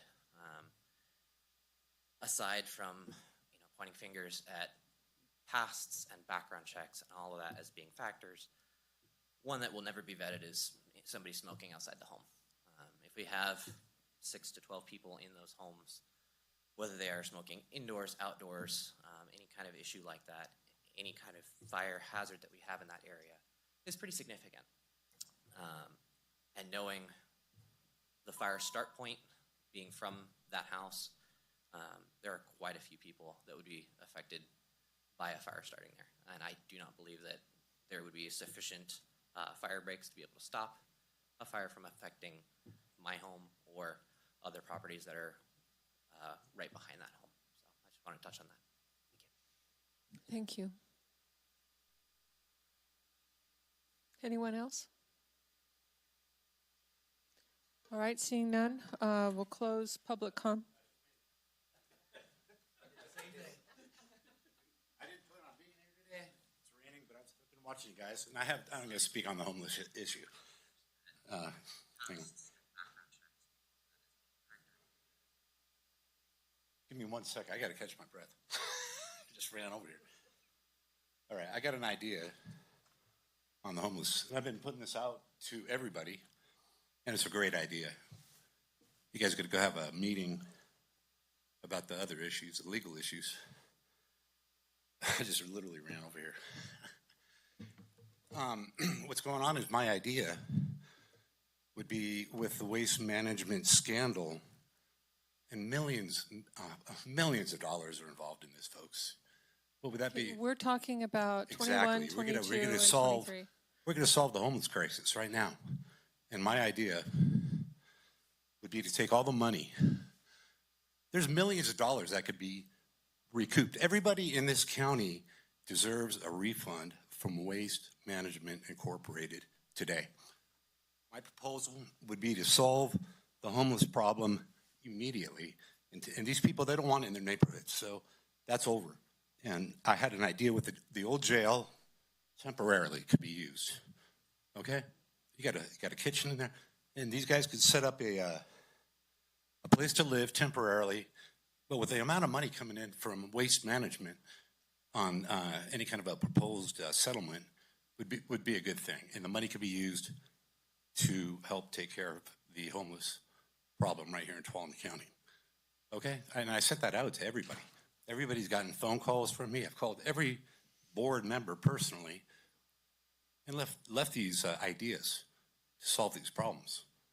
And I haven't heard back from anybody. So I'm going out to the community. I invite everybody to go to my Facebook website. It's called Tuolumne County Scandals. I just started it last night. And I'm putting my side of the story about the waste management scandal up there and all the money corruption and everything that I found in this community. And this board right here, I don't know if it's you guys. That's why I called every one of you, because I don't want to make accusations that I can't back up. But I could back up my claims on money laundering and child trafficking. It's not pedophilia necessarily. In that court right there, under Judge Kevin Siebert and Philip A. Pimentel. Philip A. Pimentel did not have his law license, was not active, okay? And he was a family law commissioner. He cannot be a family law commissioner. Chair, There this have been gentleman's complaints. not addressing You're the subject going material. off on a tangents that don't really have to do with. It all ties into this because the money, it all started from waste management. I'm a righteous guy and I complain about overcharging the customers. Like I said, anybody in this room that wants to debate this, come speak to me. I'll be up and down these streets doing my daily videos. Everybody has either paid $20, Thank you. $50, or $100. There's an overcharging Thank you. scandal going on, and the people in this community should get a refund. Your time is up. From Waste Management. Thank you very much. Anybody else want to speak on items 21, 22, or 23 having to do with these properties? Seeing none, bring it back to the board. Madam Chair? Yes. And I just wanted to speak to, I think the point that Supervisor Campbell and we all see up here is these are for public comments on these items, and I think we all recognize that and support making sure that we keep it relevant to the topic, Right. because otherwise Gets out of hand. it gets out of hand and it really detracts from the conversation, and it's hard because most people are very respectful of the space, and we're going to have to deal with that. So I would ask which board member is willing to go first on your comments regarding these properties? Go ahead. Supervisor Brandon. Sure. Great. I want to say thank you to everybody that came in. I was speaking over there. I've been in the position with my family where one of these was proposed nearby. I've got a house up the street that's falling down that if the county took over and did that, but that may just be personal. I'm not going to sugarcoat it. I don't expect anybody to see something like this move in and be like, that's great, I'm really in support of this thing. Every now and then it happens, but I don't think it's realistic. I would apply the same standard to make sure that it makes sense, it's solving a very important issue, it's going to be run well, and that if something doesn't work correctly, because everything could be done poorly, there's an avenue to be able to fix that, and that it's sustainable. So, you know, there's no perfect property. I know even in discussing with sometimes they're like, well, why don't you put it in that neighborhood? Well, then that neighborhood would say the same. If you put it away from everything, then people say it's too remote. And if it's within a neighborhood, and they say, well, then it's too close to things. Or if it's by commercial, then it's too close to a main street. I don't mean to push it down. It's only to say that I want to focus on what issues can we mitigate and concerns. Fuel and property, fire risk, that's something that I think is a very fixable problem. Security concerns with it and the property value improvement, making sure that it's a good neighbor, and the management, those are things that we can definitely solve with it. So just a little from at least my meeting with the community that I had for the neighbors around the Miners Motel. There is a lot of rumors about what the impacts are, and I can't change the fact that people may for a while believe this is going to lower the property value. Somebody may not want to buy immediately because it feels scary. I'll tell you that when I've looked up any of the research of areas that have looked at low-income housing, have looked at low-income tax credit supported housing, it's generally an extremely negligible effect, and in lower-income areas it tends to be a positive one. One of the reasons is public projects aren't what they used to. We come in, we tend to get a new roof, new HVAC, we put a lot of money into developing it. There's an accountability structure. They can actually be very, very good neighbors. Because it's hard to suss it out. So I choose to go and try and look at research with it. We have successes in the community, Center for a Nonviolent Community, Cabrini House. We have Stanislaus Regional Housing Authority properties. Most people probably don't know where those are because they operate pretty much like very normal residences. Actually, at the meeting we started this 30 days ago, we replaced the deck, voted to do that for the Cabrini House to make sure that it looks good and it's safe and it's well maintained. That's for behavioral health clientele, which are all ones that have some mental or drug issue in that, and it's a pretty good neighbor. So we do have some experience with these. I know, speaking from my district, and sorry, thank you for letting me. It's hard to just kind of do it cold, but I always want to explain my thoughts probably too much. I've got a lot of families in my community that deal with homeless encampments right across the street, ones with homeless folks that are wandering through the neighborhoods. What we're talking about here is housing, and it's a housing for those 10% that are actually trying to get better to reduce that number, because those families also didn't want to live next to that, and it certainly impacts their property value and their businesses. And because we haven't addressed this for the 10 years that our housing crisis has been getting out of control, it's really negatively impacted their lives. And I think we're all pretty united that everything we're doing here is not to go chase grants or to, dance to somebody else's tune.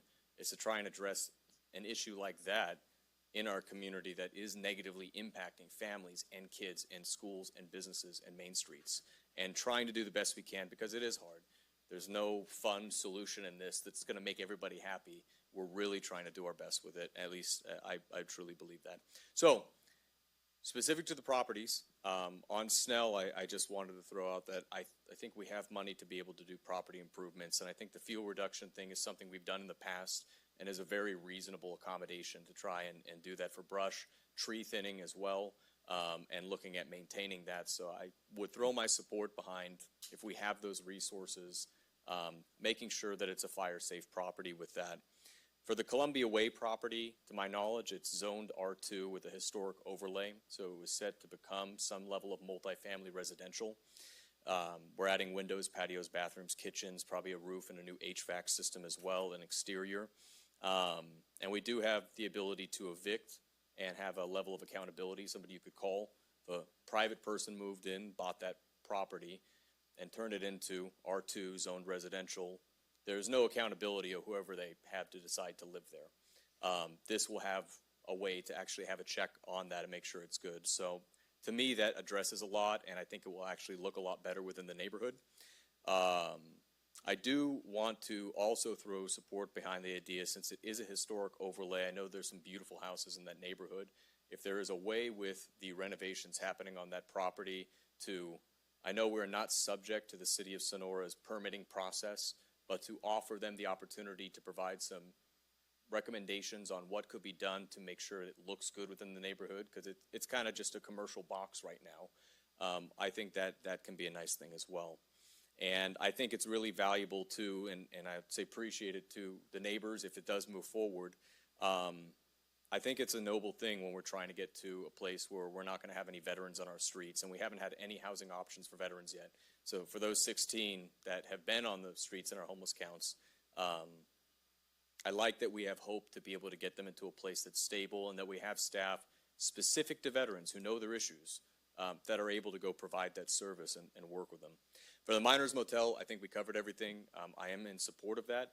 I think we've had some really good feedback on the aesthetics, fencing or a wall that's around that as well, and security improvements to the facility, and that we have enough within the bank to be able to make sure that it's going to be sustainable, and that everybody that drives by, that looks good and it'll be safe. So I'm in support of those three properties. I do hope moving forward, I would throw my support behind. We need to have more conversations with the city more broadly, in whatever form that takes.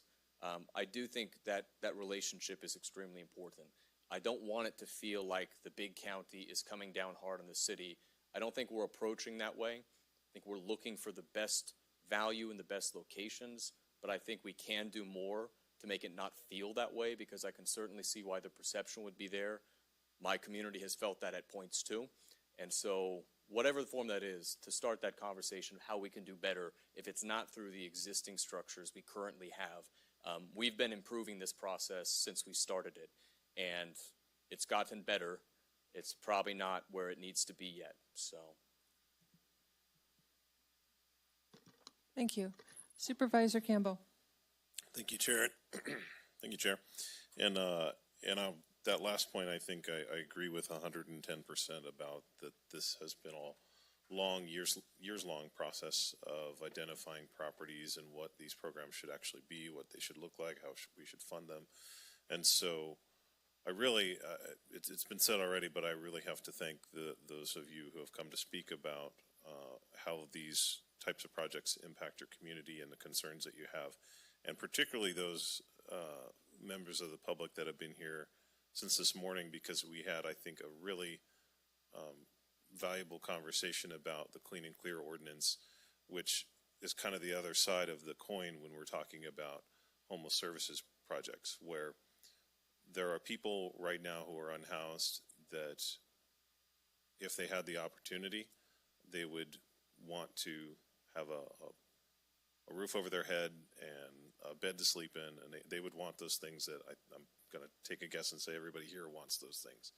Those basic elements of what it is to be just a member of the community. And so that, to me, is the side of the coin that we're talking about now, is helping those people who want it, who need it, and have the ability to thrive if they get that kind of help. The conversation we had earlier today was for people that maybe they could get to that point, but they're still struggling. and some of these other health and safety issues that have been brought up, I think apply in that conversation, but not as well when we're talking about veterans and when we're talking about people that would otherwise want a place to live. So that's what we're talking about now, is these three properties. I support all three. I think all three make financial sense. We're not talking about general fund dollars. We're talking about millions of dollars that are coming into this county in an investment in these properties that would not otherwise be there. So we can't, coming into the county and into this within the city limits, we can't discount the idea that this is an investment in the community. And almost down the line, the issues that have been raised about these properties, Columbia Way in particular, were raised in the several months ago in reference to the Oak Terrace Rafferty Court project. And now that facility's not up and running yet, but it will be, and it will be before any of these other three properties are. And so I would say that these other projects will have the benefit of whatever kind of information is learned, whatever problems arise with the Rafferty Court project, which I'll add is far larger than any of these other individual projects. So the other thing I was going to mention, just with reference to the Columbia Way, is that, well, I guess not just with Columbia Way, with all three. If it wasn't the county purchasing them for the purpose of housing through these programs where there's oversight and where there are people that are tracking, they're doing case management, all these types of things, it would be purchased by somebody. It would be purchased by either a private investor, or somebody that wants to open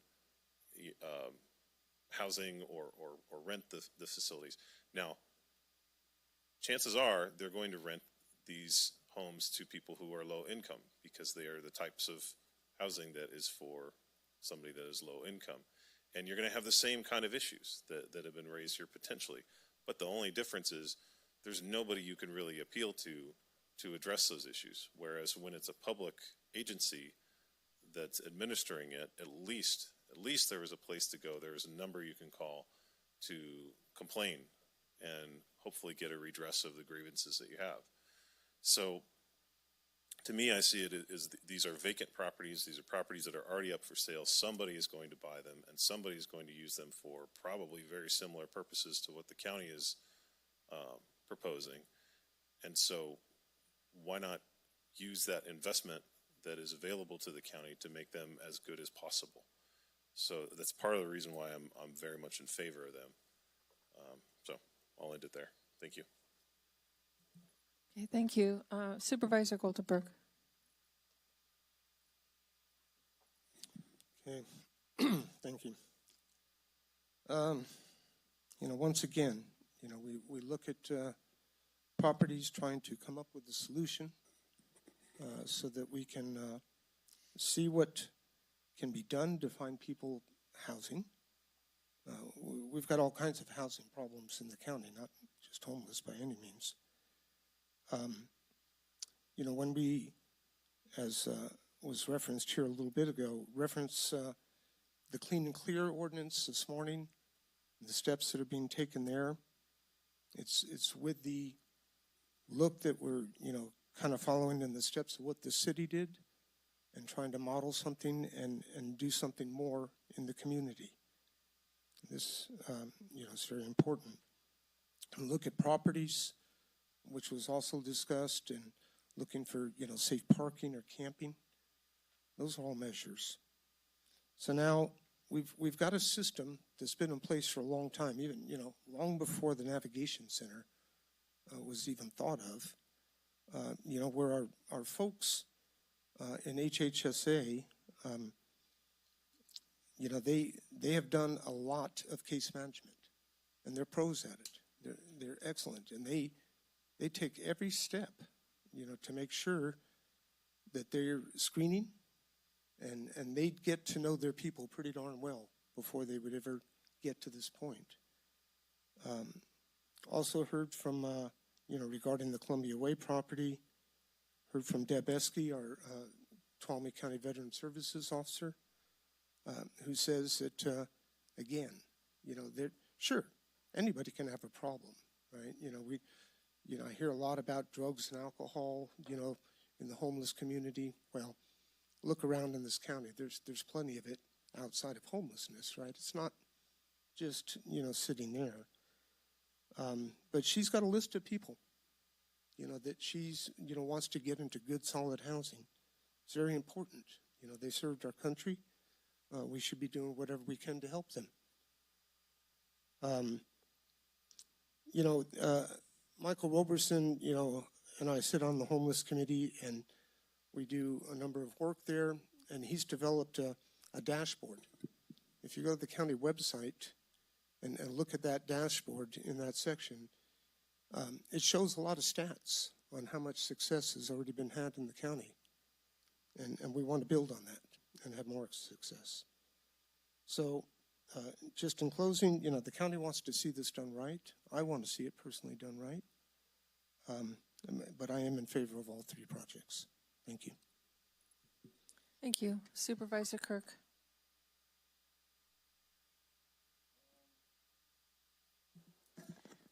Sometimes these meetings are kind of like a blur. I feel like I said a lot of really important comments and facts at the last meeting. Like it was really clear and detailed. So part of me just wants to say, go back and watch that meeting because I spell it out. But I also realize that there's new faces in the audience. And so I kind of have to do it again because it is a big deal. I mean, we're used to this. We do it. We've been doing this for a year and a half. But it is impacting people's lives in their neighborhood. So I think it's worth it for just our, as board members for us to say, our thoughts, which we're doing. I don't know how old you are, but you're very good at speaking. So whatever you do in life, that's usually one of the hardest things to do. So you're very good at that. And then this gentleman right here, I think you summarized how so many people, including myself, feel regarding the issue of homelessness, which is we live in a society where we recognize that the state of California has failed in this issue. It has literally failed. And I will tell you from being a supervisor for 5 years and being at CSAC conferences and other conferences, there really has been a shift. Now, I don't trust the bureaucracy, but there has been a shift at the state level where everybody is so disgusted and fed up with the status quo where you can just see a shift. There's things happening to where just the status quo is no longer going to be acceptable. I don't know how long it's going to take. I can tell you right now, if I was governor, I have a plan right now to completely change the way we do business in this arena because to me, it's so simple. You can just go back the last 30, 40 years, like Cruz said. You can kind of, when it comes to the way we do business in the prisons, when it comes to mental health facilities, when it comes down to the nucleus of the family, getting rid of the father in the house, and just the pumping of drugs into communities and the long-term effects that has on a brain development growing up and ACEs. I mean, like, it's all of these things. It's not just one thing. And now we have a society where we have a lot of mental health problems. We have, I made a joke this morning that the state of California is now supporting logging. It's like, well, maybe we could start supporting affordable housing by getting rid of a bunch of crap that has made our code so expensive. And anyway, so there's so many factors. So I hear what you're saying.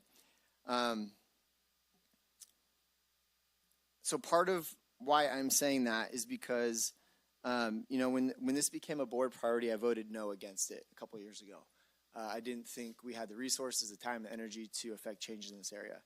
And I voted no on quite a few things related to homeless services. But I think it was about a year and a half ago, I got some data where it showed that and I saw data in other communities, in other states, in other countries, especially in the Norwegian ones. But I got some local data that showed, with behavioral health, with social services, with just with that arena, there were folks who, if they would get these services, they would transition out and they would get into housing. So I kind of went on a gamble and decided to not jump on board, but instead of just voting no, try and be part of the conversation. It would be really easy to sit up here and just say no, but I also can't ignore some of the data. So I am trying to be engaged. That's why I've been really big on the law enforcement piece. That's why I've been really big on what happened in 2018 with Jamestown. That's why really big on having those conversations with Michael and staff about that dashboard, because while the state is not accountable for a lot of their actions, it's much more intimate here. And I want to be held accountable. I want our board to be held accountable. I want the services that we provide to be held accountable. So that's why we created that dashboard. I want us to go back and look back and say, is what we're doing working? And so when it comes, somebody brought up the point of, well, when the money runs out, what are we going to do? The logical side, the business side of me says, I would rather own the capital than to be renting it. So yeah, if the money did run out in a few years, then now we have homes that we could sell back, get our money back, instead of just wasting it through rent, which we have done. We've done that through hotel vouchers and whatnot. Let me see here. I want to make it real clear, like I did in the last board meeting. Some of those slides said permanent housing, and I think when we hear the idea of permanent housing, we think it's a forever house. I believe, after speaking with staff, the idea behind permanent housing here is there are some folks who are going to need, if you understand the brain chemistry of somebody transitioning, especially out of a drug addiction, sometimes it takes 2-3 years for the brain to heal. I'm okay with a permanent type housing to transition somebody through that and then get them out into the private sector, into permanent housing out there. I've always been and will always be against permanent housing. So when we see a slideshow that says permanent housing, I don't define that as forever, unless staff want to debate with me. Otherwise, that is why, and this is why at the last board meeting, I drew a line in the sand and I said, look, we have enough homes. If you add up the bed space that we have, it's 120 beds out of the Columbia Way, the Highway 108, Navigation Center, and Snell Street. That's 120 beds. If you look at our dashboard, I think we got more than enough to be affecting change in that arena. Now, I know there's another set of funding with behavioral health because they have a very specific population that may very well need permanent housing because of their behavior issues and their mental health issues. And that's a separate funding stream, and that's a separate issue, and that's a state mandate. So I've kind of reserved that red line to maybe not apply to that conversation. But for me, in this arena, this really is, I think, enough to affect change where we want. And then I think I got a lot of notes. Like I said, watch this video and the last one, because I think between the two you'll get where I'm coming from. I think the last thing that I want to say, or maybe two things, and it's not at all a jab at all against the city of Sonora. I know sometimes I might come off like that, but I will tell you over the last year and a half, I've had several emails and conversations with city council members. I've had city council members get up here publicly and say that they are looking for properties in their city to put this publicly.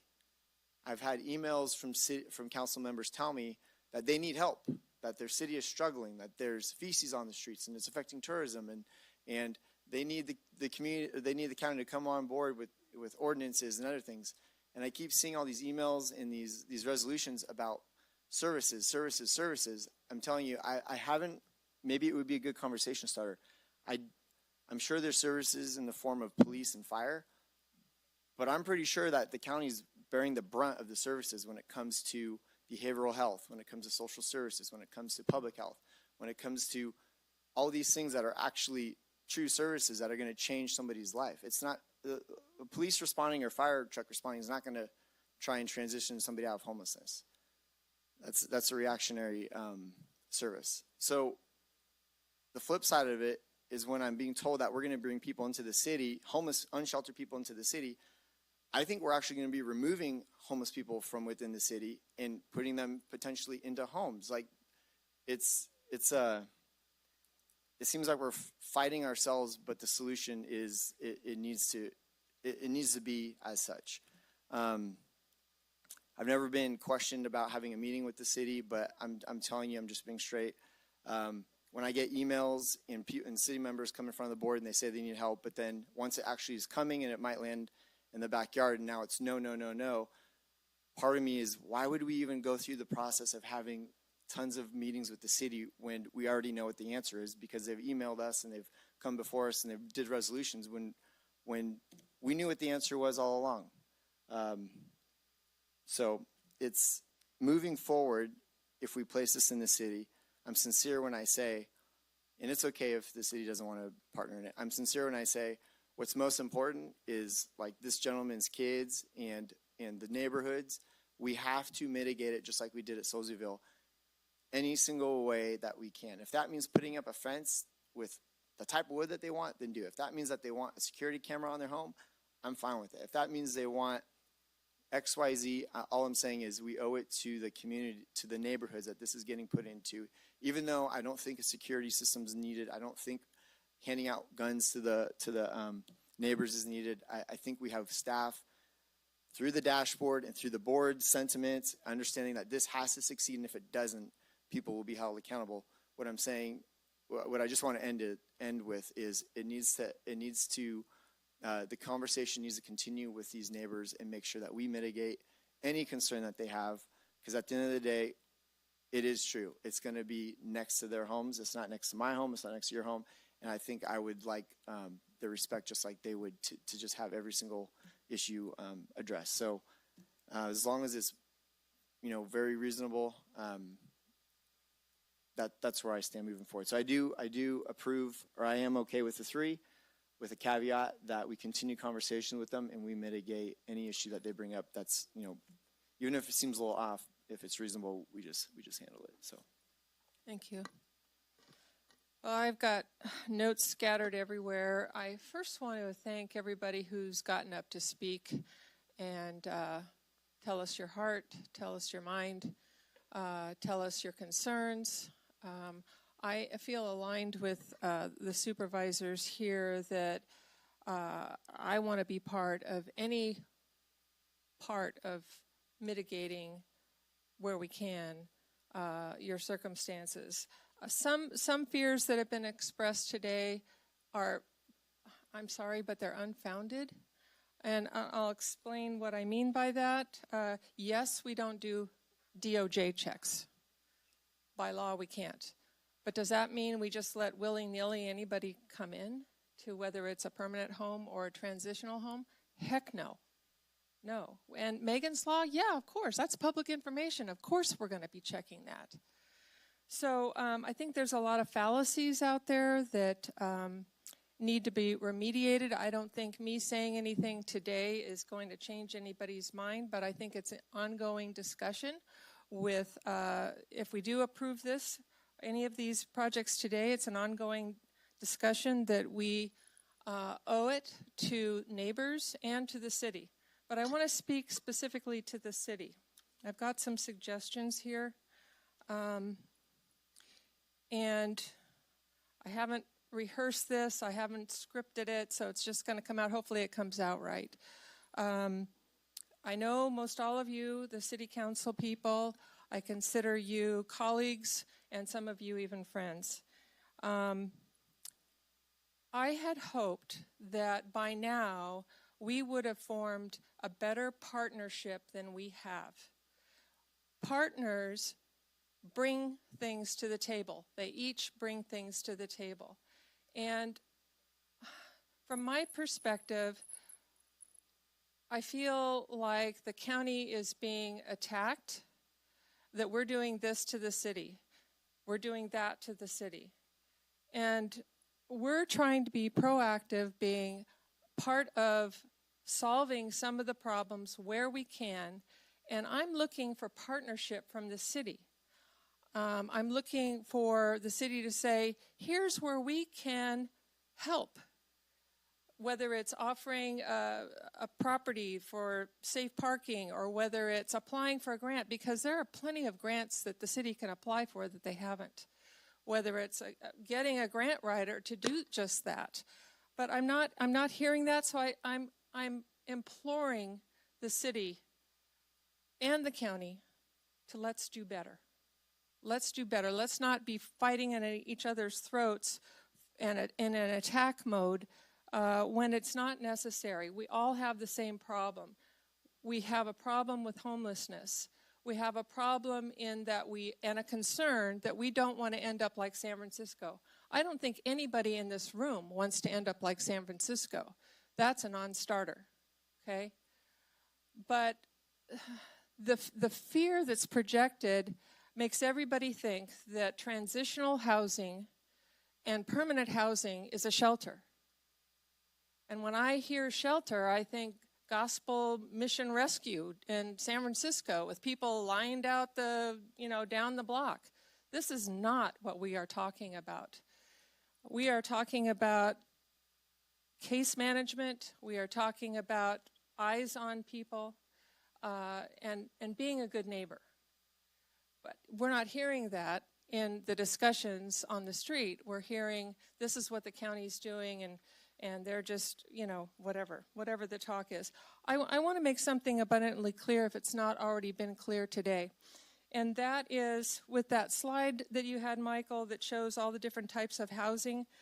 We have 96, now I'm going by maximum rooms, okay? 96 rooms will be out of the city if you go by maximums. I don't believe we're going to hit the maximums in any single property. I really don't. But I'm going to compare apples with apples. So 96 rooms, that's the Navigation Center at 50, and if we approve the Jamestown 46, that's 96. That's not in the city, okay? And then if we do approve Columbia Way and Snell, that's 24. 80% outside of the city, 20% inside the city, okay? So the other question I have, or one of the other questions I have, is the city says that there's between, and I've heard different accounts, 30% of the homelessness, maybe up to 50% of the homelessness in the city. That's those unhoused people's choices where to live. The county didn't put them there necessarily. But there's going to be a certain number of those people that are in the city that are going to want the help that will be housed in the city. And there will be a certain percentage of those who will be housed elsewhere, okay? Now, we can't help the people who don't want the help. And so I want to state real clearly right here that the people that are going to move into these homes are people that have already said long ago that they want the help and they've been receiving services and it's the next step in the process. They're not people that are coming directly from the street. In fact, I would venture to say that the people that you see in the street are going to remain in the street because there's not something that's going to help them until we get this clean and clear ordinance that we started today initiated. So when Supervisor Kirk talks about accountability, yes, we need accountability for the whole spectrum, for the people who won't accept help, don't want to do anything, they don't want to be accountable. We're going to hold them accountable.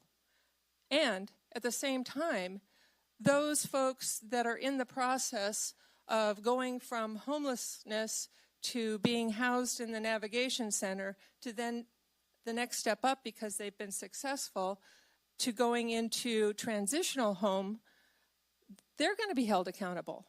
They're not going to be left to their own devices. So we need to really pay attention to what's being said here. And I want to offer something else. I feel especially sensitive to the Columbia Way people. I know that neighborhood. And I want to say that in order for the county to be accountable, I really feel, and I don't know how the rest of the board members feel, I really feel like one of those units, if there are 6 units or 5 units, however many there are, one of those units needs to be a manager's apartment. It could be a vet, but somebody needs to be on site and accountable to help those neighbors so that if the neighbors have issues, they can go directly to that person. I am fully on board with accountability, no matter which side we're talking about. So I guess this is all to say that it sounds like we're moving forward. I hear four supervisors in favor of all 3 projects. I would say I am too. I would change my vote to say that we need to have somebody on site then. Yeah. For Columbia Way. Okay. Let's see, I lost my train of thought. The conversation does not stop here. And as the Soulsbyville folks have realized, the conversation has still not stopped near the Navigation Center. We aim to be successful. We aim to hold people accountable. we aim to be good neighbors. And through case management, we will do so, is my belief.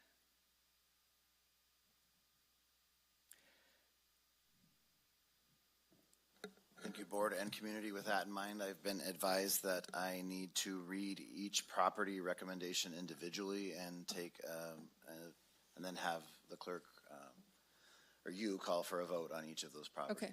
So. Madam Chair, before we move to a vote, I wanted to express support too for what was mentioned as a staffing element at the Columbia Way property. I did want to, sometimes lost, we've had a lot of comment on it, but the fuel reduction related to the Snell property too. Yeah, I like that too. Okay. I just wanted to maybe see if that's also in agreement with the board here. And there may be other things that need to be mitigated that are brought up by the neighbors after this meeting. I want to address them all as much as we possibly can. We aim to be good neighbors. Just to be clear, when I say what'd you call it for the Columbia Waste? Not a manager? A manager. I'm not thinking of a staff. I'm thinking if you have a retired veteran, or if you can find a veteran who doesn't really need the services but would love a place to stay to help. I'm thinking somebody like that, not necessarily somebody who needs to program, but who can oversee a program. Right, somebody who understands veterans and that can work with the community. Like if Debbie lived there, I'm just as an example. Yeah. Debbie, you want to move in? Free rent. Just to, not to belabor it, but that we're talking about an on-site resident that's the property man. I mean, isn't the plan to already do that through the county? I don't know. What are your thoughts on that as a proposal? These would all be managed properties, and we will certainly take into consideration your advice and bring back a program model that includes that. But remember also, all of these people have case managers. So they will have the support of staff, some of them daily, others, not so frequently. But so there's variations of support and presence. But we agree that, especially with Miners Motel, it's a big development. There needs to be an on-site manager like there would be in a traditional apartment complex. So we are planning that into the model. Well, and I recognize that the Columbia Way is a small site comparatively speaking to the Jamestown Apartments or hotel. But I feel very strongly that we owe it to the surrounding neighbors to have an on-site 24/7 manager there besides the case managers. Supervisor Campbell, I think I just want to address, you had made the question, and I think what you might have been referring to is in the grant that Michael applied for, we do have a housing navigator that will be a manager that will manage all of the housing and stuff like that. So I'm not sure if that's what you were referring to. I'm just looking for clarification. Is that what we're talking about, or something I don't think that's else? what the supervisors, they want someone living on site, similar to what we're doing at the Navigation Center, I think is what they're looking for. And it, it could be 2 years before we get to where it's open, but we'll have those conversations. Pay for that? Is there a way to pay for that idea? No, usually That's the way not it works general is you fund. just give Let's somebody work that free out. rent and they agree Yeah, to it will terms. definitely reduce the revenue received, and we'll get to that later. This is just about getting the property. We can get into how we is high manage level. them in 2 years and we go to open. It'll be a while by the time we renovate that property. What Supervisor Kirk mentioned was my impression too, is we would designate somebody and not make them pay the 30%, and with that is some added responsibilities. Okay. They're not a caseworker, they're not a trained manager, they're literally just one of the people that live there, except they're head of household, If for we lack could, of a better word. All right, I don't, I mean, if we're okay leaving it to staff to work out the details of what that looks like, I'm okay with that. just briefly, if we could get Deb Esky to come on back up for a moment.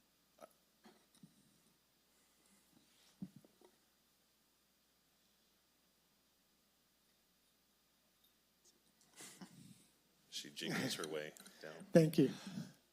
No, I mean, we're talking Yes, sir. about this, you're in the room, and, we're kind of going Well, back and I forth agree with on that. some of it. I agree that one of the renters can be in charge of everything, and we will case management. The VSO office will do that on a monthly or weekly. My projection is most of them will not need special services that will go in there, but if they do, we'll provide that.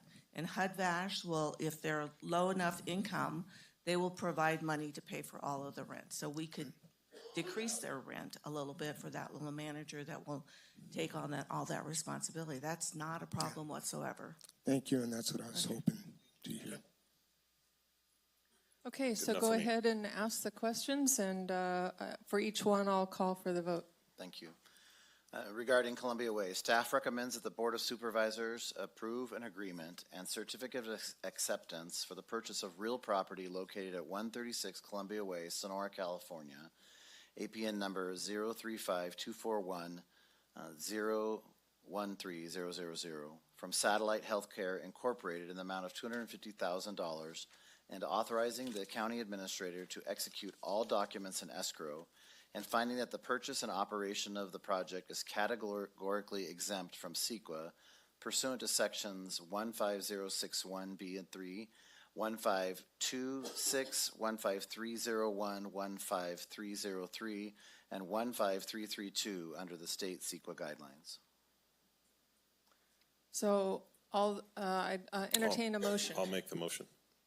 As- Second. Okay, it was moved by Supervisor Campbell and seconded by Supervisor Brandon. All those in favor say aye. Aye. Any opposed? Any abstentions? Okay, that carries 5-0-0. In regard to Snell Street, staff recommends that the Board of Supervisors approve an agreement and certificate of acceptance for the purchase of real property located at 720 Snell Street, Sonora, California, APN number 035-360-002-000, from Mark Silva in the amount of $565,000, authorizing the county administrator to execute all documents in escrow, and finding that the purchase and operation of the project is categorically exempt from CEQA pursuant to sections 15061B3, 15326, 15301, 15303 under the state CEQA guidelines. I'll entertain a motion. I'd like to make the motion to move on staff recommendation. I'll second. So it's moved by Supervisor Goldenberg and seconded by Supervisor Kirk. All those in favor say aye. Aye. Any opposed? Any abstentions? Carries 5-0-0. Highway 108 recommendation. Staff recommends that the Board of Supervisors approve an agreement and certificate of acceptance for the purchase of real properties located at 18740 State Highway 108, Jamestown, California. APN 059-050-030-000 and 059-050-031-000 for Miners Motel LLC in the amount of $1,850,000, authorizing the county administrator to execute all documents in escrow, and finding that the purchase and operation of the project is categorically exempt from CEQA pursuant to sections 15061B3, 15326, 15301, 15303 under the state CEQA guidelines. And I'll entertain a motion for this one. So moved. Second. So it was moved by Supervisor Brandon and seconded by Supervisor Campbell. All those in favor say aye. Aye. Any opposed? Any abstentions? Okay, that one carries 5-0-0. Thank you very much. Thank you. And with that, I think we'll take a 15-minute break and be back right around 3:30.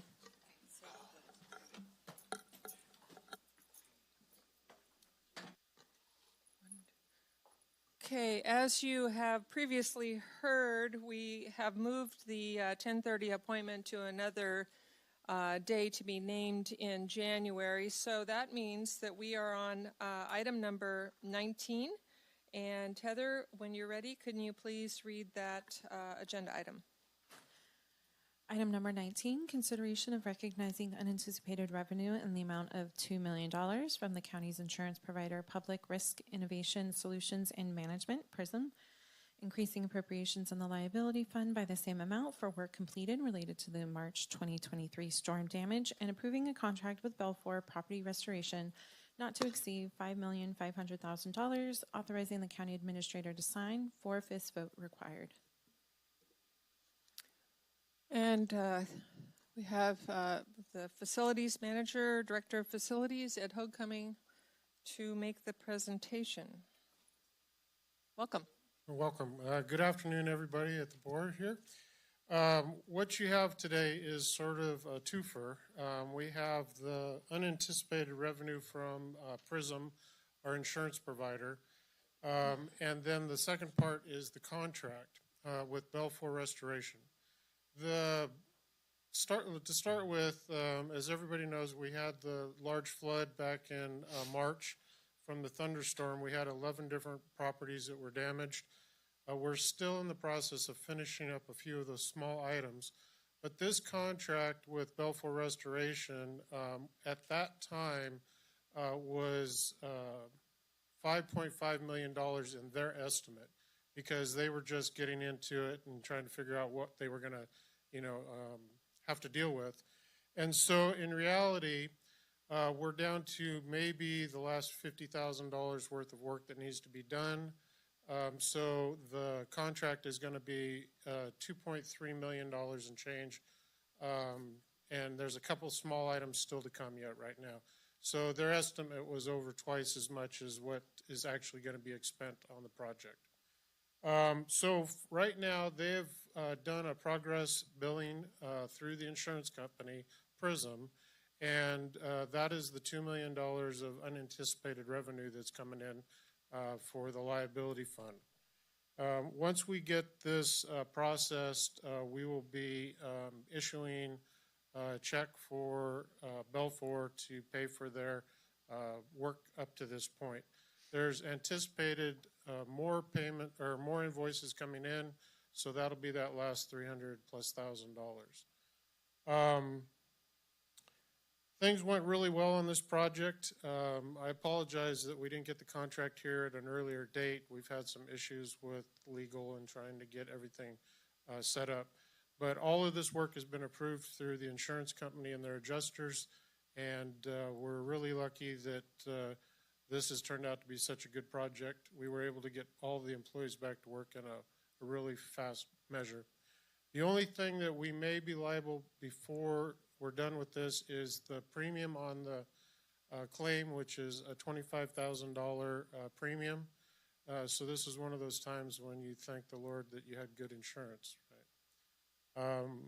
Other than that, I think that's everything. Any questions? Questions for Ed? Does anybody have any? I have one, and that is, how long has Belfour been waiting to be paid?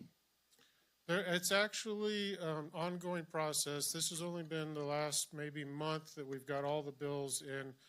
The way that the invoicing works is the restoration company submits the invoicing to the insurance company, and the insurance company actually has a construction specialist that reviews all the invoices to make sure that they're within the expenditures that they would expect for whatever type of project it is. So these projects, or all the invoices that have been submitted within about the last month, we're up to this $2 million approved number. So. Okay, thank you. Not seeing any other questions from the board, I'll ask for public comment at this time. Not seeing any, bring it back to the board for any additional comments, or I'll entertain a motion. I'll move to approve the staff recommended action. I'll second. Dave can second. Second. It was moved by Supervisor Campbell and seconded by Supervisor Goldenberg. All those in favor say aye. Aye. Any opposition? No. Any abstentions? Not seeing any. That's 5-0-0. Thank you very much. Thank you. All right, we're on to number 20. Heather, if you can please read that agenda item. Item 20, consideration of adopting Resolution 120-23, establishing the Commercial Property Assessed Clean Energy C-PACE program for the unincorporated areas of Tuolumne County, consenting to the inclusion of properties in the unincorporated areas of Tuolumne County in the California Statewide Communities Development Authority, CSCDA, Open PACE program, approving the related tax collection agreement, providing for collection of C-PACE assessments by the tax collector in the same manner as property taxes. Good afternoon, board. My name is Robbie Bergstrom. I am over economic development for Tuolumne County.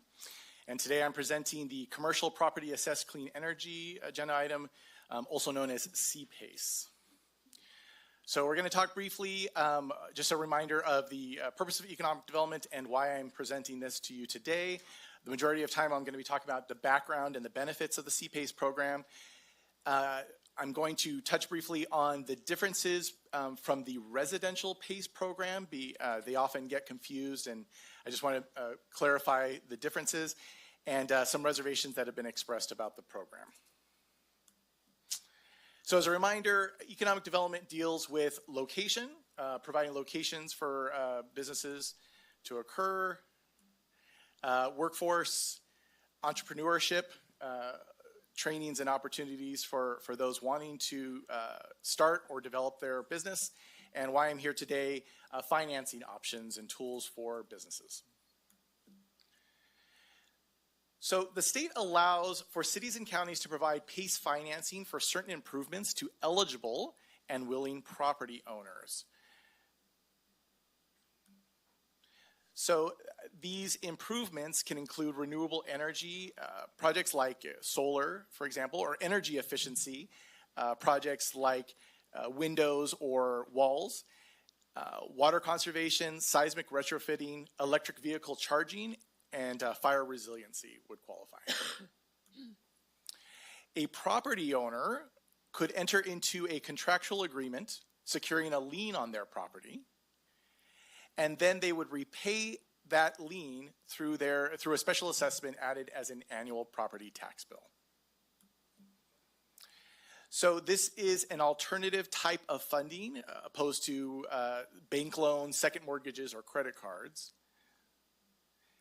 And the eligibility for this funding is based on property equity rather than credit worthiness. The financing has fixed long-term interest rates, generally longer than other options. That's why it's attractive to many developers. And because it's filed as a lien on the property, it's designed to transfer upon the sale of that property.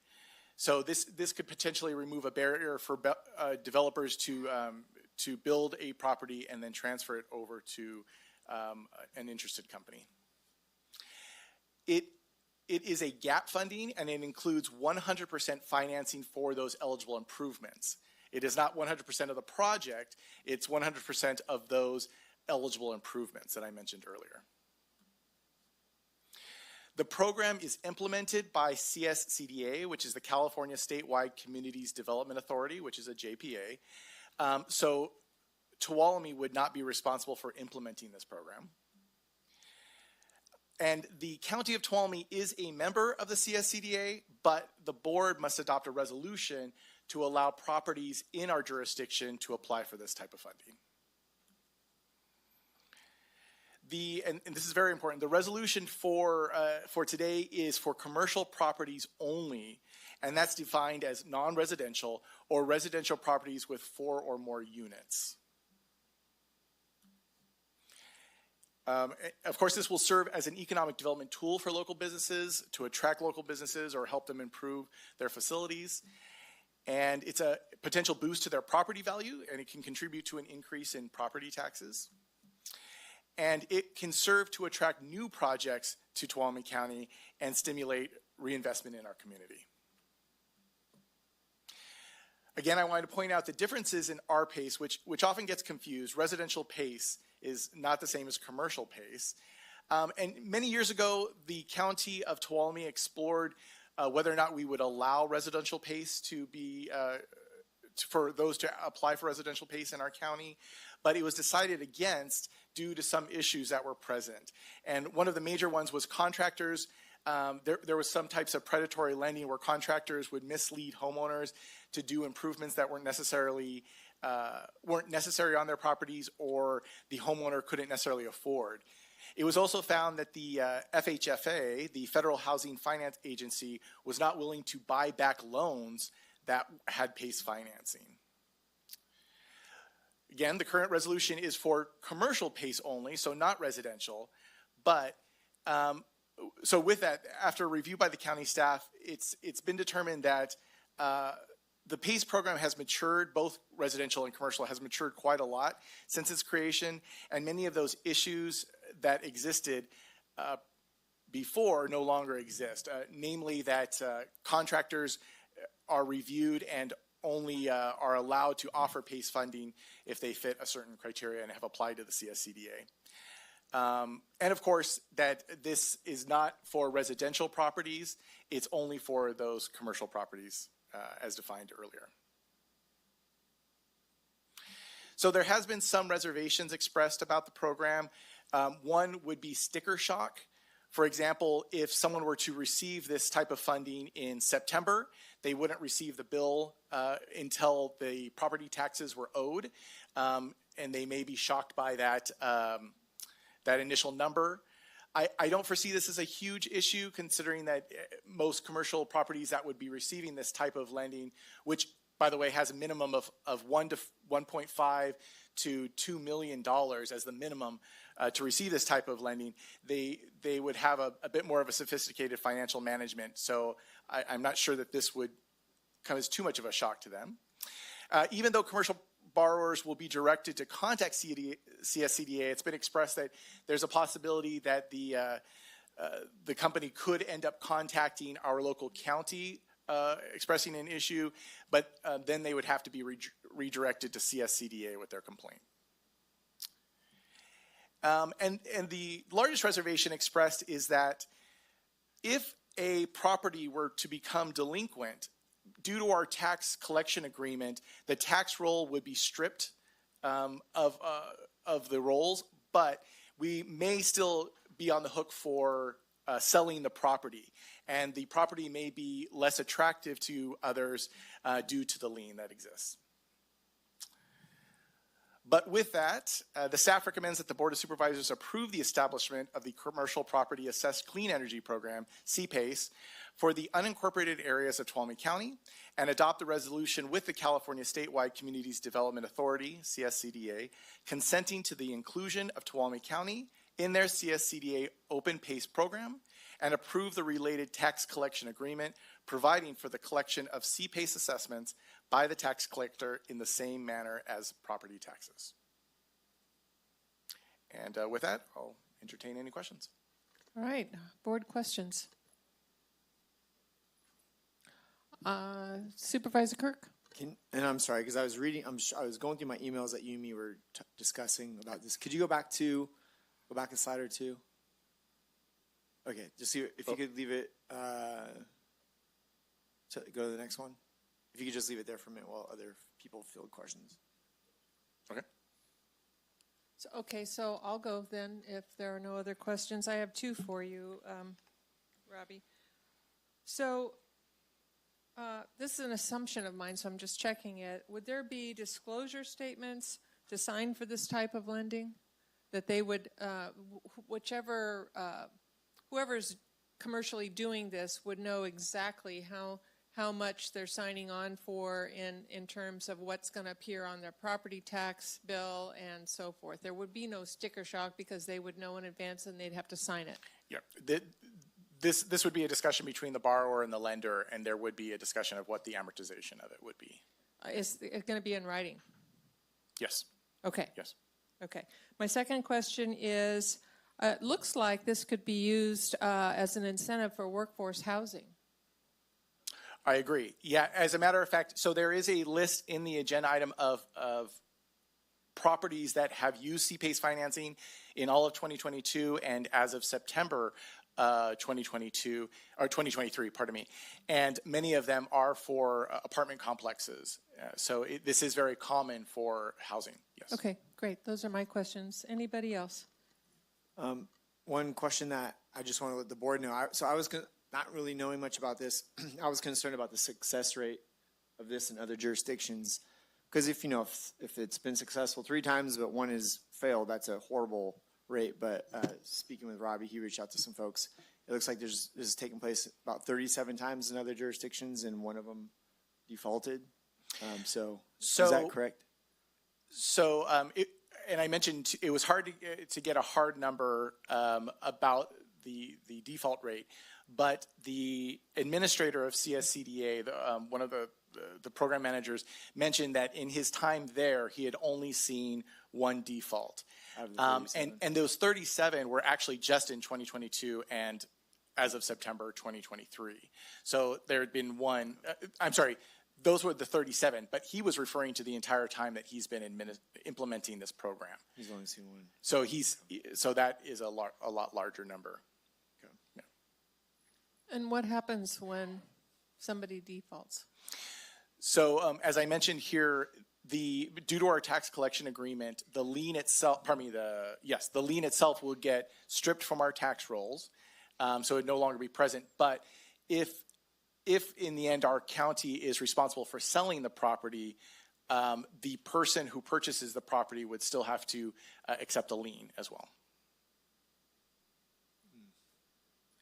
So no other questions from the board. I'll go to the public, see if there's any comment on this item. Seeing none, I'll bring it back to the board for final comments. Supervisor Goldenberg. Yeah, so this just looks like a really strong program. It boost in tourism is really possible here. You know, one of the things that they quoted was electrical vehicle charging stations, which you know, there's a smattering of them around the county, but not too much in the way of public be able to use them. And you know, just there's lots of ways that this could benefit. You know, new development and stimulate reinvestment and a lot of different things. So I'm in support. Thank you. Supervisor Campbell. I concur with Supervisor Goldenberg. Supervisor Kirk. I'll just be honest, I'm not an expertise in this arena. I don't know. I'm kind of on the edge about it would be very complex if somebody defaulted for somebody else to pick up that lien. I guess I should have asked this question earlier. Is there a limit to the amount that we could approve that would, would those projects come before our board, or if we approve this, anybody could work through this funding mechanism and just project after project after project could potentially come in and we wouldn't know about it? Or would we be part of that process? Because I could understand maybe doing a couple, but say 10 people did it and then we had 2 or 3 default. I'm just kind of thinking worst case scenario. So if the resolution is approved today, that would allow any commercial property to apply for this type of application through the CSCDA, and we wouldn't be aware of it unless we ask specifically. Okay. Thank you. Supervisor Brandon. No, Robbie answered all the questions ahead of time, so I'm ready to make a motion. Okay, I have one more thing I wanted to ask. Could this, what we're going to do today, could we renew it on a year-to-year basis? So in case we didn't like it after a year, we could say, "Yep, adios."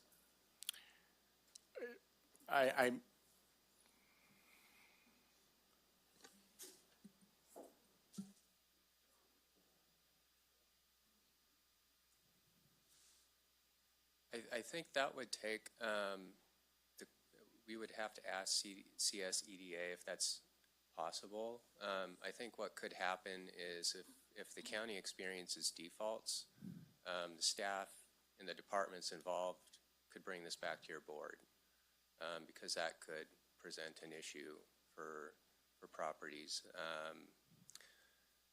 I think that may happen if that occurs. That may be a more practical way to address that. Okay, thank you. So I'm ready to entertain a motion. So moved on staff recommendation. Second. So it's moved by Supervisor Brandon and seconded by Supervisor Goldenberg. All those in favor say aye. Aye. Aye. Any opposition? Any abstentions? Okay, that carries 5-0. Thank you. Thank you, board.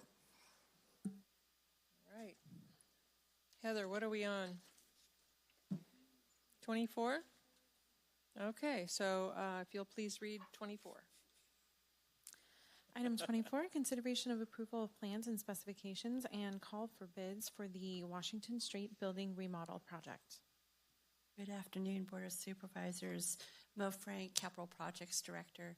Before you today is a project of regarding the Washington Street building remodel. And what I'm asking your board to do is approve plans and specs and call for bids for this project. As your board is aware, a while back when the Tuolumne County Superior Court moved out to the Law and Justice Center, The two buildings being the Yaney Avenue building and the Washington Street courthouse is reverted back to the county ownership. Well, it's never left, but reverted back to our ability to use those facilities. And in doing so, we worked real hard in regards to what the best fit for those buildings were. And for the Washington Street Courthouse, that best fit was moving the public defender and the conflict attorney into those facilities and get them out of rented space. So before you today, before you today is the plans and specs for the Washington Street remodel have been completed. Now, I will tell you I need to make one correction that is in your memo. The next line in your memo says that permit has been obtained. And usually I do not bring anything before your board unless I have a permit. But your board most likely in the next item will not have a meeting until January 9th. And it is imperative that we try to get this project out to bid as soon as possible. Our contract for our lease contract for the public defender's office does not, it ends or expires June of this coming new year, and we want to be able to try to get in as soon as possible and not have to continue to pay lease payments. To that end, in regards to the permit, it is currently been through, it has gone to our outside plan reviews. They are now looking at it for the third time. There was only one or two issues that were outstanding. Those were submitted to the plan checker on Monday, and I fully expect to have a permit in hand by this Friday. Staff assures your board that, again, it's also my policy, we will not go out to bid until I have a permit in hand. So just so you know, I am rushing this a little bit only for expediency and trying to get this project going and out the door. There are no bid alternatives associated with this project. The project contains mostly just inside interior work in converting it from old courthouse into office space, as I said, for the public defender and the conflict attorney. The engineer's estimate for this project is $1.3 million. Funds for this project are contained in the capital budget already. It is estimated that it'll take 6 months from the notice of award to complete the project. And if your board today approves going forward with this project, the schedule going forward is as follows. The release of the bids will be held on January 2nd, 2024. Bids will then be due January 23rd. The award of the contract will come back to your board at your meeting on February 6th. And with the 6-month construction cycle, we plan to, right now it's estimated that construction completion will be August 8th of 2024. Since it's all interior work, there might be some possibilities that we'll be able to move that up because weather will not be a challenge with this project.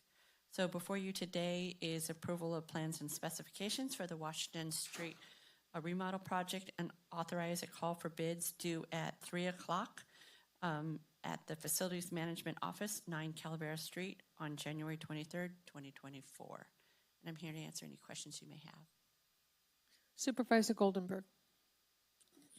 So the existing lease that they have now, what are the terms on that? When do we give notice and how long do we have to give?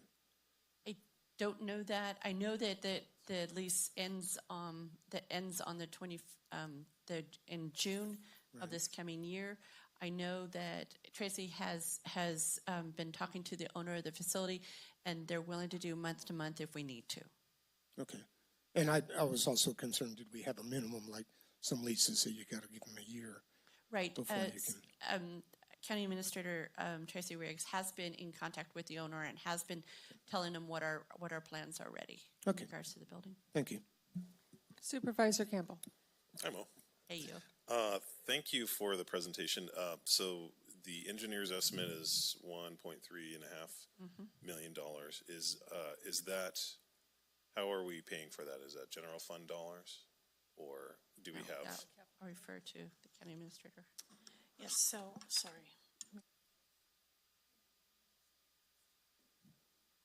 So you may remember, we do have some funds the board has put aside through ARP and some of that monies. And then your board approved an internal loan. So the answer is maybe.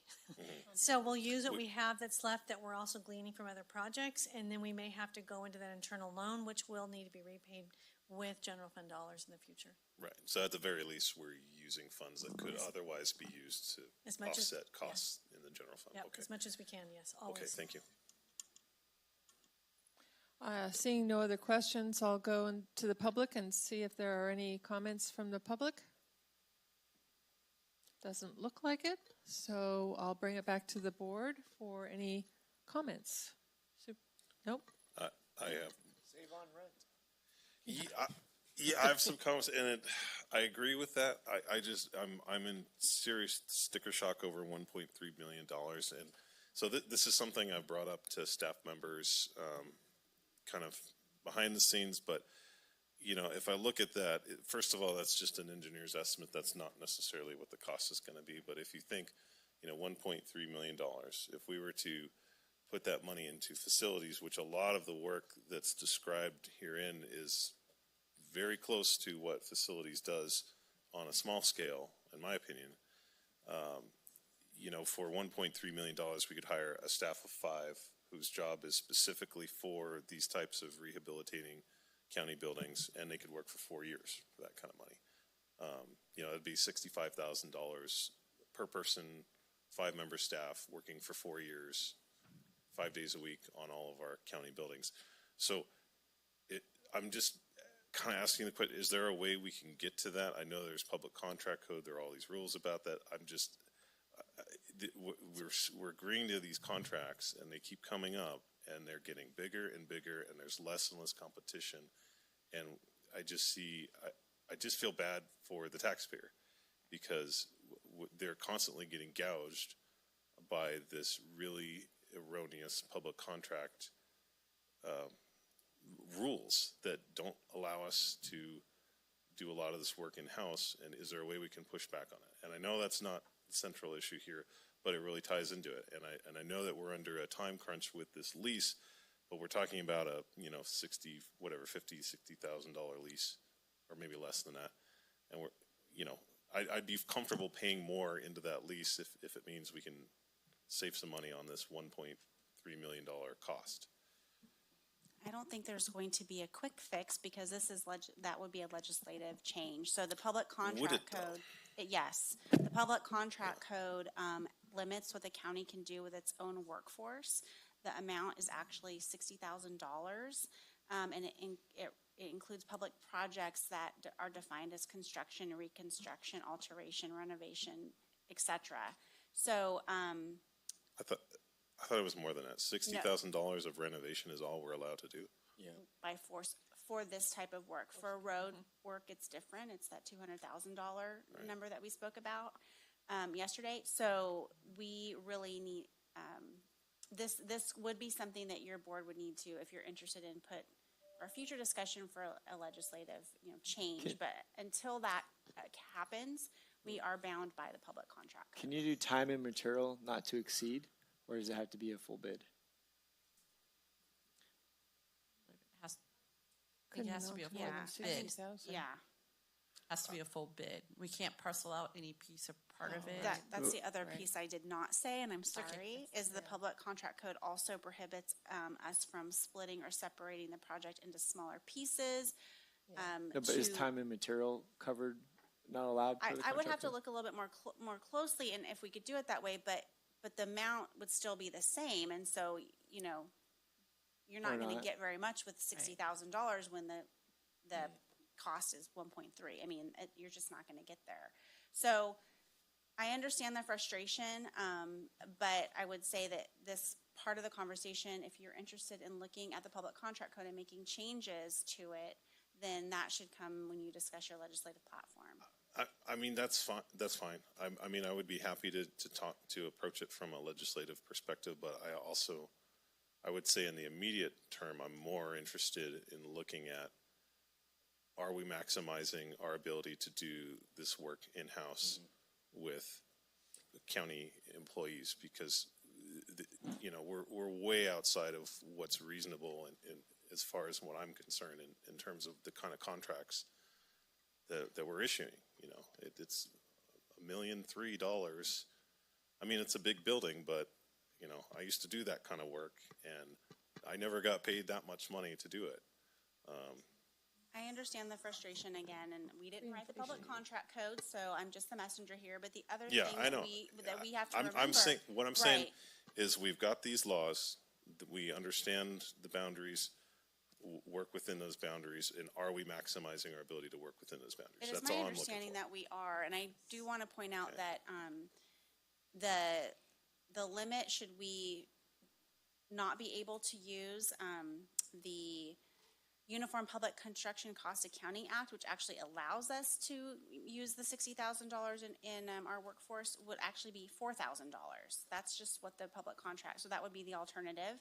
And so I just want to make sure that your board understands that we are actually using a more flexible number that the public contract code allows us to use. And then I don't know if you had anything you wanted to add. Yeah, so we do as much, like for this building in particular, we actually had probation come in with our facilities crew. They did all the demolition, they pulled out everything. That is essentially a shell right now, so that's not something we'll be paying a contractor to do. Those are the smaller things that we can do that fall under the threshold that we do. And Ed exercises on a daily basis as much as he possibly can. So for this building, they did all of that. But I agree, every project that we get, we know, you know, a roof is $500,000, a deck is $200,000, a ramp is $165,000, a remodel is almost $4 million. I agree with you. It's really hard, and it makes it more and more difficult to afford when you're trying to get this type of work done. Yeah, and it's just, and you know, I'm preaching to the choir here, but every dollar that we spend over and above on these contracts, that's a dollar that's coming out of a pothole, or it's a dollar that's coming out of, you know, hiring a deputy or an attorney or a public health care worker, you know, so it really matters. It's not just money that's going for nothing. I think your point is well taken. So that's my idea. I'll probably bring that up at our board workshop, that we should set up some kind of facilities group. I'm just frustrated. Yeah, I hear that. Supervisor Brandon. Thank you, Chair.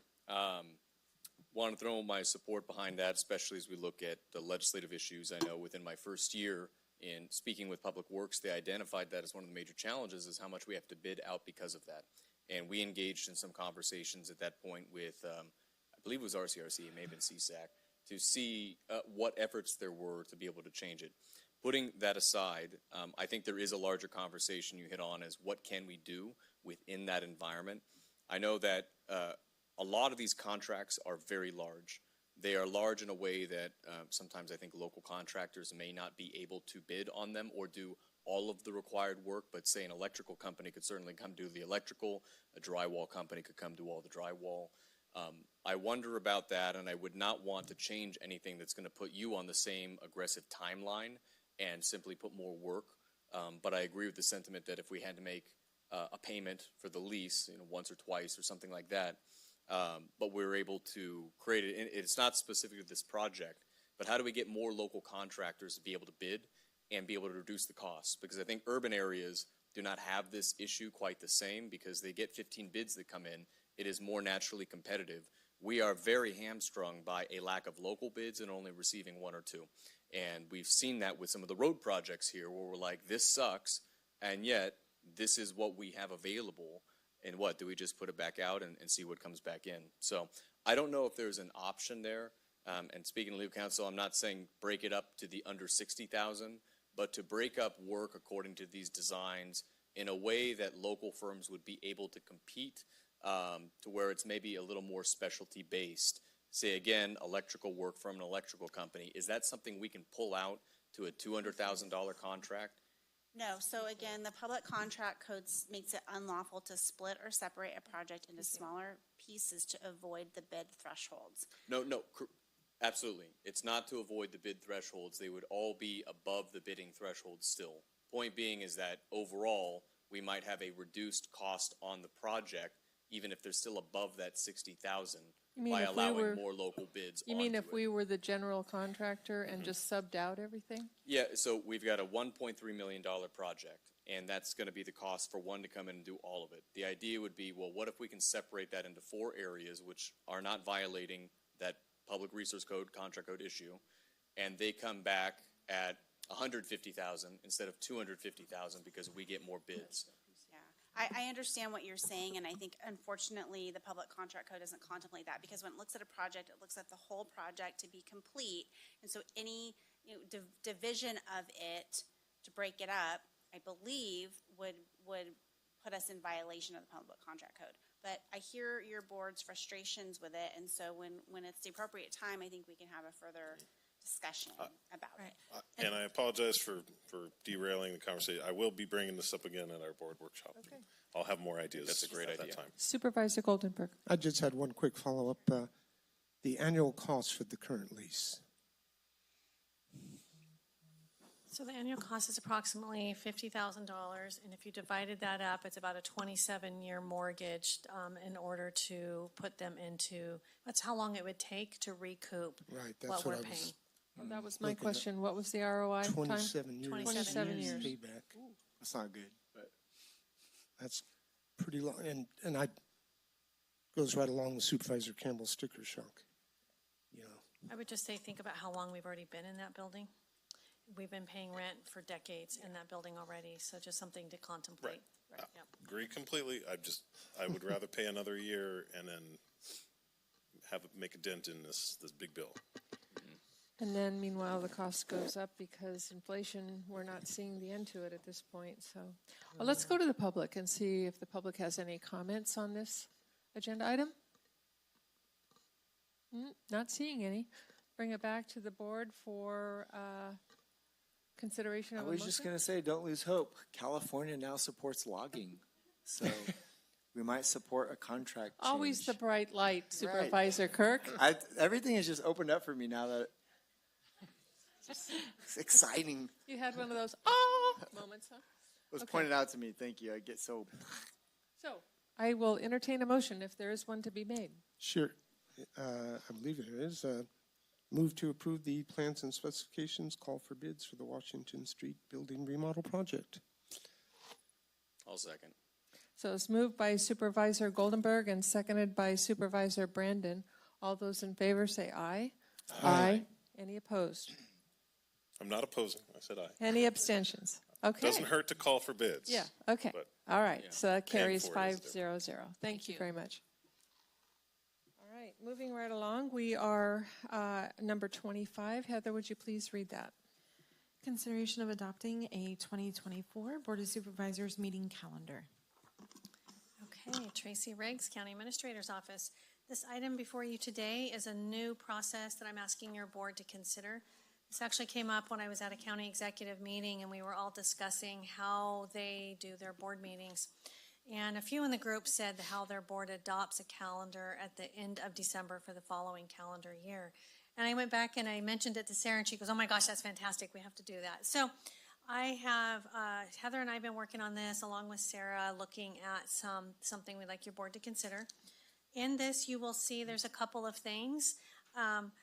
Anytime there's been a board meeting after a holiday, that has required not only the board members, but your staff to work during that holiday weekend on that Monday. We are recommending that we not have board meetings the Tuesday after a Monday holiday.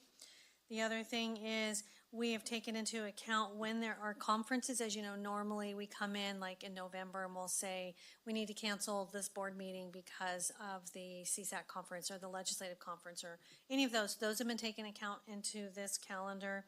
The board, we've also put other identifiers in here such as county holidays, NACO conferences, RCRC. We have the annual board workshop on here. We also have identifiers for budget presentations and then also when the budget will be available for the public, and that we're meeting the government code, and you see it's mentioned in this memo and on the bottom of the calendar that we have to publish it and have that budget available at a certain date for public review. We also have blackout dates where we've had some requests from staff and even board members at times when you just know there's not going to be a board meeting, so that if you want to plan time away, you can, or people planning time with their families. So you'll see there's Like this year, it's the end at the week of Christmas and the week immediately following. So you'll see that blackout date at the beginning of January. There's one in March, and then there's one right after budget. So when we have all hands on deck for a few months to do budget, you'll see we adopt the budget on June 18th, and then we would ask that we do that we would black out 2 weeks after that. So again, helps people plan with their families, vacations, time off for school. And then we have November 24 for Thanksgiving, and again, the Christmas holiday. And you will see with those flex days that were added in with our employees, many of the employees, kind of like when we did furlough, many of your department heads are choosing that during these times, not necessarily budget time, but during the holidays, they're encouraging their employees to use those flex days during the time, be with their family, and sometimes they're closing the office to the public for that. And you heard a few of those this afternoon or this morning who came in. I'm trying to think if I'm missing anything on here. If your board approves this calendar, then that would effectively today, I'm also asking you would cancel the January 2nd board meeting. The first board meeting for January would be January 9th. And then council will return with a change for the ordinance code that we'll work on and bring it sometime in January, should your board adopt this, and it would take effect 30 days after your board approves a change to that ordinance. Am I forgetting anything? No. Okay. I also have on here, in addition to the regular board meetings, we put on here potential special board meetings. So right now we know we have needed almost every month a third board meeting every month to get through a calendar because we just can't get through it on 2. Those are on here, and those are in orange, and so you'll see them listed in here that those will be potential, but the regular board meetings are the ones in pink. So happy to answer any questions about why and how we got to this, or any changes your board might want to make. Questions? Comment, question? Questions? Or it's a comment to the board. Like, I feel like in July and August, those potential board days, we should scratch one of them or both of them, or at least one of them. That way, it's peak summertime. I know some of us have kids. It would be between committees and commissions. It'd be nice to have at least one of those months where we know there's not going to be 3 board meetings. Which month are you talking about? Like, if you look at August, there's a recommended meeting on the 6th and the 20th. So if any one of us wanted to plan to go out of town any week other than the 13th, we can't really make plans because sometimes those potential meetings get scheduled like a week or 2 in advance. When does school go back into session? Is it the week of the 19th, the week of the 12th? I think it's the end of August usually. August, yeah, it's one of those weeks. Or instead of hammering it out now, it might just be worth whoever the chair is at that time. We got to take that into consideration. Just remember that we will have projects that are trying to get pumped out during that time, especially for roads, fuels reduction, home hardening. It could limit our ability to get some of those contracts done. By a week, but just when something I was chair, we about. had 2 board meetings a month. And Yes. we floundered. Mm-hmm. We did 2 board meetings a month. I'm just saying for those 2 months, it would be nice to give that some consideration. If not today, whoever's chair. For sure. Supervisor Brendan, did you have a question? No, it's not that important. I have one. I see that we don't have a special meeting for January. Is that because we have workshops? Yes, I figured your Didn't board want might be. to inundate us? Okay. Yes. Any other questions? Before you, I do need to make one notation. I'm sorry. Sarah just pointed out, we have recommended board meeting here in pink, but we need to change that to regular board meeting so that when we do the ordinance, it refers accurately to the word that those are regular board meetings. Regular, okay. So Supervisor Kirk, you were saying July? August is what he You're said. saying August? But then, Because, because the reason why I said is because of budget. I don't think we're done with budget speaking, until June. not all school districts are the same, but most of July and August for a particular school district that I'm acquainted with, our school is out, except for the last week of August. So I don't know if that's the same countywide, but He did say July and August. That's what he had said. What you're saying is what he said. Oh, I see. Okay, all right. Yeah, because July, if you look at July, the 9th and the 23rd are potentials, and then August, the 6th and the 20th. Okay. So if you wanted to plan to go out of town any of those weeks, you can't really plan that until it gets closer. Yeah, if you have a suggestion, I'm supportive of it. but I'm comfortable leaving Well, there's it budget to in the June. You don't to really the wanna go in June. discretion of the chair It's as in well. May. No, June is, you've got a full week in June and a full week in July. You can take a 2-week vacation right there. Throw out a recommendation Sure. nobody's going to like, but a lot of it is not just having it spaced 2 weeks apart. It's just the pure amount of time to be able to review and vote on items. A lot of the public has mentioned the ideas. It would be great to have a Saturday meeting and being able to do that where we have a Tuesday one and then a Saturday to remove it. I don't care what week we do it, and so to meet the vacation things, only that we have enough time to cover all of it so we're not jammed up, you know, in a 9-hour meeting. So just throwing it out there that we could, for the special one, not do it on a Tuesday. We could do it on any other day, right? We have to make consideration for staff who generally does not work on a Saturday. Yeah, and that could even apply to a Friday or a Thursday, or, you know, do 2 meetings in 1 week, and that way we don't reduce it, and you get more flex time. So just looking at, September doesn't have a special board meeting, probably due to the holiday, right? Monday the 2nd. Yeah, there's no special meeting in September. Are you looking at this, Heather? I'm trying to remember why we did not do one on the 10th. I can't remember why we didn't do one on the 10th there, actually, and that might be a You'd have to have two glitch special on our side. meetings. Like the way it My looks. recollection is that would then require your board and staff to have potentially 5 board meetings in a row, 5 weeks in a row. That could be, Well, or 6 actually. We already have 5, but that would be 6 board meetings in a row. What do you mean? I'm not following you. If you look at September, it would be September 17th, September 24th, and then we follow up with October 1st, October 8th, and October 15th. I see. So that would mean 6 board meetings, 6 weeks in a row. That is a lot of work on staff to constantly upload memos, contracts, additional documents for your board to review. So that would be the reason why we wouldn't recommend it. And then you said that there would be a need to retain the July 23rd meeting. July 23rd is what's a regular meeting. So I'm not going to say you have to, but we would list it as a regular board meeting. And remember, for special board meetings, we just say potential. We hold them in your calendar, but those can be scheduled, as Supervisor Brandon was saying, anytime, 24 hours notice, and on any day. So just as a reminder with that one, that's just following the normal. We're trying to be consistent with, again, staying with that second and third when we can. That's why that's that way. But your board could direct something different. All right, I'll just say I'm comfortable with this as a guideline. I'm actually super happy about that. Whose idea was this?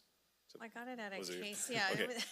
And then This is I don't know why we haven't been doing this already, That's because kinda what Sarah for said she somebody wanted. that has to plan out school stuff, having a calendar of all the meetings, even if we change things here or there, it's very, very useful. So thank you. It seems like, and what our board clerk just brought up about multiple weeks in a row, some of those special meetings could be moved to a Thursday or something to break them up a little bit better. We could.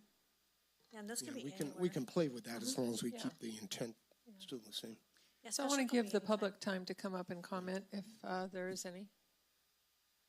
Not seeing any, bring it back to the board. Final comments or a motion? I'll move to approve the calendar and Second. allow the board chair, whoever that may be, discretion to make amendments as necessary, Also second. And cancel the January 2nd board meeting. and cancel the January 2nd board meeting. Okay, so that, all of that was moved by Supervisor Campbell and seconded by Supervisor Brandon. All those in favor say aye. Aye. Aye. Any opposed? Any abstentions? That carries 5-0-0. Okay, we have number 27 next, the election of the chair and vice chair. So I'd like to do this one at a time like we did last year. So we have to have you read it first. Go ahead. Thank you. Item 27, election of the chair and vice chair of the Board of Supervisors of the County of Tuolumne for 2024. Yeah, and do you hold the election as our board clerk? On the what? Yes. So take it away. Yes. I apologize. Would you please hand me the gavel for the moment? Thank you. And then I will hand it over to Tracy. This is not a process I've done before, so we're going to have fun with this.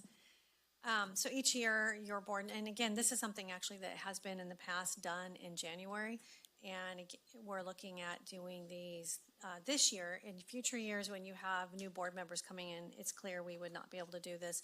But this year, you guys are able to do this, which then once you do your board chair and you do your board assignments, this will allow you to walk into January knowing exactly what those are, get your calendar in order, and be able to march. So today we are looking for your board to nominate who your next board chair and your vice chair will be. And so we, at that point, are open to nominations. Well, I'd like to nominate the vice chair, David Goldenberg, to be the chair for 2024. I'll second. And we need to ask for the public's before we vote. So I'll ask for the public's comments. And we're just doing Chair first. And then we'll, yeah. okay. Yeah. So if anybody from the public would like to come up and talk to us about that, seeing none, I'll bring it back. And do we have additional comments that we want to make before a vote? I've served with Supervisor Goldenberg in a number of different capacities. I find him to be a very, very good supervisor, very courageous advocate for his district, and I wholeheartedly agree with the nomination. Right. And I find you to be very conscientious, and I really appreciate that. Thank you. And I want to say thank you for chair. It's not easy. Thank you for your role. Oh, you're welcome. I agree. David, you're consistent. We, as a board, we don't always agree, but as far as this role as a leadership role, trust you. And yeah, thank you for serving as vice chair, and you have my support. Okay. Thank you. We've worked together a couple of times. You've always tried to, I think, make sure that everybody's heard and be able to make sure this is a functional body and be the peacemaker and make sure we move forward together. So I think those are excellent qualities to have in a chair. Thanks. So, Heather, you're going to call for the vote? Okay. All those in favor? Aye. Any opposed? Any abstentions? Okay, 5-0-0.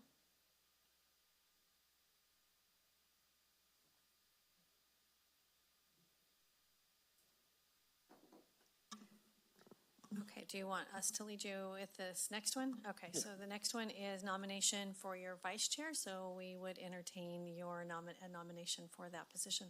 All right, friends, colleagues, I would like to nominate Supervisor Duran Brandon from the 5th District to be vice chair for the board. He's not afraid to speak his mind, and he's very hardworking, and I think that he could be a very good help to our newly elected chair in that role.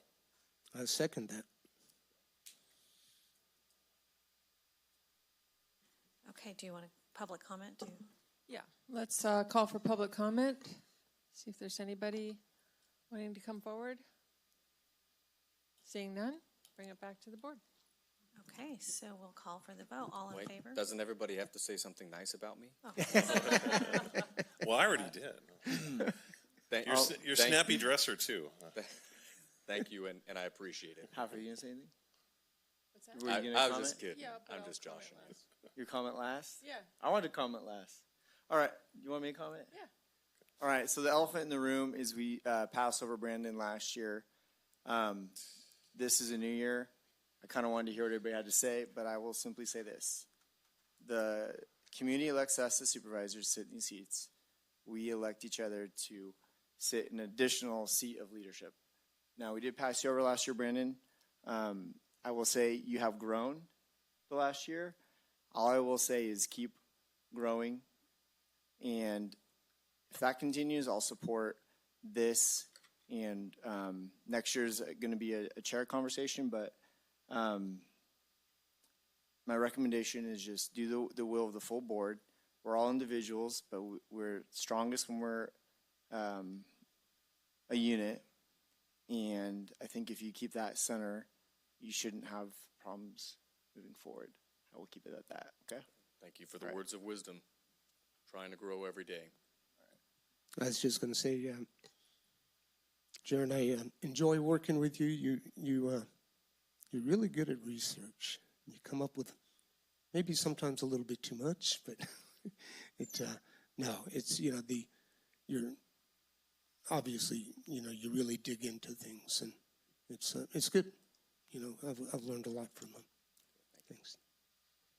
And I've seen you run meetings. You run a mean meeting. You do a good job. Meaning good. Thank you. The only caveat I have. I said nice things. Well, I'm not a Libra, but I'm going to give you that. All right. I'll take wisdom. I would like to see this year, when you are vice chair, you being at the seat when we start every single meeting. Meaning up on the dais. Yeah. Right. Being here, present before we start. Because you're going to have to be as a chair. Right. So I'd like to see that starting with your vice chairmanship, if we so vote. Great. Okay, thank you. I have full faith and confidence in Supervisor Brandon. I think he's done a lot of good things in the county, and so I have no additional equivocations. I think he's going to be a great vice chair, and I'm happy to make the nomination. I'll second. Okay, so I have Campbell move, Kirk second. All those in favor? Aye. Aye. Any opposed? Any abstentions? 5-0. Great. Thank you.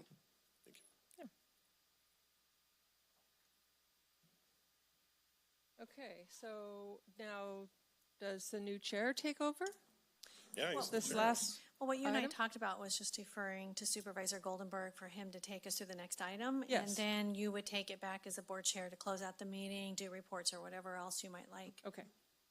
Take it away. I mean, he's the boss now. Yeah. So. Well, not till January 1st. Oh, is that what it is? Okay. That's And right. that's where That's where why some we of should the do this discussion- in January, because it makes it less confusing. There's another reason. Okay, if you could please read our next agenda item. Alrighty, item number 28, presentation of approval of the chair's appointments to the Board of Supervisors local governing bodies for calendar year 2024. All right, well, I would look at first to just lead into this a tiny bit. Obviously, I worked on these assignments quite a bit. Many hours, actually, several sessions over and over. And I know a number of you have been through this. It's not an easy task to try to match up what people are looking for.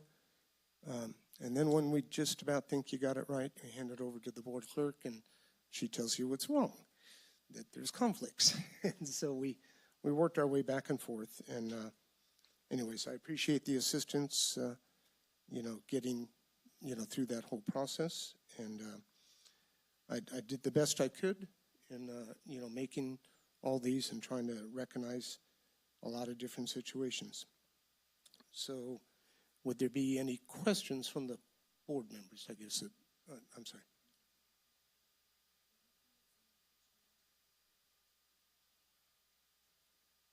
I'm sorry.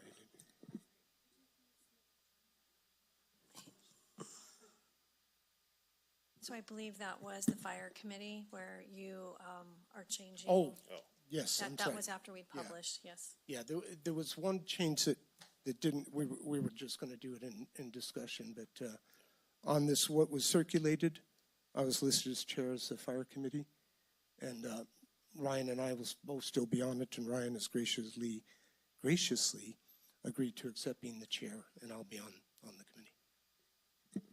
And I did advise staff that we were looking at this. So that's a change that needs to be made on our Yeah, agenda. so packet. Okay. we have So one it's- correction. Yeah, so we're both still on the committee. It just switches who's chair. So.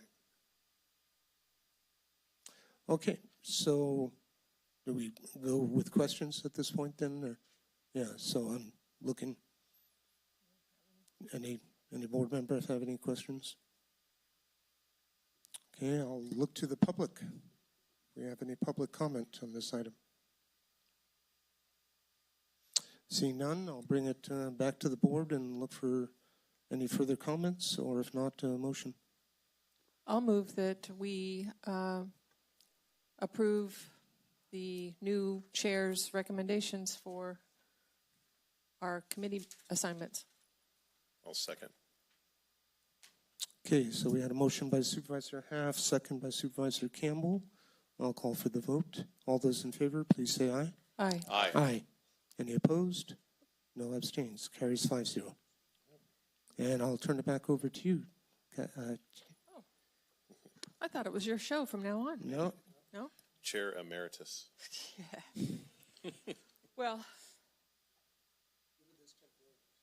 and I really thought that we would be like hours and hours later than we are right now. So I appreciate the board's attempts and accomplishments at being concise today. I really appreciate it because we had quite the hefty agenda before us, although we did have to let go of one of the agenda items. So the only thing we have left to do is reports. And do we want to do that? Does anybody have some burning desire? I was on vacation last week, and I don't have any.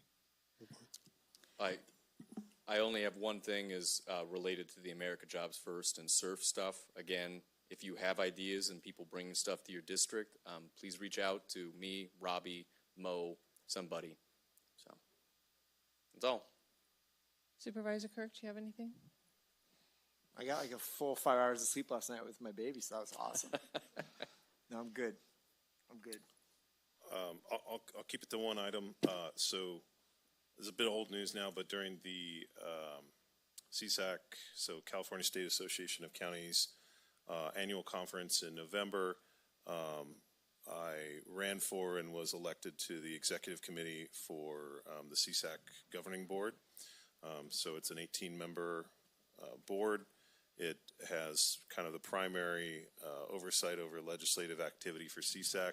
It's kind of a sought-after position if you're from a rural county in particular, because although there are 18 representatives on the executive board, only 3 of which are from rural counties. And so our county now has a seat at the table with some pretty strong advocates. So if there's things that our board would like to elevate to that level, I would be more than happy to do that, or members of the community that have issues that need some state level recognition or advocacy. I think this is probably the best tool in the state to do that, and I'm really happy to have that opportunity. And Tracy, did you have something? I do. Actually, there's 2 things. The first one, during the CSAC annual conference, Michael Roberson was honored by CSAC for his work on homelessness. And so many of us made it up there. Supervisor Goldenberg and Campbell were there. We took him out to dinner, him and his wife, and then we all attended the award ceremony. And it was very nice, and he's done a lot of great work. I think today is just another example, and your board knows to have the character and the fortitude to walk through these very difficult type of conversations. It's just not for everyone. So I'm just thankful for him, thankful for his advocacy, both at the local and at the state level. Part of why they recognized him was him testifying at the legislature. And it was when he testified, it's the full nature of what we're all experiencing. It's not just one part of it. So I appreciate that about him.